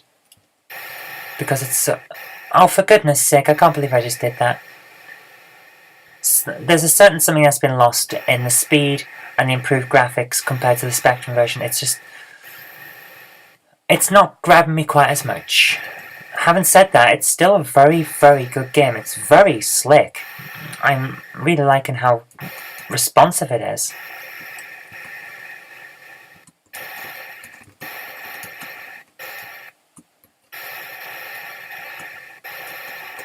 Oh, for goodness. It's like they wait for me.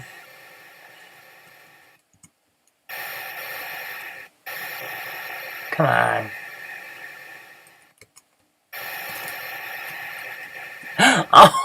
Oh, we've lost the... I've noticed that we've lost the effect when it fills the screen with pictures. So we don't get that. We just get a slightly more basic game over screen, which isn't... Again, it's all to do with the aesthetic. We've lost something in the translation to the Amstrad. It doesn't detract from the game so much as just change what it feels like to play it. Or to experience it rather than play it. It's not the same. Let's put it that way. And I have to say, despite the fact that I played this version to death as a kid, I actually prefer the Spectrum one.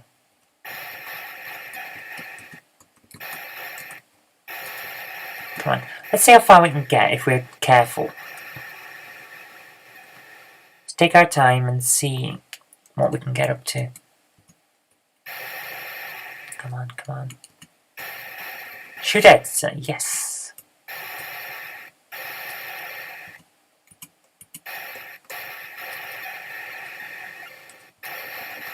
Haha! Apparently we're supposed to be flying toward HQ through the city and, oh, for goodness sake. That's one of those screens where the gravity's different. It's pulling us down the screen. So you've got to be very, very careful.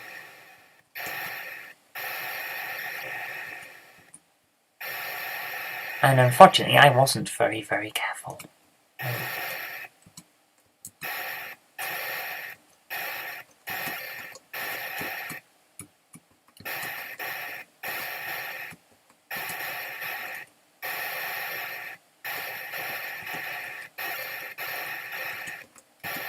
Can we get it? Come on, come on. Come on. Be nice, just let us shoot you.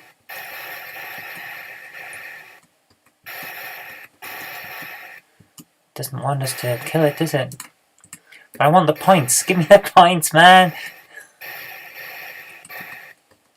There. Right, one more to go. That last one up here, which means that we have to fly up and up and up and up and up and up and hope for the best. Yeah, we got him. Okay, now we can move on. I'm a bit of a completionist. Yes. That was smooth and slick. I don't know what I'm talking about. Come on. Ah! That was neither smooth nor slicker. Come on. Interesting, we've got Nomad OK on the graphics on the backgrounds, but on the Spectrum version it says Nomad Rules. Bit of a design change there.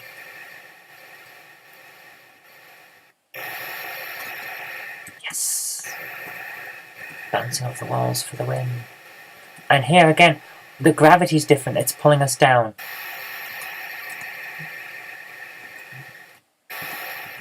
But here it's fine. And I like the way it's doing that, it's just messing with you a little bit to keep you on your toes. Which is no bad thing in a game. It's a good test of skill. Come on, fly, fly, my pretty. Ah!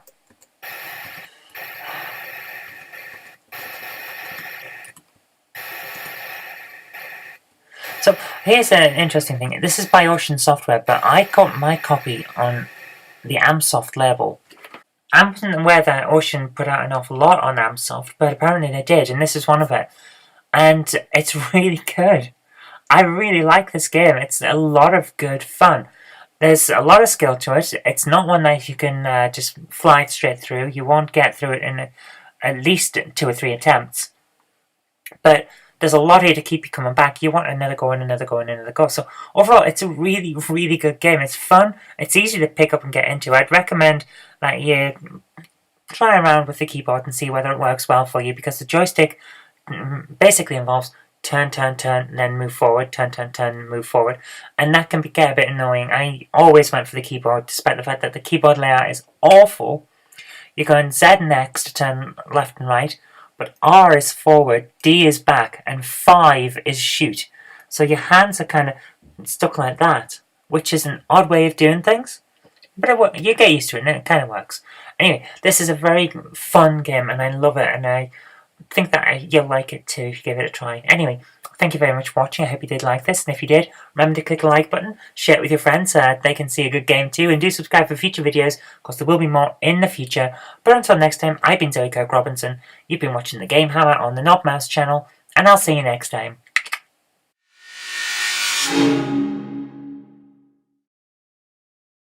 I am justice. I am the knight. I am the bat person. Bat person? That's just stupid. Who's going to be afraid of a bat person? Bats aren't scary and they don't fight crime. Shut up, penguin.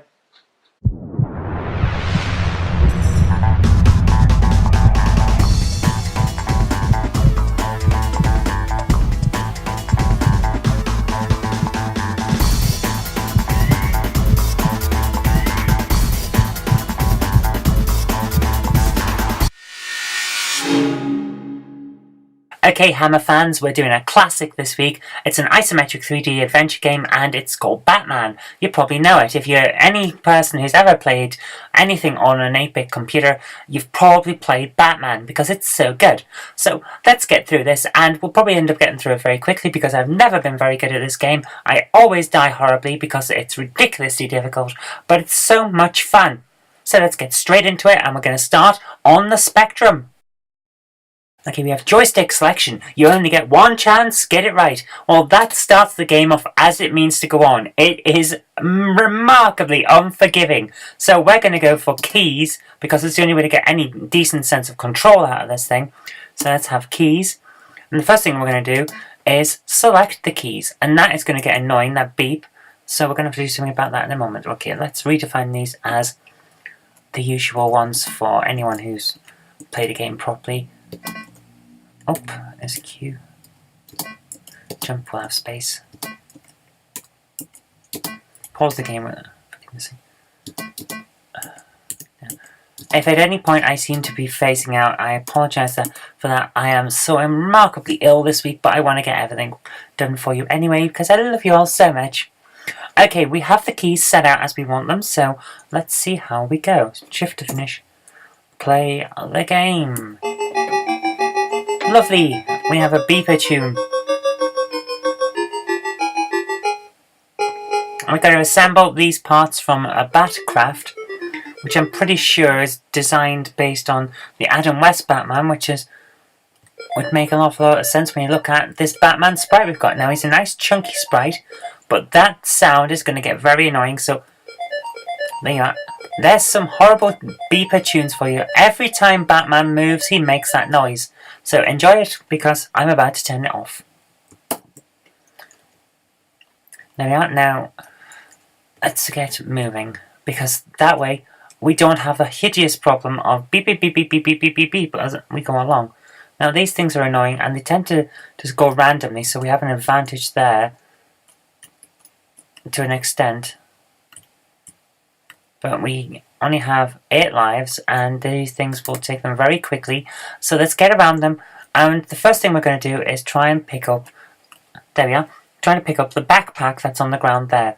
Behind this creature that I don't know what it is. It appears to have some weird hair or some kind of mask on.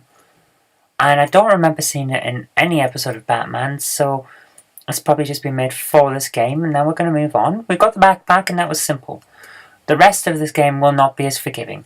I don't know what this is, but it's got a bat symbol on, so we'll pick it up. And it doesn't appear to have changed anything, as far as I can tell, but we picked it up anyway and it just disappeared. So there we are. One mystery already. I have no idea what that was that we've just had there. Come on, we're going to follow this monster. And I know for a fact that this game is unforgiving, and we've got to keep walking for that bit there, because that thing will kill us if we don't.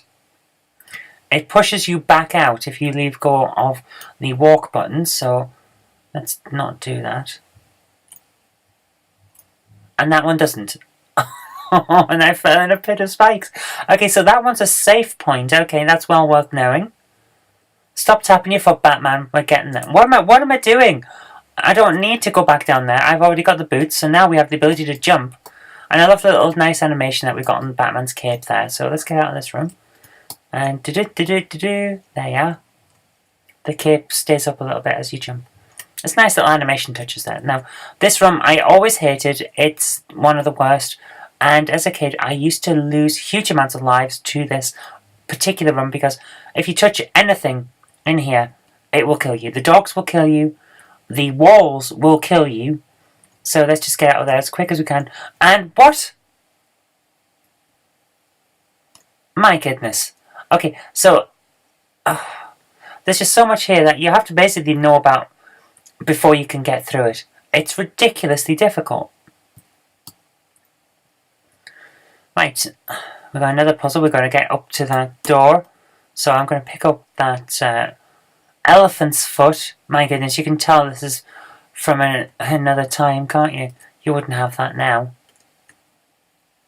It's like an elephant's foot footrest, is that where it is? And we'll put down that and then we can jump up. This room is dull and appears to serve no purpose apart from to pad the game out, so oh well. Now we'll have an S. I don't know what the S is for, but we'll take it anyway because we're going to get this thing, which is another one of those things that we had earlier on, and I don't know what it's about, but it disappears when you touch it and doesn't seem to up any of the little stats that you've got on the bottom, so who knows? Your guess is as good as mine what that's about. Let's push this out there. Okay, now, here's the thing with this room. You've got to somehow manage to get across all of this, over the spikes, onto that ball, then walk along that thing, and then pick up the jetpack. Now, the jetpack should allow you to get back out without dying, because you won't fall onto the spikes. But will you?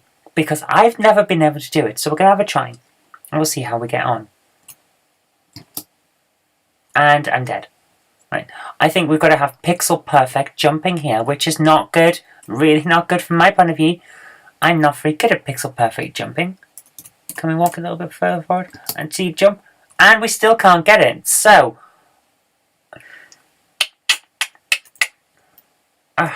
this is annoying. I saw my cousin do this once when I was a kid. He was able to do it. My goodness, right, so you've got to basically stand as if you're actually already off the thing, and then you can do it. Right, so we're relying on the fact that Batman's cape counts as part of the sprite. Okay, so that's worth knowing. So technically we're still on there, even though we're not on it. We're going to run out of lives just to see whether we can get this jetpack, aren't we? Oh, well, it's alright. If we do, we do. We can keep going on another format, don't worry.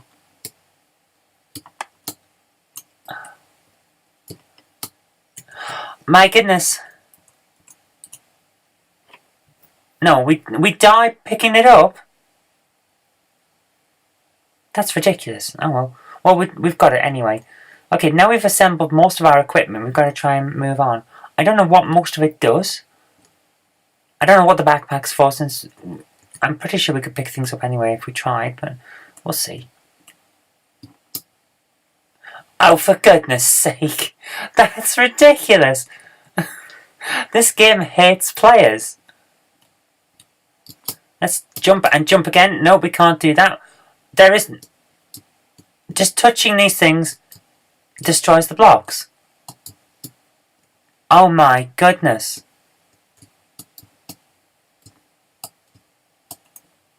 We're stuck. We can't get out. Game over. You have assembled 0 Batcraft parts. What a surprise! And we died 9 times. This game is unforgiving, man. Oh, come on. Oh well, right, let's move on to another format and see if we can get any further. I doubt we can, but let's hope for the best. Now, the thing to remember is that this Batman game was released on only 4 formats. The ZX Spectrum, the Amstrad CPC, the Amstrad PCW, and the MSX. I don't have a PCW, and I've never used an MSX, aside from watching my friend load one at his house, and then playing Streaker on it, because that's pretty much all we ever played. So, I'm not going to be able to review either of those. So, the second one that we're going to have a look at is the Amstrad CPC version. Now, the thing to remember is, this is a blatant specky port, but with a few little enhancements, so hopefully the sound won't be quite as nauseatingly awful this time, but we can live in hope. It might be, I can't remember. I remember it being pretty good at the time. Let's see if it actually was. Okay, let's select the keys first, because we have to. Make sure that we're alright with it.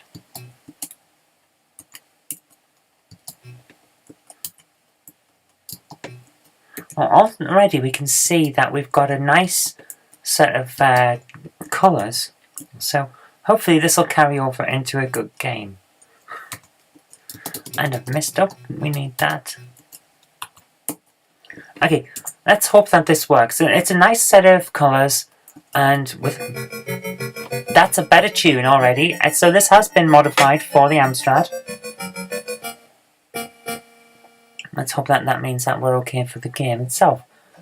A few more colours on screen, but Batman is still not the right colours.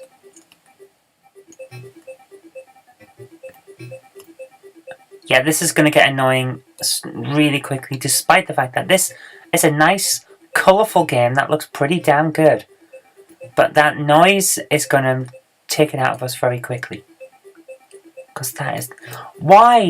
Why is Batman, the stealthy caped crusader, having to wander around going bleep bleep bleep bleep bleep every time he moves? So let's turn that sound off.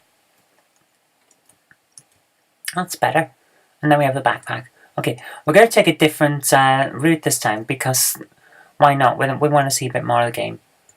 Well, this puzzle is not too hard, so let's keep going and be alright. Okay, now we've got a choice. Which way do we go? Well, we can't go through that one on the bottom of the screen. This one that I'm walking over to now. Because we can't jump, we didn't go get the boots. So, we're going to walk through this one at the top of the screen. And we're back where we started. Okay, well, that helps. So where are we going here? Oh, we've got a Batman life. Let's pick up the life.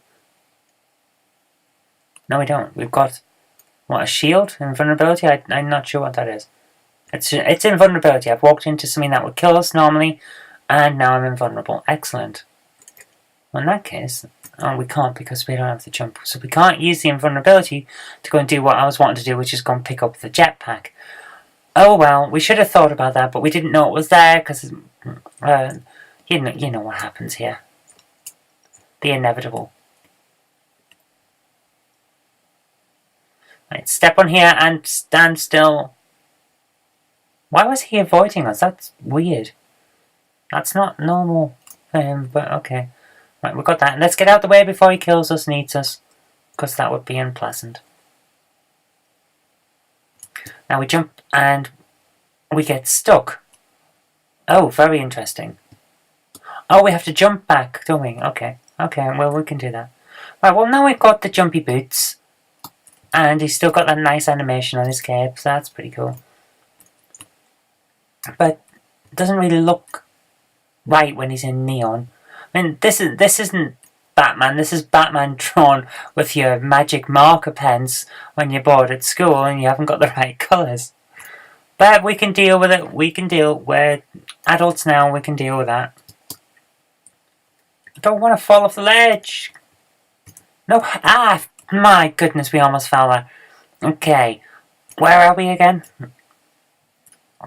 We're in a... Okay. Well, we went through this one where you had to jump last time. So let's go up here and see what's there. Is that a... This time we got lightning. So we got another special effect. I don't know who that guy is. Is it the Riddler or the Penguin or something? I don't know. Okay, what happened there? Right, so we've now come into a room that we can't do anything in because the moment that we touch anything we die. Okay. So let's leave that there, because that was a surprise. Oh, hello, doggy. Let's go around there.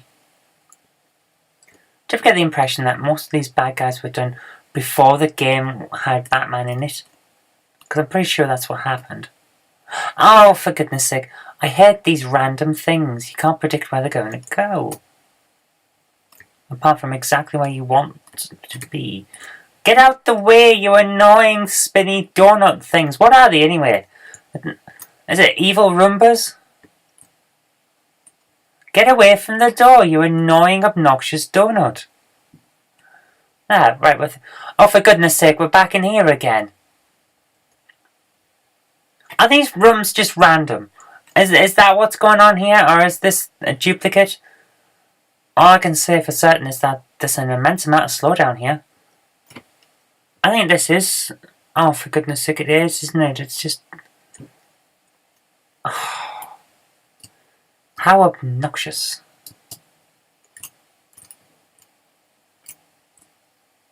Yeah. Right, we'll go back through. We'll see whether we can pick up the thingamajig. The jetpack or whatever it was. If we get past the annoying, obnoxious dogs. Come on, doggies. Let's go for walkies. Let's mind the slowdown on the game because there's so many things going on at once. Now we're back in the room of death with the eyeballs holding up the door.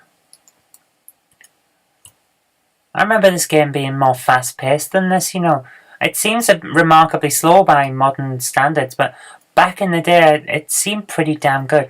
It is actually an enjoyable game. Once you get into it, it's not bad, but my goodness, it seems a bit slow at times. Let's drop the elephant's foot. Oh, for goodness sake.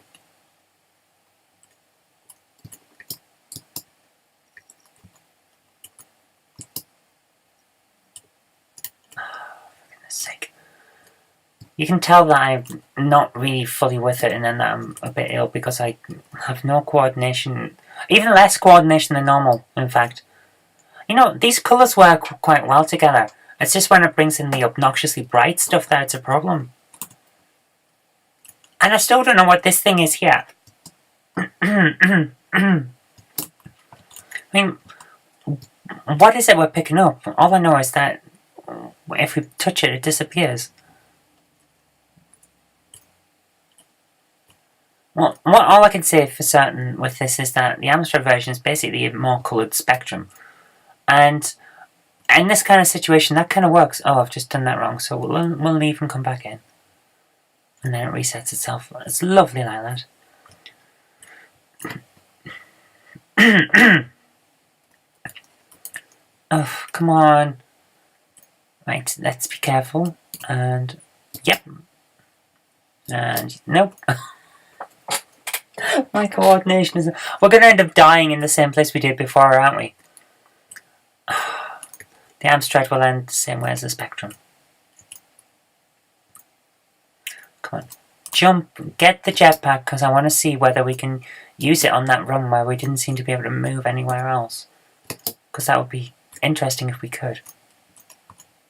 Oh, for goodness sake. You seem to have to die for your jetpack.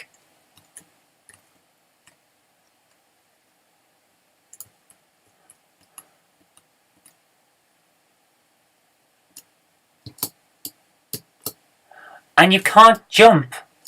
Oh, for goodness sake. Yeah, you can't double jump, and you can't jump when you land. So, how you get through there, I don't know. But, my goodness, Batman, the game, it's interesting. It's quite fun to play, but it's obnoxiously hard, and it's so unforgiving. It's the kind of hard that makes you think, this is hard, rather than the kind of hard that makes you think, well, maybe if I'm just a bit more skilled, I'll be alright. But, as it goes, it's not a bad game. Its graphics are good.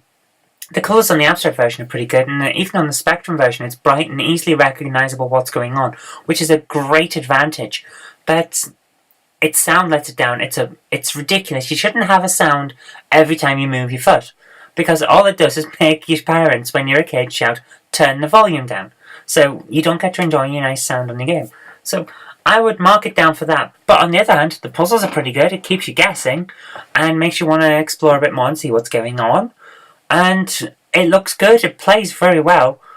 It's just the sound that lets down, really, and the obnoxious amount of you're dead now, ha ha ha ha on this, which I don't personally like in computer games, but I may be alone in this. Anyway, it's a pretty good game. Give it a try if you get the chance.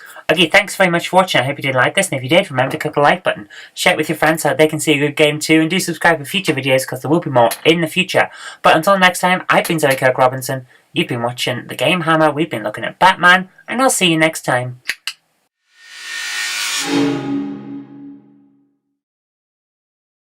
Hi. Hey Rudolph, where's Santa? Oh, he's still sleeping off last year. Surely he's recovered from last year by now. Yeah, but the thing is, you've got to remember, he drinks over 1 billion glasses of sherry, doesn't he? Every single year. And that kind of bender takes an awful long time to recover from. Well, when you put it like that, I suppose it's only to be expected. It's just science.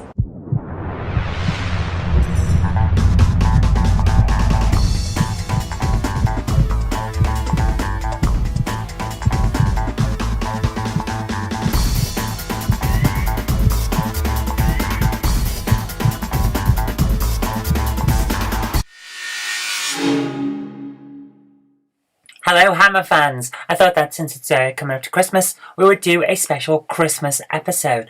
And today, because of that, we're going to have a look at Santa's Christmas Capers. A game that is so badly received that most game players probably haven't heard of it, and those who have don't like it, because it got 6% in abstract action, described as, on issue 75, they said, Santa's Capers can be summed up in one word, and that word is pathetic. Fantastic, isn't it? Now, 6%, it's ludicrous. They basically got that because it loads and it runs fairly well, essentially. It's one of those games that's really just a cash-in.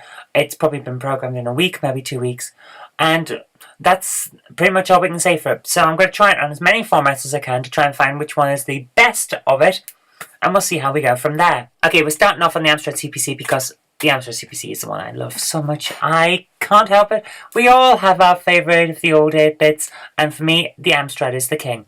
Well, it's a nice opening, Santa's Christmas Capers. It looks alright from the... Okay.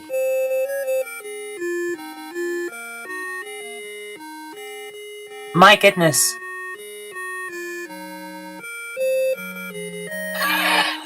Oh my goodness, that is so bad. It's out of tune. They've managed to...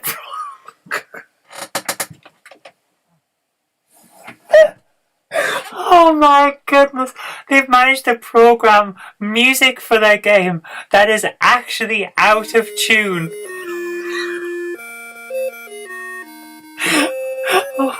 That is a special kind of special.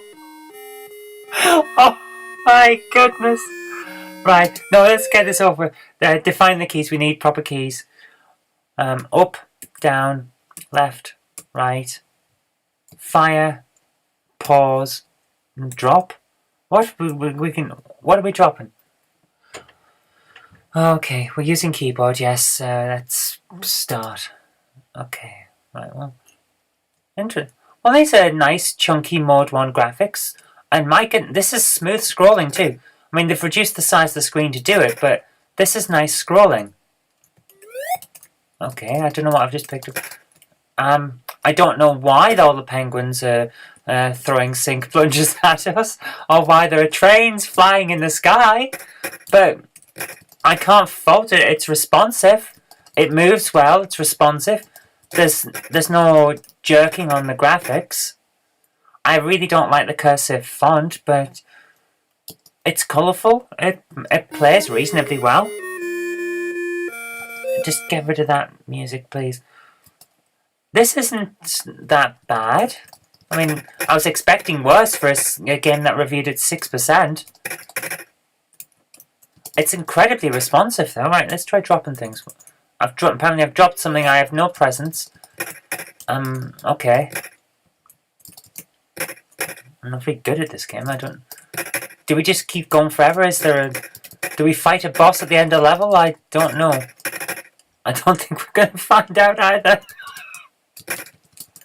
Oh, am I supposed to drop the presents into the igloo? Is that how I do it? Well, let's give it one more try. I mean, this isn't as bad as I was expecting, I have to admit. Oops. I like the colourfulness and the fact that it's scrolling so well. This is not bad as scrolling shoot games go. It's not that bad. I mean, it's ridiculously... Oh, I missed the igloo. It's ridiculously twee, but I've seen worse. Okay, let's try and drop that. Apparently I can't drop the present. Okay. Well, I dropped it before. Okay. It's not bad. That's bad. But... good grief. Yeah. It's unpolished. There's an awful lot of it unpolished. But as games go, it's not that bad. It's smooth. It runs quite well. I'm impressed by just how polished it seems to be, given that it got a 6% review. I mean, yeah, we couldn't drop a present on the igloo, but maybe that's not where we're supposed to do it. I don't know. It seemed alright to me. So let's have a look at some other formats.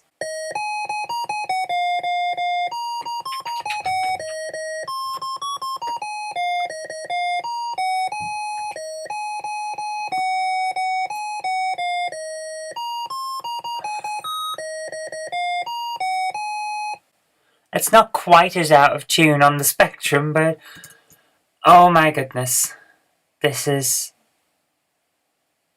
not a good start. Okay, define the keys again. Yeah, up, down, left, right, fire, pause, drop. Okay, let's try it. Oh bloody hell! Oh my goodness! No. No, this is not good. Oh, this is... Well, it's one of those games where the Spectrum wasn't the development format. This is not good at all. Everything is blocky and horrible. The scrolling is terrible, which is a big surprise. The CPC scrolling was smooth, really smooth. The Spectrum, on the other hand, it's still out of tune for the theme tune. The Spectrum, on the other hand, is flickery for scrolling, and it's nowhere near as responsive. We can drop presents though, so interesting. This is just awful. Truly awful. Oh my goodness. I'm sorry, but no. It just...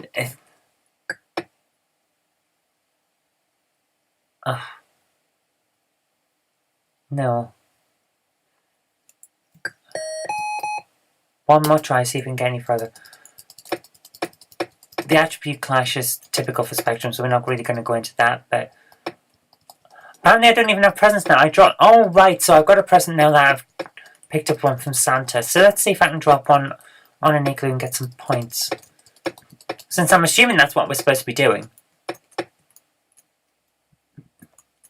No. Can't drop the presents, but managed to pick up another one. I don't even know what's going on. Right, well that's the Spectrum version. It's nowhere near as good as the Amstrad version, and I'm surprised because the Spectrum should be better at scrolling for a start. Okay, what other formats can I inflict on us? Oh man, I'm starting to see why this got 6%. Now this is interesting. Is this the development version? The naughty Greenland pixies spiked all Santa's Christmas puddings with wine, and now after 10 helpings he feels unable to deliver the prezzies. However, before Santa passed out, he did manage to brief you on which boys and girls deserve Christmas presents this year.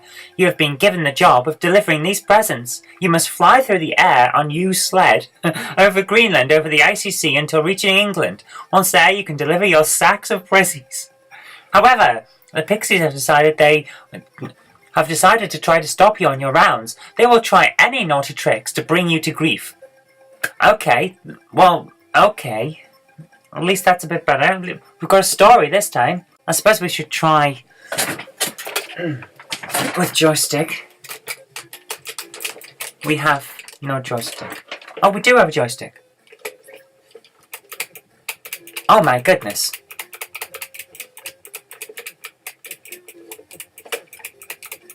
Yeah, this is definitely the development version. It's much, much better than the others. Oh, I'm exploding. And that's not copyright destroying music at all, is it? What's going on? Oh, this is practically a different game. Okay, let's have another try then. Yeah. Yeah, unresponsive mess. Different game, but you're still an unresponsive mess. Come on! I need to shoot things with my sled. Come on.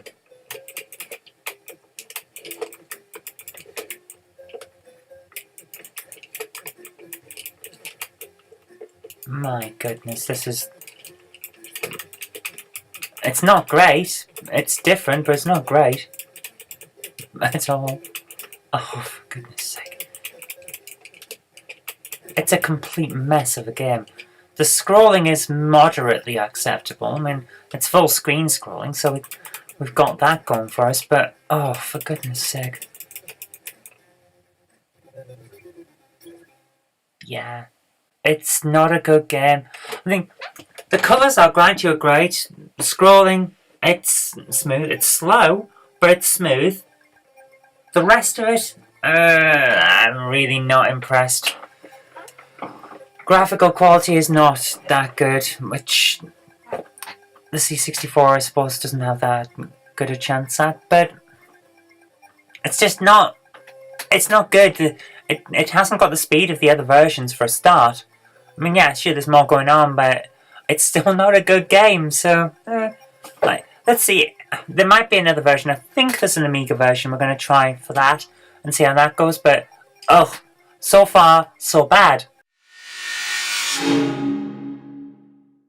I have a feeling that it'll load fairly quick, yeah. Okay, that's impressive.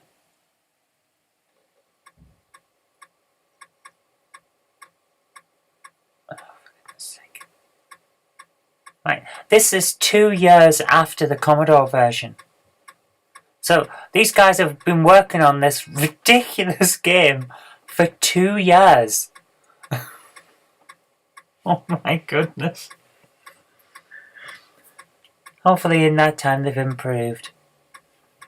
Oh man.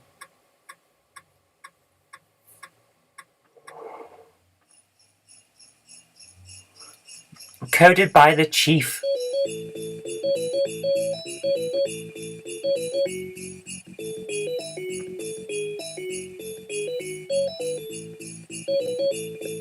Oh, for goodness sake.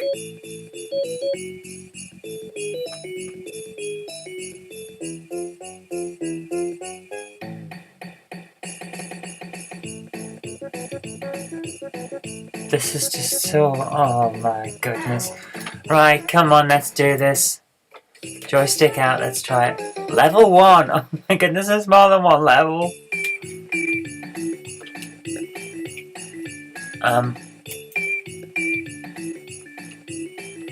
This is a totally different game.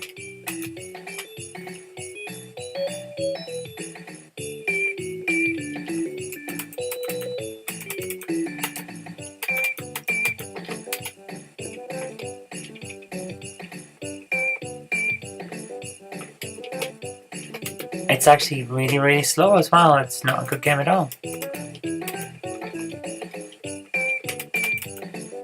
For goodness sake.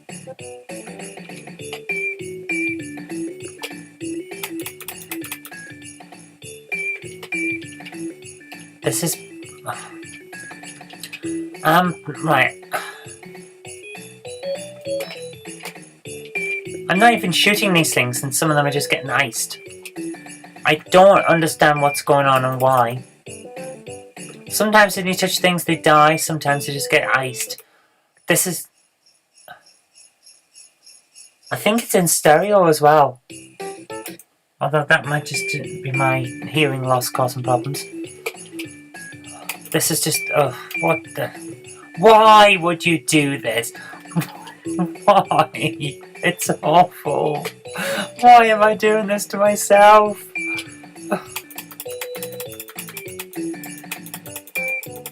This is moronic. What? Oh, for goodness sake.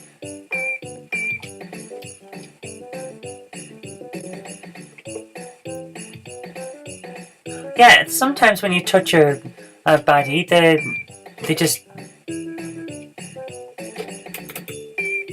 ice up, and then other times they don't. There is no logic to this or consistency.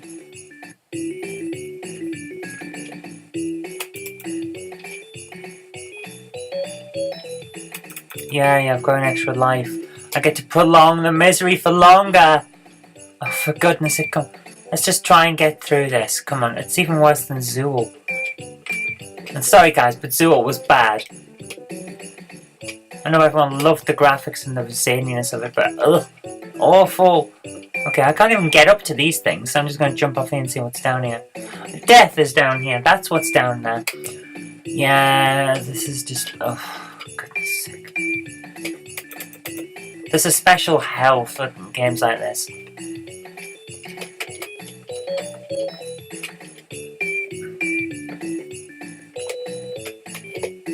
Oh, come on!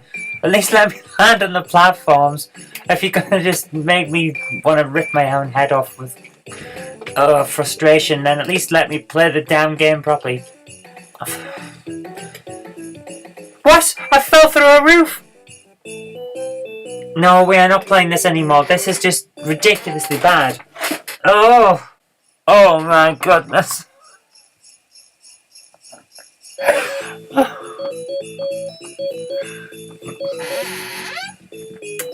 Some games are awful. Other games have awfulness thrust upon them.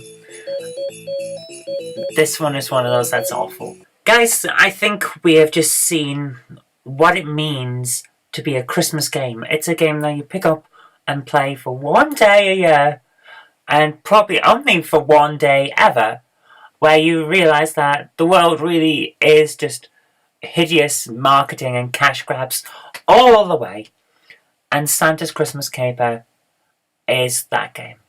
It's just, oh. I feel even worse than I did when I started.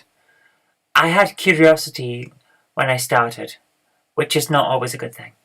Because it leads you to, like, what's this button do? And then horrible things happen.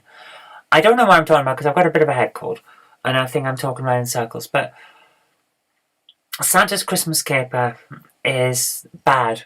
It's not Count Duckula 2 levels of bad, but it's bad. So I recommend you don't play it. Unless you really, really, really don't like yourself. And then go ahead. Because, what can I say? But anyway, there you are. It's just awful. And even the enhanced Amiga version from 2 years after the rest, it's just, why would you do this?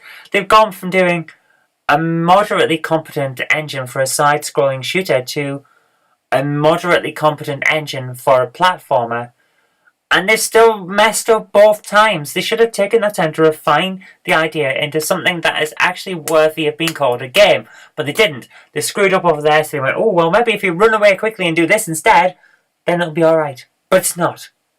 It's awful. So, there we are. It's just awful. Okay, guys. Thanks very much for watching. I hope you did like this, and if you did, remember to click the like button. I don't know how you're going to do that, but if you did, then click it. Remember to subscribe for future videos because we'll be more in the future, and do send this to your friends so they can see a terrible, terrible game as well and then laugh.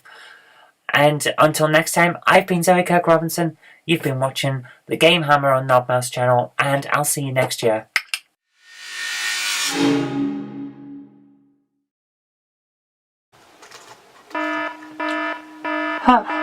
Oh no! The radiation's out of control!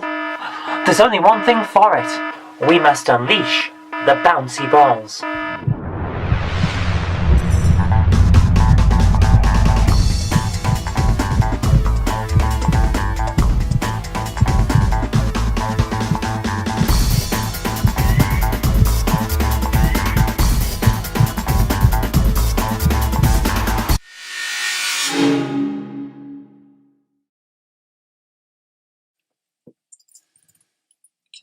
Enter.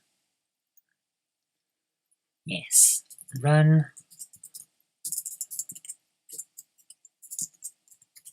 Croco.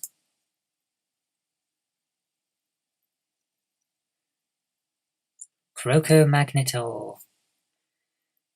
Love this game.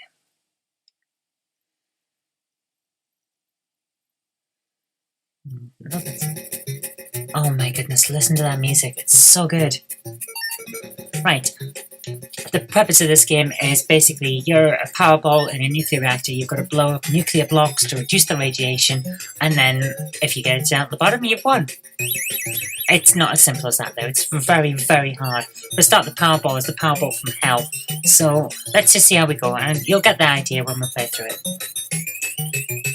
Okay, we've got this blue ball that bounces back and forward to this fantastic soundtrack, and we use the cursor keys to move up and down. We can use the joystick, but you'll lose a bit of the control because the keyboard is far more sensitive.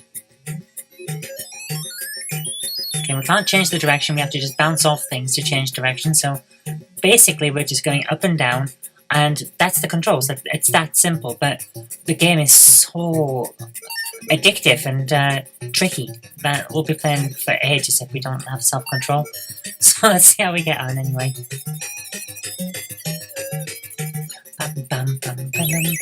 And I just hit that green thing, which you shouldn't do because it will burst the power ball and then we don't get anywhere. The music is so good. But let's try it with just sounds. There. Doesn't that make the power ball sound really like firm, you know? Like boing, boing, boing. It's an actual ball now instead of just a concept of a ball with a techno beat track for the background. I think it makes it sound far more solid. It has a feel to it now, although that might just be me. It's a shame you can't have the sound effects and the techno soundtrack. That would be nice.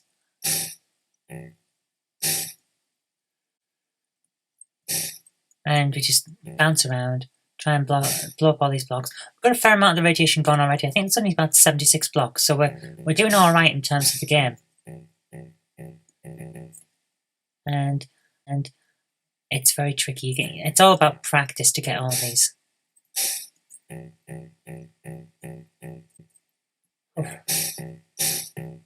Getting around that corner can be tricky, so I'm glad we did that. Oh.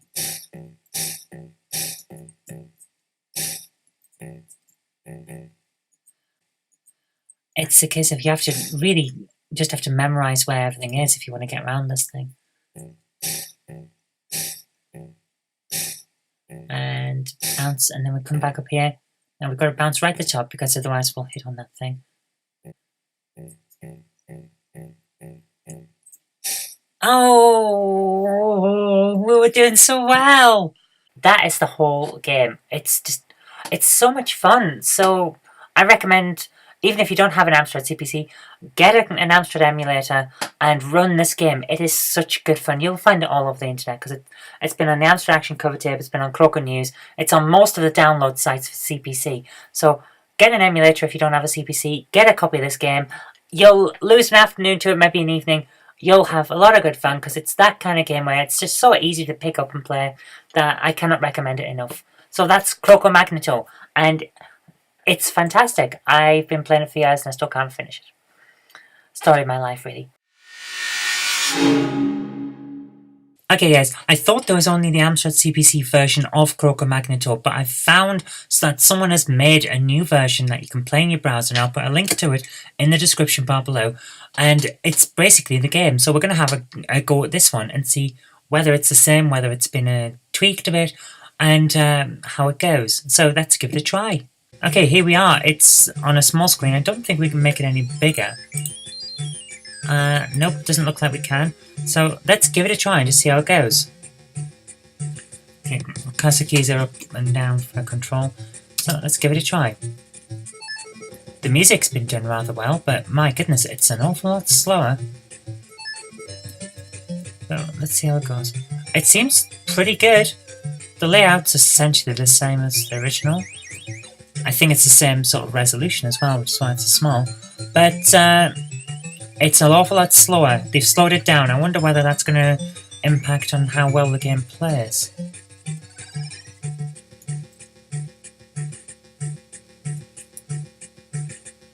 Well, so far, so good. yeah, it's a lot slower, and it's making it slightly easier to navigate those tight turns. Oh no, so I'll probably do something remarkably stupid and get killed for it.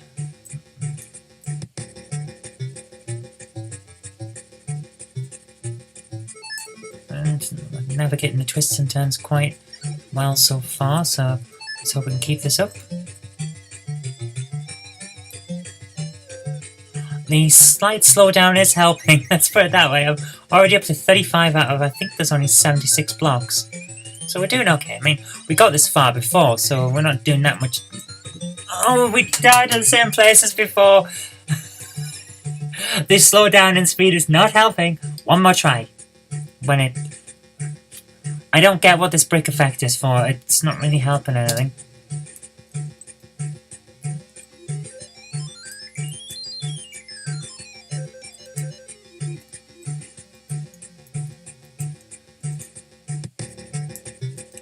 The music keeps cutting out. Oh, the music's cutting out because it's not replicating the music from the original.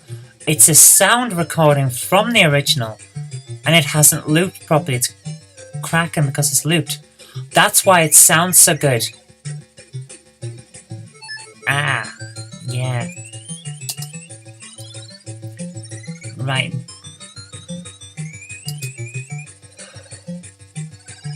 The graphics, I think, have been remade because the ball doesn't have the same thing where it's actually two sprites that don't quite link up when it's moving fast. So I think the graphics have been redone. They may have been grabbed from the CPC and like sharpened up a little bit, but they've been redone. But the sound has just been recorded straight from the CPC. And there you are. You see the click? It's not quite looping properly. They could have cleaned that up a bit. I mean, it's not too hard to edit off a click at the start and end of a sound file, surely. But oh well. I mean, the gameplay's alright. It's not bad. It's not as fast and as intense a feeling as on the CPC, but it's not bad. Oh, for goodness sake. I seem to be destined to completely fail every time on that one spike. This is a really good version of the game. I'm actually impressed by how well that's come out. It's not as fast, it should be faster, but aside from that, it's a really good version. So I'll link to it in the description bar, and you can go and have a look. Anyway, thank you very much for watching. I hope you did like this, and if you did, remember to click the like button, share it with your friends so that they can see a good game too, and do subscribe for future videos because there will be more in the future. But until next time, I've been Zoe Kirk-Robinson, you've been watching the GameHammer on the Knob Mouse channel, and I'll see you next time.